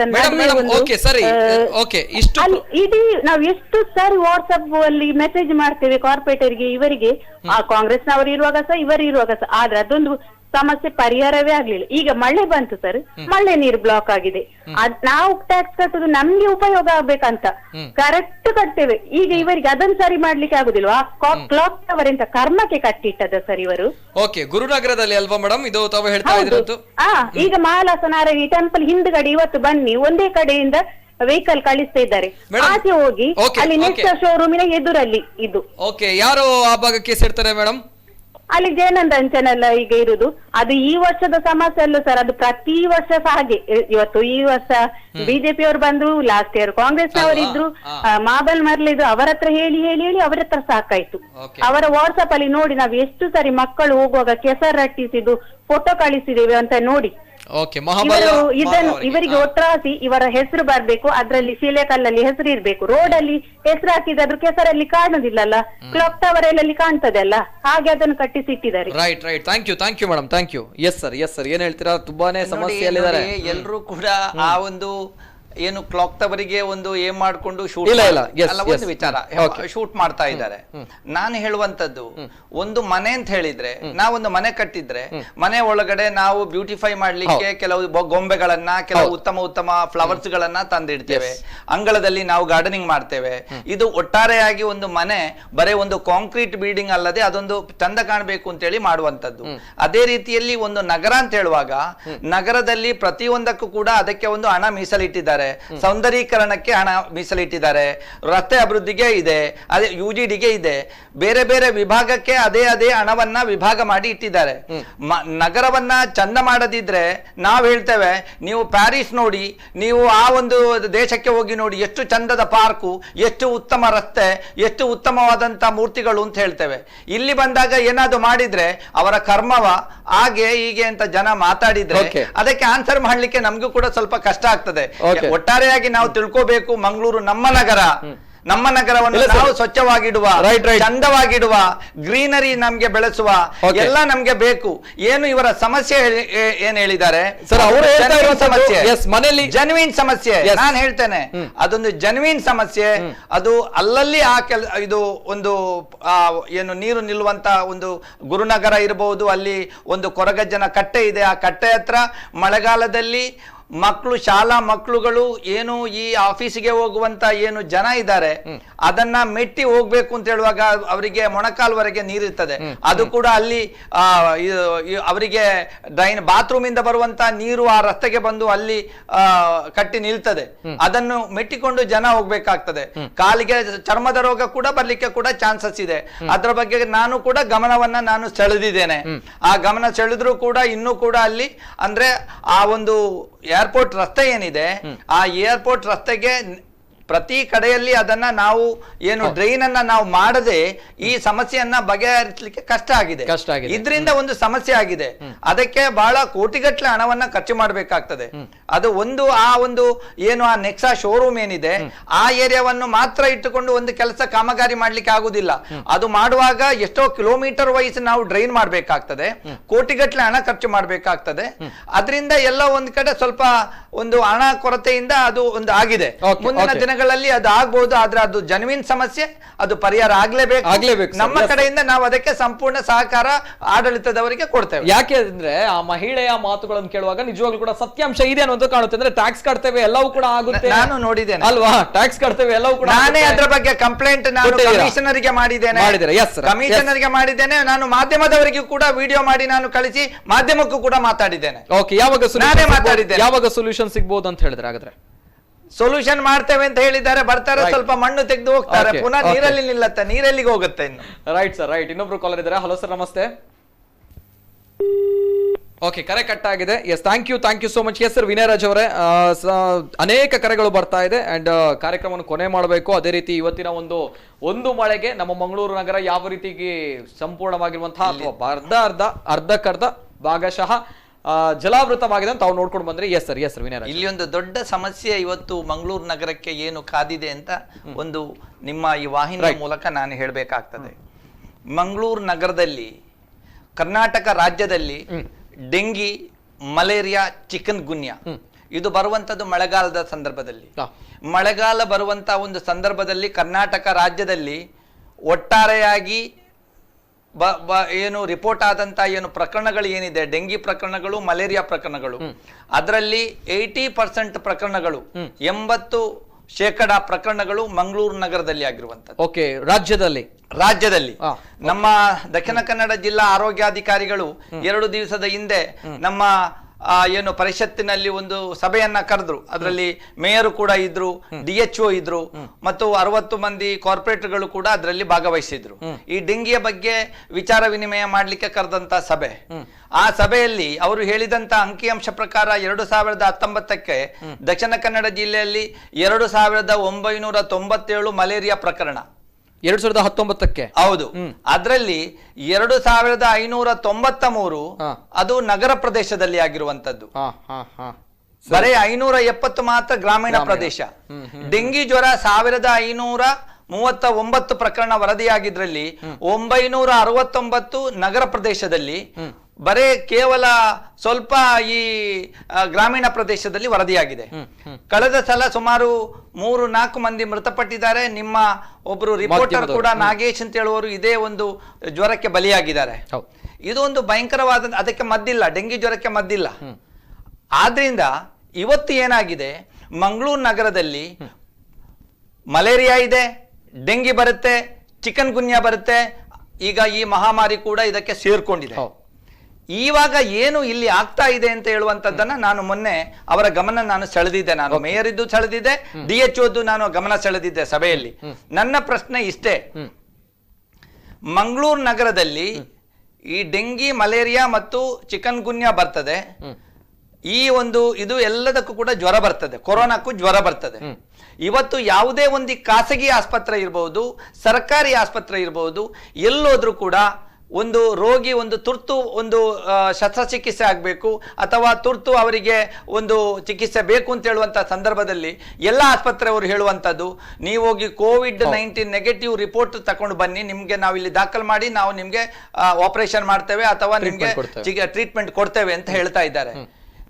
ಇಂಥ ಒಂದು ಸಂದರ್ಭದಲ್ಲಿ ನಾಡಿದ್ದು ಮಳೆ ಬರುವಾಗ ಎಲ್ಲಾ ಪ್ರಕರಣಗಳು ಏಕಾಏಕಿ ಒಮ್ಮೆಲೆ ಉಲ್ಬಣವಾಗುವಂತ ಸಂದರ್ಭದಲ್ಲಿ ಎಲ್ಲ ಖಾಸಗಿ ಆಸ್ಪತ್ರೆ ಇರಬಹುದು ಅಥವಾ ಗವರ್ಮೆಂಟ್ ಆಸ್ಪತ್ರೆಗಳು ಜ್ವರ ಬಂದು ಜನ ಹೋಗುವಾಗ ನೇರವಾಗಿ ನೀವು ಈ ಪ್ರಕರಣ ಇದು COVID-19 ಅಂತ ನೀವು ನೆಗೆಟಿವ್ ರಿಪೋರ್ಟ್ ತನ್ನಿ ಮತ್ತೆ ನಿಮ್ಮನ್ನು ನೋಡುವ ಅಂತ ಹೇಳಿ ಕಳಿಸಿದ್ರೆ, ಇಲ್ಲಿ ಬರೇ ದಿವಸಕ್ಕೆ 150 ಟೆಸ್ಟ್ ಅಂತ ಅವರು ಹೇಳ್ತಾ ಇದ್ದಾರೆ. 150 ಟೆಸ್ಟ್ ಕೂಡ ಇವತ್ತು ಆಗ್ತಾ ಇಲ್ಲ ಇಲ್ಲಿ. ಅವರು ಸುಮ್ಮನೆ ಸುಳ್ಳು ಹೇಳ್ತಾ ಇದ್ದಾರೆ. ಅದರಲ್ಲಿ ಎಷ್ಟೋ ಕಿಟ್ಗಳು ಹಾಳಾಗ್ತಾ ಇದೆ, ನಮ್ಗೆ ನೇರವಾಗಿ ಅದು ಗೊತ್ತಿದೆ. ನನ್ನ ವಾರ್ಡಲ್ಲಿ ವೆಲ್ಲಾಕ್ ಆಸ್ಪತ್ರೆ ಇದೆ, ಕೆಟ್ಟೋಗ್ತಾ ಇದೆ. ಇದರಿಂದ ಇವತ್ತು ಒಂದು ರಿಪೋರ್ಟ್ ಬರಬೇಕಾದ್ರೆ 2-3 ದಿವಸ ಕಾಯ್ಬೇಕಾಗ್ತದೆ. ಕೆಲವೊಮ್ಮೆ 4 ದಿವಸ ರಿಪೋರ್ಟ್ಗೆ ಕಾಯುವಂತ ಪರಿಸ್ಥಿತಿ ನಮ್ಮ ಇಲ್ಲಿ ವೆಲ್ಲಾಕ್ ಆಸ್ಪತ್ರೆಯಲ್ಲಿ ಇದೆ. ಅಂದ್ರೆ ಅದು ಮಾತ್ರ ಇವತ್ತು ಟೆಸ್ಟಿಗೆ ಲ್ಯಾಬ್ ಅಲ್ಲಿ ಇದೆ. ಇಂಥ ಸಂದರ್ಭದಲ್ಲಿ ತುರ್ತು ಚಿಕಿತ್ಸೆ ಬೇಕು ಅಂತ ಹೇಳುವಂತ ಸಂದರ್ಭದಲ್ಲಿ ಇವರು ಎಲ್ಲೋ ಒಂದ್ ಕಡೆ ಆಸ್ಪತ್ರೆ ಹೋಗುವಾಗ ಎಲ್ಲೂ ಕೂಡ ಒಂದು ವೇಳೆ ಮಲೇರಿಯಾ ಇರಬಹುದು ಅಥವಾ ಡೆಂಗಿ ಇರಬಹುದು, ಯಾವ ಆಸ್ಪತ್ರೆಯವರು ಕೂಡ ಅವರನ್ನು ಸೇರಿಸ್ಕೊಳ್ಳೋದಿಲ್ಲ. ಅಂತ ಸಂದರ್ಭದಲ್ಲಿ ಅವರು ಡೆಂಗಿಯ ಏನು ರಿಪೋರ್ಟ್ ಪಡ್ಕೊಂಡು ಬನ್ನಿ ಅಂತ ಹೇಳುವಾಗ ಈ ಮನುಷ್ಯ ಇಲ್ಲಿ ಸತ್ತಿರ್ತಾನೆ. ಅನೇಕ ಸಾವಿರಾರು ಸಾವು ನೋವುಗಳು ಬರ್ತದೆ. ಅದಕ್ಕೆ ನಾನು ನಿಮ್ಮ ವಾಹಿನಿ ಮುಖಾಂತರ ಅವರಿಗೆ ನಾನು ಡಿಮಾಂಡ್ ಮಾಡ್ತಾ ಇದ್ದೇನೆ, ಹೆಚ್ಚಿನ COVID-19 ಟೆಸ್ಟ್ ಲ್ಯಾಬ್ಗಳನ್ನ ನೀವು ಹಾಕಿ, ಖಾಸಗಿ ಆಸ್ಪತ್ರೆಯಲ್ಲೂ ಕೂಡ ಟೆಸ್ಟ್ ಮಾಡಿ, ಮತ್ತು ಈ ಸರ್ಕಾರಿ ಆಸ್ಪತ್ರೆಗಳು ಫೀವರ್ ಕ್ಲಿನಿಕ್ಗಳನ್ನ ಹೆಚ್ಚುವರಿಯಾಗಿ ತೆರೀರಿ. ಮತ್ತೆ ಸಿಬ್ಬಂದಿ ಏನಿದ್ದಾರೆ ಡಾಕ್ಟರ್ಸ್ ಮತ್ತು ನರ್ಸಸ್, ಅವರಿಗೆ ನೀವು PPE ಕಿಟ್ಗಳನ್ನ ಕೊಡಿ. ಯಾಕೆಂತ ಹೇಳಿದ್ರೆ ಏನೇ ಜ್ವರ ಆಗಿ ಬಂದ್ರೂ ಕೂಡ ಅವರನ್ನ ಪರೀಕ್ಷೆ ಮಾಡುವಂತ ಸಂದರ್ಭದಲ್ಲಿ ಅವರಿಗೆ ಟಚ್ ಆದ್ರೆ ಒಂದು ವೇಳೆ ಕೊರೋನಾ ಇದ್ರೆ ಅವರಿಗೆ ಬರ್ತದೆ, ರೈಟ್? ಮಲೇರಿಯಾ ಇದ್ರೆ ಇದಿದ್ರೆ ಪರವಾಗಿಲ್ಲ, ಕೊರೋನಾ ಇದ್ರೆ ಹೇಗೆ ಅದನ್ನ ನಾವು ಟೆಸ್ಟ್ ಮಾಡಬೇಕಾಗ್ತದೆ? ಸರ್, ವೆರಿ ಇಂಪಾರ್ಟೆಂಟ್ ತಾವು ಹೇಳುವಂತಹ ಮಾತುಗಳು. ಹಾಗಾದ್ರೆ ಈ ಒಂದು ಚಿಕಿತ್ಸೆಯ ವಿಧಾನಗಳನ್ನು ಕೂಡ ನಾವು ಗಮನಿಸಬೇಕಾಗುತ್ತೆ. ಅಂದ್ರೆ ಈಗ ಮುಂದಕ್ಕೆ ಡೆಂಗ್ಯೂ, ಮಲೇರಿಯಾ ಅನ್ನುವಂತಹ ಸಾಂಕ್ರಾಮಿಕ ರೋಗಗಳು ಬರುತ್ತೆ. ಈ ಸಂದರ್ಭ ನಮ್ಮ ಮಂಗಳೂರು ಯಾವ ರೀತಿ ರೆಡಿ ಆಗಿದೆ ಅನ್ನುವಂಥದ್ದು ನಾನು ನಿಮ್ಗೆ ಜನಪ್ರತಿನಿಧಿಗಳಿಗೆ ಕೇಳಬೇಕಾಗಿರುವಂತಹ ಪ್ರಶ್ನೆ. ಇದೇ ಪ್ರಶ್ನೆಯನ್ನ ನಾನು ಮೊನ್ನೆ ಪರಿಷತ್ತು ಸಭೆಯಲ್ಲಿ ಇದರ ಬಗ್ಗೆ ಚರ್ಚೆ ಆಗುವಂತ ಸಂದರ್ಭದಲ್ಲಿ ಕೇಳಿದಾಗ ನಮ್ಮ ಮಂಗಳೂರು ಮಹಾನಗರ ಪಾಲಿಕೆಯ ಏನು ಹೆಲ್ತ್ ಆಫೀಸರ್ ಮಂಜಯ್ಯ ಶೆಟ್ಟಿ ಇದ್ದಾರೆ, ಅವರು ಡಾಕ್ಟ್ರು, ಅವರಿಗೆ ಗಾಲ್ ಬ್ಲಾಡರ್ ಅಲ್ಲಿ ಪ್ರಾಬ್ಲಮ್ ಇತ್ತು, ಅವರಿಗೆ ತುರ್ತು ಚಿಕಿತ್ಸೆ ಬೇಕು ಅಂತ ಹೇಳಿದ್ರು. ಅವರು ಫಸ್ಟ್ಗೆ ವಿನಯ ಕ್ಲಿನಿಕ್ಗೆ ಇಲ್ಲಿ ಹೋದ್ರು, ವಿಜಯ ಕ್ಲಿನಿಕ್ ವಿನಯ ಕ್ಲಿನಿಕ್ ಏನೋ ಹೋದ್ರು. ಅಲ್ಲಿ ಹೋದಾಗ ಹೇಳಿದ್ರು ನೀವು ರಿಪೋರ್ಟ್ ತಕೊಂಡು ಬನ್ನಿ ಅಂತ ಹೇಳಿದ್ರು. ಏನಪ್ಪೋ ಯಾಕೆ ಹೋದ್ರು, ರಿಪೋರ್ಟ್ ತಕೊಂಡು ಬನ್ನಿ ಅಂತ ಹೇಳಿದ್ರು. ರಿಪೋರ್ಟ್ ತರದೆ ಇವರಿಗೆ ಟ್ರೀಟ್ಮೆಂಟ್ ಕೊಡೋದಿಲ್ಲ, ಅವರಿಗೆ ತುರ್ತು ಚಿಕಿತ್ಸೆ ಬೇಕು. ತಕ್ಷಣ ಅವರು MLA ಏನು ನಮ್ಮ ಬಂಟ್ವಾಳದ MLA ಏನಿದ್ದಾರೆ ಅವರು ಅದೇ ಊರಿನವರು, ಅವರಿಗೆ ಫೋನ್ ಹಾಯಿಸಿ ಅವರಿಂದ ಇವರಿಗೆ ವೆಲ್ನಾಕ್ ಲ್ಯಾಬ್ಗೆ ಫೋನ್ ಮಾಡಿ ಆ ಟೆಸ್ಟ್ ಅನ್ನ ಅವರಿಗೆ ಸಿಕ್ಕಿದ್ದು 4 ದಿವಸದ ನಂತರ. ಅದು ಕೂಡ ಅವರೊಂದು ಹೆಲ್ತ್ ಆಫೀಸರ್ ಆಗಿದ್ದುಕೊಂಡು ಅವರದ್ದು ಟೆಸ್ಟೇ ಸಿಗ್ಲಿಲ್ಲ ಅವರಿಗೆ ಒಂದು ಆಪರೇಷನ್ ಮಾಡ್ಲಿಕ್ಕೆ. ಹಾಗಾದ್ರೆ ಸಾಮಾನ್ಯ ಮನುಷ್ಯನ ವಿಚಾರ ಹೇಗಿರಬಹುದು ಅಂತ ನನ್ನ ನೇರ ಪ್ರಶ್ನೆ. ನಿಜವಾಗ್ಲು ನಾನು ಹೇಳುದು ಏನು ಜಿಲ್ಲಾಡಳಿತ ಇದೆ, ನಾನು ಇಲ್ಲಿಯ ಉಸ್ತುವಾರಿ ಸಚಿವರು, ಸಂಸದರು ಮತ್ತೆ ಏನು ಶಾಸಕರಿದ್ದಾರೆ ಅವರ ಹತ್ರ ಕೇಳ್ಕೊಳ್ಳೋದು ಇಷ್ಟೇ, ನೀವೆಲ್ಲ ಸೇರ್ಕೊಂಡು ಹೆಚ್ಚುವರಿಯಾಗಿ ಕ್ಲಿನಿಕ್ಗಳನ್ನ ತೆರೀಲಿಕ್ಕೆ ನೀವು ಪ್ರಯತ್ನ ಮಾಡಿ. ಎಲ್ಲ ಖಾಸಗಿ ಆಸ್ಪತ್ರೆಯಲ್ಲಿ ಈ ಯಾವುದೇ ರೋಗಿ ಬಂದರೂ ಕೂಡ ಅವರನ್ನ ಅಡ್ಮಿಟ್ ಮಾಡಿ ಚಿಕಿತ್ಸೆ ಕೊಡುವಂತ ಒಂದು ವ್ಯವಸ್ಥೆಯನ್ನ ನೀವು ಮಾಡಿ. ಇಲ್ಲದಿದ್ರೆ ಇದರಿಂದ ಕಷ್ಟಪಡೋದು ನಮ್ಮ ಜಿಲ್ಲೆಯ ಜನ, ನಮ್ಗೆ ಮತ ಹಾಕಿದಂತ ಜನ, ನಮ್ಮ ಜನ. ಅವರಿಗೆ ಯಾವುದೇ ರೀತಿಯಲ್ಲಿ ಆರೋಗ್ಯಕ್ಕೆ ತೊಂದರೆ ಆಗಬಾರದು. ಒಂದು ಮನೆಯಲ್ಲೂ ಕೂಡ ಒಂದು ಮರಣ ಬರಬಾರದು. ಅದು ಯಾವ ಪಕ್ಷ ಇರಬಹುದು, ಯಾವ ಧರ್ಮ ಇರಬಹುದು, ಏನೇ ಇರಲಿ, ನಮ್ಗೆ ಅದು ಯಾವುದೂ ಬೇಡ. ಅವರೆಲ್ಲ ನಮ್ಮ ಸಹೋದರರು, ನಮ್ಮ ಸಹೋದರಿಯರು. ಯಾವುದೇ ಒಂದು ಮನೆಯಲ್ಲಿ ಕೂಡ ಒಂದು ಮರಣ ಸಂಭವಿಸಬಾರ್ದು. ಒಂದು ಸಂಭವಿಸಿದ್ರೆ ಆ ಮನೆಯ ಒಬ್ಬ ಇನ್ಕಮ್ ಮಾಡುವಂತ ಒಬ್ಬ ಮನುಷ್ಯ ಆದ್ರೆ ಆ ಒಂದು ಮನೆ ರಸ್ತೆಗೆ ಬೀಳುತ್ತೆ. ನನ್ಗೆ ಗೊತ್ತಿದೆ, ನಾನು ಕೇಸುಗಳನ್ನ ನಾನು ಎಷ್ಟೋ ಕಂಡಕ್ಟ್ ಮಾಡಿದವ, ನಮ್ಮ ಹತ್ರ ಅವರು ಬಂದು ಅಳಲನ್ನ ತೋಡ್ಕೊಳ್ತಾರೆ. ಅದರಿಂದ ನಾನು ಕೇಳ್ಕೊಳ್ತಾ ಇದ್ದೇನೆ, ರಿಕ್ವೆಸ್ಟ್ ಮಾಡ್ತಾ ಇದ್ದೇನೆ, ಹೆಚ್ಚುವರಿಯಾಗಿ ಕ್ಲಿನಿಕ್ಗಳನ್ನ ತೆರೆಸಲಿ ಮತ್ತು ಎಲ್ಲ ಖಾಸಗಿ ಆಸ್ಪತ್ರೆಯಲ್ಲಿ ಟ್ರೀಟ್ಮೆಂಟ್ ಕೊಡುವಂತ ಒಂದು ವಿಚಾರದಲ್ಲಿ DC ಅವರು ಅವರಿಗೆ ಡೈರೆಕ್ಷನ್ ಕೊಡ್ಲಿ. ನಾನು ಯಾಕೆ ಹೇಳ್ತಾ ಇದ್ದೇನೆ ಅಂತ ಹೇಳಿದ್ರೆ, ಎಲ್ಲ ಪ್ರೈವೇಟ್ ಹಾಸ್ಪಿಟಲ್ಗಳು ಇವತ್ತು ಫಂಕ್ಷನಿಂಗ್ ಆಗ್ತಾ ಇರುವಂತದ್ದು, ಸೇವೆ ಮಾಡ್ತಾ ಇರುವಂತದ್ದು ಚಾರಿಟೇಬಲ್ ಟ್ರಸ್ಟ್ ಅಂಡರ್ ಅಲ್ಲಿ ಒಂದು ಚಾರಿಟೇಬಲ್ ಟ್ರಸ್ಟ್ ಅಂತ ಕ್ರಿಯೇಟ್ ಮಾಡ್ತಾರೆ. ಇದು ಯಾಕೆ ಮಾಡ್ತಾರೆ ಅಂತ ಹೇಳಿದ್ರೆ, ಸರ್ಕಾರಕ್ಕೆ ಕಟ್ಟುವಂತ ಲಕ್ಷಾಂತರ ತೆರಿಗೆಯಿಂದ ಅವರಿಗೆ ವಿನಾಯಿತಿ ಪಡೆಯುವುದಕ್ಕೋಸ್ಕರ ಈ ಚಾರಿಟೇಬಲ್ ಟ್ರಸ್ಟ್ ಅಂತ ಮಾಡಿ ಇವರು ಇಲ್ಲಿ ಲಕ್ಷಾಂತರ ಬಿಲ್ ಮಾಡಿ ಇವರನ್ನ ಜನರನ್ನ ಇವತ್ತು APL ಇದ್ರೆ ಅವ ಹೋಗುವಾಗ BPL ಆಗ್ತಾನೆ ಅಂತ ಒಂದು ವಿಚಾರದಲ್ಲಿ ಇವತ್ತು ನಾವಿದ್ದೇವೆ. ಈಗ ಅದರಲ್ಲೂ ಕೂಡ ಯಾರು ಕೂಡ ಈಗ ಮೊನ್ನೆ ನಮ್ಮ ವಿಜಯ್ ಮಾರ್ಕೆಟ್ ನ ಒಂದು ಚಿಕನ್ ಅಂಗಡಿಯಲ್ಲಿರುವಂತ ಒಬ್ಬ ಹುಡುಗನಿಗೆ ಮೊಣಕಾಲು ನೋವು ಅಂತ ಹೇಳಿ ಒಂದು ಡಾಕ್ಟರ್ ಹತ್ರ ಹೋಗ್ತಾನೆ. ನನ್ನ ಬಹಳ ಆತ್ಮೀಯರವರು, ಅದರ ಮಾಲಕರು. ಡಾಕ್ಟ್ರು ಆರ್ಥೋಪೆಡಿಕ್ ಸರ್ಜನು ಒಂದು 10 ಮೀಟರ್ ದೂರ ನಿಲ್ಲಿಸಿ ಕೈ ಎತ್ತು, ಕಾಲೆತ್ತು, ಕಾಲು ಮಡಿಚು, ಕೂತ್ಕೊ ಅಂತ ಹೇಳಿ ನಾನೊಂದು ಮದ್ದು ಕೊಡ್ತೇನೆ, ಇದು ಕಡಿಮೆ ಆಗದಿದ್ರೆ 1 ವಾರ ಬಿಟ್ಟು ಬಾ ಅಂತ ಹೇಳಿ ಕಳಿಸ್ತಾರೆ. ಅವರನ್ನು ಮುಟ್ಟೋದಿಲ್ಲ. ಅವರನ್ನು ಯಾವ ರೀತಿಯಲ್ಲಿ ಟೆಸ್ಟ್ ಮಾಡ್ತಾರೆ, ದೂರ 10 ಮೀಟರ್ ದೂರ ನಿಂತು ನೀನು ಕೈ ಮಡಚು, ಕಾಲು ಮಡಚು ಅಂತ ಹೇಳಿದ್ರೆ ಯಾವ ರೀತಿಯಲ್ಲಿ ಇವರು ರೋಗ ಲಕ್ಷಣವನ್ನ ಇವರು ನೋಡ್ಲಿಕ್ಕೆ ಆಗ್ತದೆ? ಯಾವುದೇ ಒಬ್ಬ ಡಾಕ್ಟ್ರು ಒಬ್ಬ ರೋಗಿಯನ್ನ ಟಚ್ ಮಾಡದೆ, ಅದನ್ನ ಫಿಸಿಕಲ್ ಆಗಿ ಅವನನ್ನು ಟಚ್ ಮಾಡಿ ನೋಡದೆ ಮತ್ತು ರೇಡಿಯಾಲಜಿ ರಿಪೋರ್ಟ್ ಅನ್ನು ನೋಡದೆ ಯಾವುದು ಕೂಡ ಮಾಡ್ಲಿಕ್ಕೆ ಆಗುದಿಲ್ಲ. ರೇಡಿಯಾಲಜಿ ರಿಪೋರ್ಟ್ ತಗೊಳ್ಬೇಕಾದ್ರೆ ಅವ ಫಿಸಿಕಲ್ ಆಗಿ ಫಸ್ಟ್ ಗೆ ಅವ ಕ್ಲಿನಿಕಲ್ ಎಕ್ಸಾಮಿನೇಷನ್ ಮಾಡಬೇಕು. Sir, correct sir. ಹಾಗಾದ್ರೆ ಆಲ್ಟರ್ನೇಟಿವ್ ಸೊಲ್ಯೂಷನ್ ಅನ್ನೋದು ಬೇಕಲ್ಲ. ಸೊಲ್ಯೂಷನ್ ಏನು ಅಂತ ಹೇಳಿದ್ರೆ, ಕೊರೋನಾ ವೈರಸ್ ನಮ್ಮನ್ನು ಬಿಟ್ಟು ಹೋಗುವಂತದ್ದಿಲ್ಲ. ಕೊರೋನಾ ವೈರಸ್ಗೆ ಮದ್ದಿಲ್ಲ. ಇದ್ರ ಜೊತೆಯಾಗಿ ನಾವು ಜೀವನ ಮಾಡ್ಲಿಕ್ಕೆ ಕಲಿಬೇಕಾಗ್ತದೆ. ಅದನ್ನ ಈಗ ಡೆಂಗಿಗೆ ಮದ್ದಿಲ್ಲ, ನಾವು ಜೀವನ ಮಾಡ್ತಾ ಇದ್ದೇವೆ. ಇದಕ್ಕೂ ಕೂಡ ಮದ್ದಿಲ್ಲ. ನಾವು ಹೇಗೆ ನಾವು ಜೀವನ ಮಾಡ್ಬೇಕು ಅಂತ ಹೇಳಿದ್ರೆ, ಆದಷ್ಟು ನಾವು ಇದರಿಂದ ರೋಗ ಬರದಂತ ರೀತಿಯಲ್ಲಿ ನಾವು ಪ್ರಿಕಾಷನರಿ ಸ್ಟೆಪ್ಸ್ ಗಳನ್ನ ತಕೊಂಡು ಡಾಕ್ಟರ್ಗಳು PPE ಕಿಟ್ಗಳನ್ನ ಹಾಕ್ಬೇಕು, ಅಟ್ಲೀಸ್ಟ್ ಟೆಸ್ಟ್ ಮಾಡುವಂತ ಸಂದರ್ಭದಲ್ಲಿ ಅವರಿಗೆ ಏನು ಆವಾಗ ಏನು ಅವರನ್ನ ಇದು ಮಾಡಬೇಕು. ಅದನ್ನ ಮಾಡದಿದ್ರೆ ಮುಂದಿನ ದಿನಗಳಲ್ಲಿ ರೋಗಿಗಳಿಗೆ ಇವರು ಟ್ರೀಟ್ಮೆಂಟ್ ಹೇಗೆ ಕೊಡ್ತಾರೆ? ರೋಗಿಗಳನ್ನ ಅವಸ್ಥೆ ಏನಾಗ್ಬಹುದು?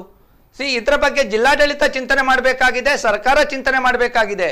ಏನಾದ್ರು ಜಿಲ್ಲಾಡಳಿತದಿಂದ ಇದರ ಬಗ್ಗೆ ಗಮನ ಸೆಳೆಯುವಂತಹ ಯಾವುದು ತಾವು ಮಾಡಿದ್ದೀರಾ? ಆದ್ರೆ ನಾನು ಇವತ್ತು ಪ್ರೆಸ್ ಕರೆದಿದ್ದೇನೆ, ಮಾಡಿದೀರಾ? ಹಾಗಾದ್ರೆ ಜಿಲ್ಲಾಡಳಿತ ಏನ್ ಕ್ರಮ ಕೈಗೊಳ್ಳುತ್ತೆ ಅನ್ನುವಂಥದ್ದು ಇದೇ ಪ್ರಶ್ನೆಯನ್ನ ನಾನು DHOಗೆ ಮೊನ್ನೆ ಕೇಳಿದೆ. ನೋಡಿ, ಜಿಲ್ಲಾಡಳಿತದಲ್ಲಿ ಮೀಟಿಂಗ್ ಮಾಡುವಾಗ ಶಾಸಕರುಗಳು, ಸಂಸದರು ಮತ್ತೆ ಜಿಲ್ಲಾ ಉಸ್ತುವಾರಿ DC ಇರ್ತಾರೆ, ನೀವಿರ್ತೀರಾ. ನಮ್ಗೆ ಅಲ್ಲಿ ಎಂಟ್ರಿ ನೀವು ಕೊಡೋದಿಲ್ಲ. ನಮ್ಮ ಈ ಮಾತನ್ನ ನಿಮ್ಗೆ ಇಲ್ಲಿ ನಾವು ಹೇಳುವಂತದ್ದು, ನೀವು ಇದನ್ನ ಅಲ್ಲಿಗೆ ಮುಟ್ಟಿಸಿ ಅಂತ ನಾವು ಹೇಳಿದ್ದು. ಹೌದು ಕರೆಕ್ಟ್. ನಮ್ಮ ಶಾಸಕರಿಗೆ ಕೂಡ ನಾವು ಖಾದರ್ ಅವರಿಗೆ ಹೇಳಿದ್ದೇವೆ, ನಾವು ಇವರಿಗೂ ಹೇಳಿದ್ದೇವೆ, ನೀವು ಅಲ್ಲಿಗೆ ಹೋಗುವಾಗ ಒಂದು ಈ ವಿಚಾರವನ್ನ ಗಮನಕ್ಕೆ ತನ್ನಿ ಅಂತ ಹೇಳಿದ್ದಾರೆ. ಅವರು ಕೂಡ ಗಮನ ಸೆಳೀಲಿಕ್ಕೆ ಅವರು ಮಾತಾಡ್ತಾ ಇದ್ದಾರೆ. ಎಲ್ಲೋ ಒಂದ್ ಕಡೆ ನಾವು ಇವತ್ತು ಏನಾಗಿದೆ ಅಂತ ಹೇಳಿದ್ರೆ, ಈ ರೇಷನ್ ಕಿಟ್ಗಳನ್ನು ಕೊಡುವಂತದ್ದು, ಫೋಟೋ ಹಾಕುವಂತದ್ದು, ವಿಡಿಯೋ ಮಾಡುವಂತದ್ದು, ಜನಪ್ರತಿನಿಧಿಗಳು ಇದರಲ್ಲಿ ಸ್ವಲ್ಪ ಬ್ಯುಸಿ ಆದ ಹಾಗೆ ಕಾಣ್ತದೆ. ಆ ರಿಯಲ್ ಏನು ಪ್ರಾಬ್ಲಮ್ ಇದೆ, ಕೋರ್ ಇಶ್ಯೂ ಏನಿದೆ, ಅದರಿಂದ ಎಲ್ಲ ಒಂದ್ ಕಡೆ ಅವರು ವಿಮುಖರಾಗಿದ್ದಾರೆ ಅಂತ ನನ್ಗೆ ಅನಿಸ್ತಾ ಇದೆ. ನಾವೇನ್ ಮಾಡ್ಬೇಕು? ಕೋವಿಡ್ ಹೋಗೋದಿಲ್ಲ, ಯಾವ ರೀತಿಯಲ್ಲಿ ಇಲ್ಲಿ ಆರ್ಥಿಕ ಉತ್ತೇಜನವನ್ನ ನಮ್ಮ ದಕ್ಷಿಣ ಕನ್ನಡ ಜಿಲ್ಲೆಯಲ್ಲಿ ಮಾಡಬಹುದು, ಯಾವ ರೀತಿಯಲ್ಲಿ ಈಗ ಕನ್ಸ್ಟ್ರಕ್ಷನ್ ಲೈನ್ ಇರಬಹುದು ಅಥವಾ ವ್ಯಾಪಾರ ಮುಂಗಟ್ಟುಗಳಿರಬಹುದು, ಇವುಗಳನ್ನು ಯಾವ ರೀತಿಯಲ್ಲಿ ತೆರೆದು ನಾವು ಯಾವ ರೀತಿಯಲ್ಲಿ ಆರ್ಥಿಕ ಚಟುವಟಿಕೆಗೆ ನಾವು ಸ್ಟಿಮ್ಯುಲೇಷನ್ ಕೊಡಬಹುದು. ಇಲ್ಲದಿದ್ರೆ ಎಷ್ಟು ದಿನ ಅಂತ ನಾವು ಮನೆ ಒಳಗಡೆ ಇರ್ತೇವೆ? ಇದು 4ನೇ ಹಂತಕ್ಕೆ ನಾವು ಬಂದಿದ್ದೇವೆ. ಎಷ್ಟು ದಿನ ಅಂತ ನಾವು ಕೈಯಿಂದ ನಾವು ಉಳಿಸ್ಕೊಂಡದನ್ನ ಖರ್ಚು ಮಾಡಿ ನಾಡಿದ್ದು ನಾವು ಕೂಡ ರಸ್ತೆಗೆ ಬರುವಂತ ಒಂದು ಪ್ರಮೇಯ ಬರ್ತದೆ. ಮತ್ತೆ ಉಳಿದವರಿಗೆ ಕಿಟ್ಟು ಕೊಡುವುದೇನು? ಇದರಿಂದ ಏನು ಕಡು ಬಡವರಿದ್ದಾರೆ, ಕಾರ್ಮಿಕ ಶ್ರಮಿಕ ವರ್ಗ, ಕಡು ಬಡವರೇನಿದ್ದಾರೆ, APL middle class and low middle class ಏನಿದ್ದಾರೆ, ಇದರಿಂದ ಬಹಳ ಒಂದು ತೊಂದರೆ ಆಗಿರುವಂತದ್ದು ಅವರಿಗೆ ಜೀವನ ಮಾಡ್ಲಿಕ್ಕೆ. ದೊಡ್ಡವರಿಗೆ ಬೇರೆ ವಿಚಾರ. ಇನ್ನು ನಾವು ಸ್ಟಿಮ್ಯುಲೇಷನ್ ನಾವು ಮಾಡಬೇಕಾದ್ರೆ ಎಲ್ಲೋ ಒಂದ್ ಕಡೆ ಮಂಗಳೂರು ನಗರದಲ್ಲಿ ನಾವು ಡಿಮಾಂಡ್ ಕ್ರಿಯೇಟ್ ಮಾಡಬೇಕು. ಮಾರ್ಕೆಟ್ನಲ್ಲಿ ಜನರಲ್ಲಿ ಹಣ ಇಲ್ಲದಿದ್ರೆ ಅವ ಪರ್ಚೇಸ್ ಮಾಡ್ಲಿಕ್ಕೆ ಹೋಗುದಿಲ್ಲ, ಪರ್ಚೇಸ್ ಮಾಡದಿದ್ರೆ ಅಂಗಡಿಯವನಿಗೆ ವ್ಯಾಪಾರ ಆಗುದಿಲ್ಲ, ಅಂಗಡಿಯವನಿಗೆ ವ್ಯಾಪಾರ ಆಗದಿದ್ರೆ ಅವ ಸ್ಟಾಕಿಸ್ಟ್ನಿಂದ ಅವ ಮಾಲು ತರಿಸುವುದಿಲ್ಲ, ಸ್ಟಾಕಿಸ್ಟ್ಗೆ ಇವ ಮಾಲು ತರಿಸಲಿಕ್ಕೆ ಇವ ಆರ್ಡರ್ ಕೊಡದಿದ್ರೆ ಪ್ರೊಡಕ್ಷನ್ಗೆ ಅವ ಆರ್ಡರ್ ಕೊಡೋದಿಲ್ಲ. ಇದು ಅಂದ್ರೆ ಯಾವಾಗ್ಲೂ ಈ ಸಪ್ಲೈ ಚೈನ್ ಅಂತ ನಾವು ಏನು ಹೇಳ್ತೇವೆ ನಿತಿನ್ರೆ, ಇದು ಮೇಲಿನಿಂದ ಕೆಳಗಡೆ ಬರುವಂತದ್ದಲ್ಲ. ಏನು ಕನ್ಸ್ಯೂಮರ್ ಇದ್ದಾನೆ, ಗ್ರಾಹಕನ ಪೊಸೆಯಲ್ಲಿ ಯಾವಾಗ ಹಣ ಬರ್ತದೆ ಆಗ ದೇಶದ ಆರ್ಥಿಕತೆ ಸ್ಟಿಮ್ಯುಲೇಟ್ ಆಗ್ತದೆ. ಅದು ನಗರ ಇರಬಹುದು, ಸಣ್ಣ ಹಳ್ಳಿ ಇರಬಹುದು. ಅದಕ್ಕೆ ನಾವು ಈ ಗ್ರಾಹಕನ ಕಿಸೆಗೆ ಹಣ ಹಾಕುವಂತ ರೀತಿಯಲ್ಲಿ ಪ್ರೋಗ್ರಾಮ್ ಅನ್ನ ತರುವುದರ ಮೂಲಕ ನಾವು ಇದು ಸ್ಟಿಮ್ಯುಲೇಷನ್ ಮಾಡಿ ನಾವು ಎಲ್ಲೋ ಒಂದ್ ಕಡೆ ನಾವು ಈ ಕೊರೋನಾ ಜೊತೆಗೆ ಜೀವನ ಮಾಡುವಂತ ಒಂದು ಪದ್ಧತಿಯನ್ನ ನಾವು ಅಳವಡಿಸಿಕೊಂಡು ನಾವು ಮುಂದಕ್ಕೆ ಹೋಗ್ಬೇಕಾಗ್ತದೆ. ಆ ನಿಟ್ಟಿನಲ್ಲಿ ಸರ್ಕಾರಗಳು ಮತ್ತು ಏನು ಜಿಲ್ಲಾ ಆಡಳಿತ ಏನಿದೆ ಅದ್ರ ಬಗ್ಗೆ ಚಿಂತನೆ ಮಾಡಬೇಕು, ಒಂದು ಸಮಿತಿ ಮಾಡಬೇಕು. ಈಗ ಕೇರಳ ನೋಡಿ, ಕೇರಳದಲ್ಲಿ ಒಬ್ರು ಕೂಡ ಸಾಯ್ಲಿಲ್ಲ. ಮಂಗಳೂರಲ್ಲಿ ಒಂದೇ ಸಣ್ಣ ನಗರದಲ್ಲಿ 5 ಮಂದಿ ಸತ್ತಿದ್ದಾರೆ. ಅದರಿಂದ ನಾವು ಇವತ್ತು ನಮ್ಗೆ ಆತಂಕ ಇದೆ. ಕೇರಳ ರಾಜ್ಯದಲ್ಲಿ ಒಂದು ಕೂಡ ಸಾಯ್ಲಿಲ್ಲ. ಯಾಕೆ ಅಂತ ಹೇಳಿದ್ರೆ ಅಲ್ಲಿ ಕಟ್ಟುನಿಟ್ಟಿನ ಒಂದು ಆಡಳಿತ ಅವರು ಮಾಡಿದ್ದಾರೆ. ಅಲ್ಲಿ ಯಾವುದು ಕೂಡ ಪಕ್ಷಭೇದ ಇಲ್ಲ. ಅವರೊಂದು ಕಮಿಟಿ ಮಾಡಿದ್ದಾರೆ. ಆ ಕಮಿಟಿಯಲ್ಲಿ ರಿಟೈರ್ಡ್ IAS ಆಫೀಸರ್ಸ್ ಇರಬಹುದು, ಸೈಂಟಿಸ್ಟ್ಗಳಿರ್ಬಹುದು, ಡಾಕ್ಟರ್ಗಳಿರ್ಬಹುದು, ಸೋಷಿಯಲ್ ಆಕ್ಟಿವಿಟಿಯಲ್ಲಿ ಇರಬಹುದು. ಈ ರೀತಿಯ ಎಲ್ಲಾ ಮಂದಿದ್ದು ಸುಮಾರು 18ರಿಂದ 20 ಮಂದಿಯ ಒಂದು ನಾನ್ ಪೊಲಿಟಿಕಲ್, ಅದು ಪೊಲಿಟಿಕ್ಸ್ ನಲ್ಲಿ ಇರುವವರಲ್ಲ, ನಾನ್ ಪೊಲಿಟಿಕಲ್ ನವರದ್ದು ಒಂದು ಥಿಂಕ್ ಟ್ಯಾಂಕ್ ತರ ಒಂದು ಸಮಿತಿ ಮಾಡಿದ್ದಾರೆ. ಅವರು ಏನು ಈ ವಿಚಾರಗಳನ್ನ ಎಲ್ಲ ನೋಡ್ಕೊಂಡು ಏನು ಸರ್ಕಾರಕ್ಕೆ ಸಲಹೆ ಮಾಡ್ತಾರೆ, ಆ ಸಲಹೆ ಪ್ರಕಾರ ಅವರು ಅದನ್ನ ಇಂಪ್ಲಿಮೆಂಟ್ ಮಾಡ್ಲಿಕ್ಕೆ ನೋಡ್ತಾರೆ. ಇಲ್ಲಿ ಏನಾಗಿದೆ, ಇಲ್ಲಿ ಸಮಿತಿನೂ ಇಲ್ಲ, ಪ್ರತಿಪಕ್ಷದವರಿಗೂ ಕ್ಯಾರು ಮಾಡುವುದಿಲ್ಲ, ಉಳಿದವರನ್ನು ಕರೆಯುವುದಿಲ್ಲ, NGOಗಳನ್ನು ಕರೆಯುವುದಿಲ್ಲ, ಯಾರ ಹತ್ರ ಕೂಡ ಇವರು ಅಡ್ವೈಸ್ ಕೊಡ್ತಾ ಇಲ್ಲ ಇವತ್ತು ನಮ್ಮ ಜಿಲ್ಲಾಡಳಿತ ದಕ್ಷಿಣ ಕನ್ನಡ ಜಿಲ್ಲೆಯಲ್ಲಿ. ಅದರಿಂದ ಇವತ್ತು ಸುಮ್ಮನೆ ಇರಬಹುದು, ಏನೋ ಒಳ್ಳೆ ಕೆಲಸ ಮಾಡ್ತಾ ಇದ್ದಾರೆ ಜಿಲ್ಲಾಡಳಿತ ಮತ್ತೆ ಮಂತ್ರಿಗಳು ಅವರು ಅಂತೇಳಿ. ಆದ್ರೆ ಒಂದು ವಿಚಾರ, ಎಷ್ಟು ದಿನ ಈಗ ಸುಮ್ಮನೆ ಇವರನ್ನು ಏಮಾರಿಸಬಹುದು ಅಂತ ಹೇಳುವಂತದ್ದನ್ನ ಅವರು ಅರ್ಥ ಮಾಡ್ಕೊಳ್ಬೇಕು. ಇಲ್ಲದ ಒಂದು ದಿನ ಜನ ಖಂಡಿತವಾಗಿ ಸಿಡಿದು ಹೇಳ್ತಾರೆ, ರಸ್ತೆಗೆ ಇಳಿತಾರೆ ಎನ್ನುವಂತದ್ದನ್ನ ನಾವು ಜನಪ್ರತಿನಿಧಿಗಳು ಮರಿಬಾರದು. ನನ್ನನ್ನು ಸೇರಿಸ್ಕೊಂಡೇ ನಾನು ಹೇಳ್ತಾ ಇದ್ದೇನೆ, ಇದರಲ್ಲಿ ಯಾವುದೇ ರೀತಿಯ ಪೊಲಿಟಿಕ್ಸ್ ಇಲ್ಲ. ನಮ್ಮ ಜಿಲ್ಲೆಯ ಜನ ಉತ್ತಮ ರೀತಿಯಲ್ಲಿ ಜೀವನ ಮಾಡಬೇಕು, ನಮ್ಮ ಜಿಲ್ಲೆಯಲ್ಲಿ ಪುನಃ ಆರ್ಥಿಕ ಚಟುವಟಿಕೆ ನಮ್ಗೆ ಉತ್ತೇಜನವನ್ನ ಕೊಡಬೇಕು, ಎಲ್ಲರೂ ಉತ್ತಮ ರೀತಿಯಲ್ಲಿ ಇಲ್ಲಿ ಬಾಳಬೇಕು ಅಂತಲೇ ನಮ್ಮೆಲ್ಲರ ಒಂದು ಆಶೆ. ಯಾಕೆಂತ ಹೇಳಿದ್ರೆ ನಾವು ಹುಟ್ಟಿದ್ದು ಇಲ್ಲೇ, ಬದುಕುದು ಇಲ್ಲೇ, ಸಾಯುವುದು ಮಂಗಳೂರಲ್ಲೇ. ನಾವು ಎಲ್ಲಿಗೂ ಹೋಗುವವರಲ್ಲ, ಹೋಗ್ಲಿಕ್ಕೂ ಇಲ್ಲ. Right sir, thank you. ಮೊದಲ ಮಳೆಗೆ ಮುಳುಗಿದಂತಾಗಿರುವಂತಹ ಮಂಗಳೂರು ಒಂದು ಜ್ವಲಂತ ಸಮಸ್ಯೆ. ಪದೇ ಪದೇ ಪ್ರತಿ ವರ್ಷ ಮಳೆಗಾಲ ಅಂತ ಬಂದಾಗ ಮಂಗಳೂರಿನ ಜನರು ಏನಿದ್ದಾರೆ, ದಕ್ಷಿಣ ಕನ್ನಡ ಜಿಲ್ಲೆಯ ಮಂಗಳೂರು ನಗರದ ಜನರಿಗೆ ಮುಗಿಯದಂತಹ ಗೋಳು ಇದು ಅನ್ನುವಂಥದ್ದು. ಅಂದ್ರೆ ದೇಶ ವಿಶ್ವ ಕೊರೋನಾ ಅನ್ನುವಂತಹ ಮಹಾಮಾರಿಯ ವಿರುದ್ಧ ಹೋರಾಟ ಮಾಡ್ತಾ ಇದೆ, ನಾವು ಕೂಡ ಮಾಡ್ತಾ ಇದ್ದೇವೆ. ಇದರ ಜೊತೆಗೆ ಮಳೆಗಾಲ ಆರಂಭ ಆಗುತ್ತೆ ಅಂತ ಬಂದಾಗ ಡೆಂಗ್ಯೂ, ಮಲೇರಿಯಾ, ಚಿಕನ್ಗುನ್ಯಾ ಅನ್ನುವಂತಹ ಕಾಯಿಲೆಗಳು ಇನ್ನೂ ಕೂಡ ಬರುತ್ತೆ ಅಂತ ಭಯ ಇದೆ. ಈ ಭಯದ ನಡುವೆ ನಾವು ವಾಸ ಮಾಡಬೇಕಾಗುತ್ತೆ, ಬದುಕಬೇಕಾಗುತ್ತೆ. ಈ ಸಂದರ್ಭ ನಾವು ಕೂಡ ಶುಚಿತ್ವದಿರಬೇಕು, ಎಲ್ಲವೂ ಕೂಡ ಇರಬೇಕು ಸರಿ. ಆದ್ರೆ ನಮ್ಮ ನಗರ ಸರಿ ಇಲ್ಲ ಅಂತ ಬಂದಾಗ, ನಮ್ಮ ನಗರದಲ್ಲಿ ಶುಚಿತ್ವ ಇಲ್ಲ ಅಂತ ಬಂದಾಗ ನಾವುಗಳು ಇಂತಹ ಕಾಯಿಲೆಗಳಿಗೆ ತುತ್ತಾಗ ಬೇಕಾಗಿರುವಂತಹ ಬೇರೆ ವಿಧಿ ಇಲ್ಲದ ಘಟನೆಗಳು ನಡೆಯುತ್ತೆ. ಸೊ ಹಾಗಾಗಿ ನಮ್ಮ ಸುರಕ್ಷತೆಯಲ್ಲಿ ನಾವು ಇರಬೇಕು. ಅದೇ ರೀತಿ ನಾವು ಆಯ್ಕೆ ಮಾಡಿ ಕಳಿಸಿರುವಂತಹ ಜನಪ್ರತಿನಿಧಿಗಳು ಏನ್ ಮಾಡ್ತಾ ಇದ್ದಾರೆ ನಮ್ಗೆ ಗೊತ್ತಿರುವಂತಹ ವಿಚಾರ. ಯಾವುದೇ ಸಮಸ್ಯೆಗಳಿಗೆ ಸ್ಪಂದಿಸ್ತಾ ಇಲ್ಲ ಅನ್ನುವಂತಹ ಅನೇಕ ಕರೆಗಳು ಬರ್ತಾ ಇದೆ. ಅಂಡ್ ಒಂದ್ ಕಡೆ ಆಡಳಿತಾರೂಢ ಪಕ್ಷ ಇದೆ ನಮ್ಮ ಮಂಗಳೂರು ಮಹಾನಗರ ಪಾಲಿಕೆಯಲ್ಲಿ, ಬಿಜೆಪಿ ಅನ್ನುವಂತಹ ಪಕ್ಷ. ಈ ಪಕ್ಷದ ಕಾರ್ಪೊರೇಟರ್ ಪೂರ್ಣಿಮಾ ಅವರನ್ನು ನಾನು ಇವತ್ತಿನ ಕಾರ್ಯಕ್ರಮಕ್ಕೆ ಕರೆದಿದ್ವಿ. ಮೇಡಮ್, ಸಮಸ್ಯೆ ಆಗ್ತಾ ಇದೆ, ಪ್ರತಿ ಬಾರಿ ಮಳೆ ಬಂದಾಗ ಇದೇ ರಾಗ, ಇದೇ ಕತೆ, ಇದೇ ಹಾಡಿನ ಬಗ್ಗೆ ನಾವು ಮಾತನಾಡ್ತಾ ಇರ್ತೇವೆ. ನಿಮ್ಮ ಪಕ್ಷ ಏನಿದೆ ಈ ಬಾರಿ ಮಂಗಳೂರು ಮಹಾನಗರ ಪಾಲಿಕೆಯಲ್ಲಿ ಅಭೂತಪೂರ್ವವಾಗಿರುವಂತಹ ಗೆಲುವು ದಾಖಲಿಸಿದೆ. ತಾವು ಕಾರ್ಪೊರೇಟರ್ ಆಗಿದ್ದೀರಾ, ಜನರ ಸಮಸ್ಯೆಗಳಿಗೆ ಸ್ಪಂದನೆ ಕೊಡಬೇಕು, ಜನರ ಸಮಸ್ಯೆಗಳು ಏನು ಅನ್ನುವಂಥದ್ದು ತಾವು ತಿಳಿದುಕೊಳ್ಬೇಕು, ಅದನ್ನು ಮೇಯರ್ ಅವರಿಗೆ ಅದೇ ರೀತಿ ಜಿಲ್ಲಾಡಳಿತಕ್ಕೆ ತಿಳಿಸುವಂತಹ ಕೆಲಸ ಮಾಡಬೇಕು. ಸೊ ದಟ್ಸ್ ವೈ ನಿಮ್ಮನ್ನು ಇನ್ವೈಟ್ ಮಾಡಿದ್ವಿ. ಪೂರ್ಣಿಮಾ ಅವರು ಕಾರ್ಪೊರೇಟರ್, ಆದ್ರೆ 1 ಗಂಟೆ ಆಯ್ತು, 1.5 ಗಂಟೆಗಳ ಕಾಲ ಆಯ್ತು, ಇನ್ನೂ ಕೂಡ ಮೇಡಮ್ ಅವರು ಬರಲಿಲ್ಲ. ಯಾಕಂತ ಗೊತ್ತಿಲ್ಲ. ಆದ್ರೆ ಮುಕ್ಕಾಲು ಭಾಗ ಪಾಲಿಕೆಯಲ್ಲಿ, ಮಂಗಳೂರು ಪಾಲಿಕೆಯಲ್ಲಿ ಬಿಜೆಪಿ ಪಕ್ಷದವರು ಇರ್ತಾರೆ, ಆದ್ರೆ ಯಾರೋ ಒಬ್ರು ಕಾರ್ಪೊರೇಟರ್ ಕೂಡ ಇವತ್ತಿನ ಕಾರ್ಯಕ್ರಮಕ್ಕೆ ಬರಲಿಲ್ಲ ಅನ್ನುವಂಥದ್ದು ವಿಷಾದನೀಯ ಸಂಗತಿ, ತುಂಬಾ ಬೇಸರದ ಸಂಗತಿ. ಜನರು ನಿಮ್ಮ ಮೇಲೆ ಇಟ್ಟುಕೊಂಡಿರುವಂತಹ ಏನೋ ನಂಬಿಕೆ ಏನಿದೆ, ವಿಶ್ವಾಸ ಏನಿದೆ, ಇದನ್ನು ತಾವುಗಳು ಘಾಸಿಗೊಳಿಸ್ತಾ ಇದ್ದೀರಾ ಅನ್ನುವಂಥದ್ದು ನೇರವಾಗಿ ಹೇಳಲಿಕ್ಕೆ ಇಷ್ಟಪಡ್ತೇನೆ. ಅಂಡ್ AC ವಿನಯರಾಜ್ ಅವರು ನಮ್ಮ ಜೊತೆ ಇವತ್ತಿನ ಕಾರ್ಯಕ್ರಮದಲ್ಲಿ ಕೆಲವು ವಿಷಯಗಳ ಬಗ್ಗೆ, ವೆರಿ ಇಂಪಾರ್ಟೆಂಟ್ ಆಗಿರುವಂತಹ ವಿಷಯಗಳ ಬಗ್ಗೆ ಧ್ವನಿ ಎತ್ತಿದ್ರು. ಅಂದ್ರೆ ಜ್ವಲಂತ ಸಮಸ್ಯೆಗಳಿವೆ, ಭಯದ ಸಮಸ್ಯೆಗಳಿವೆ. ಕೊರೋನಾ ಮಹಾಮಾರಿಯ ನಡುವೆ ನಾವು ಎಚ್ಚೆತ್ತುಕೊಳ್ಳದಿದ್ರೆ ಡೆಂಗ್ಯೂ, ಚಿಕನ್ಗುನ್ಯಾ, ಮಲೇರಿಯಾದಂತಹ ಕಾಯಿಲೆಗಳು ಕೂಡ ನಮ್ಮ ಬೆನ್ಬಿಡದ ಕಾಡುವಂತಹ ಭೂತಗಳಾಗುತ್ತೆ. ಸೊ ಎಚ್ಚರಿಕೆಯಿಂದ ಇರಬೇಕು ಅನ್ನುವಂತಹ ಮಾತನ್ನು ಹೇಳ್ತಾ ಇದ್ದಾರೆ. Thank you sir, thank you so much. AC Vinayraj ಅವರು ಕಾರ್ಪೊರೇಟರ್.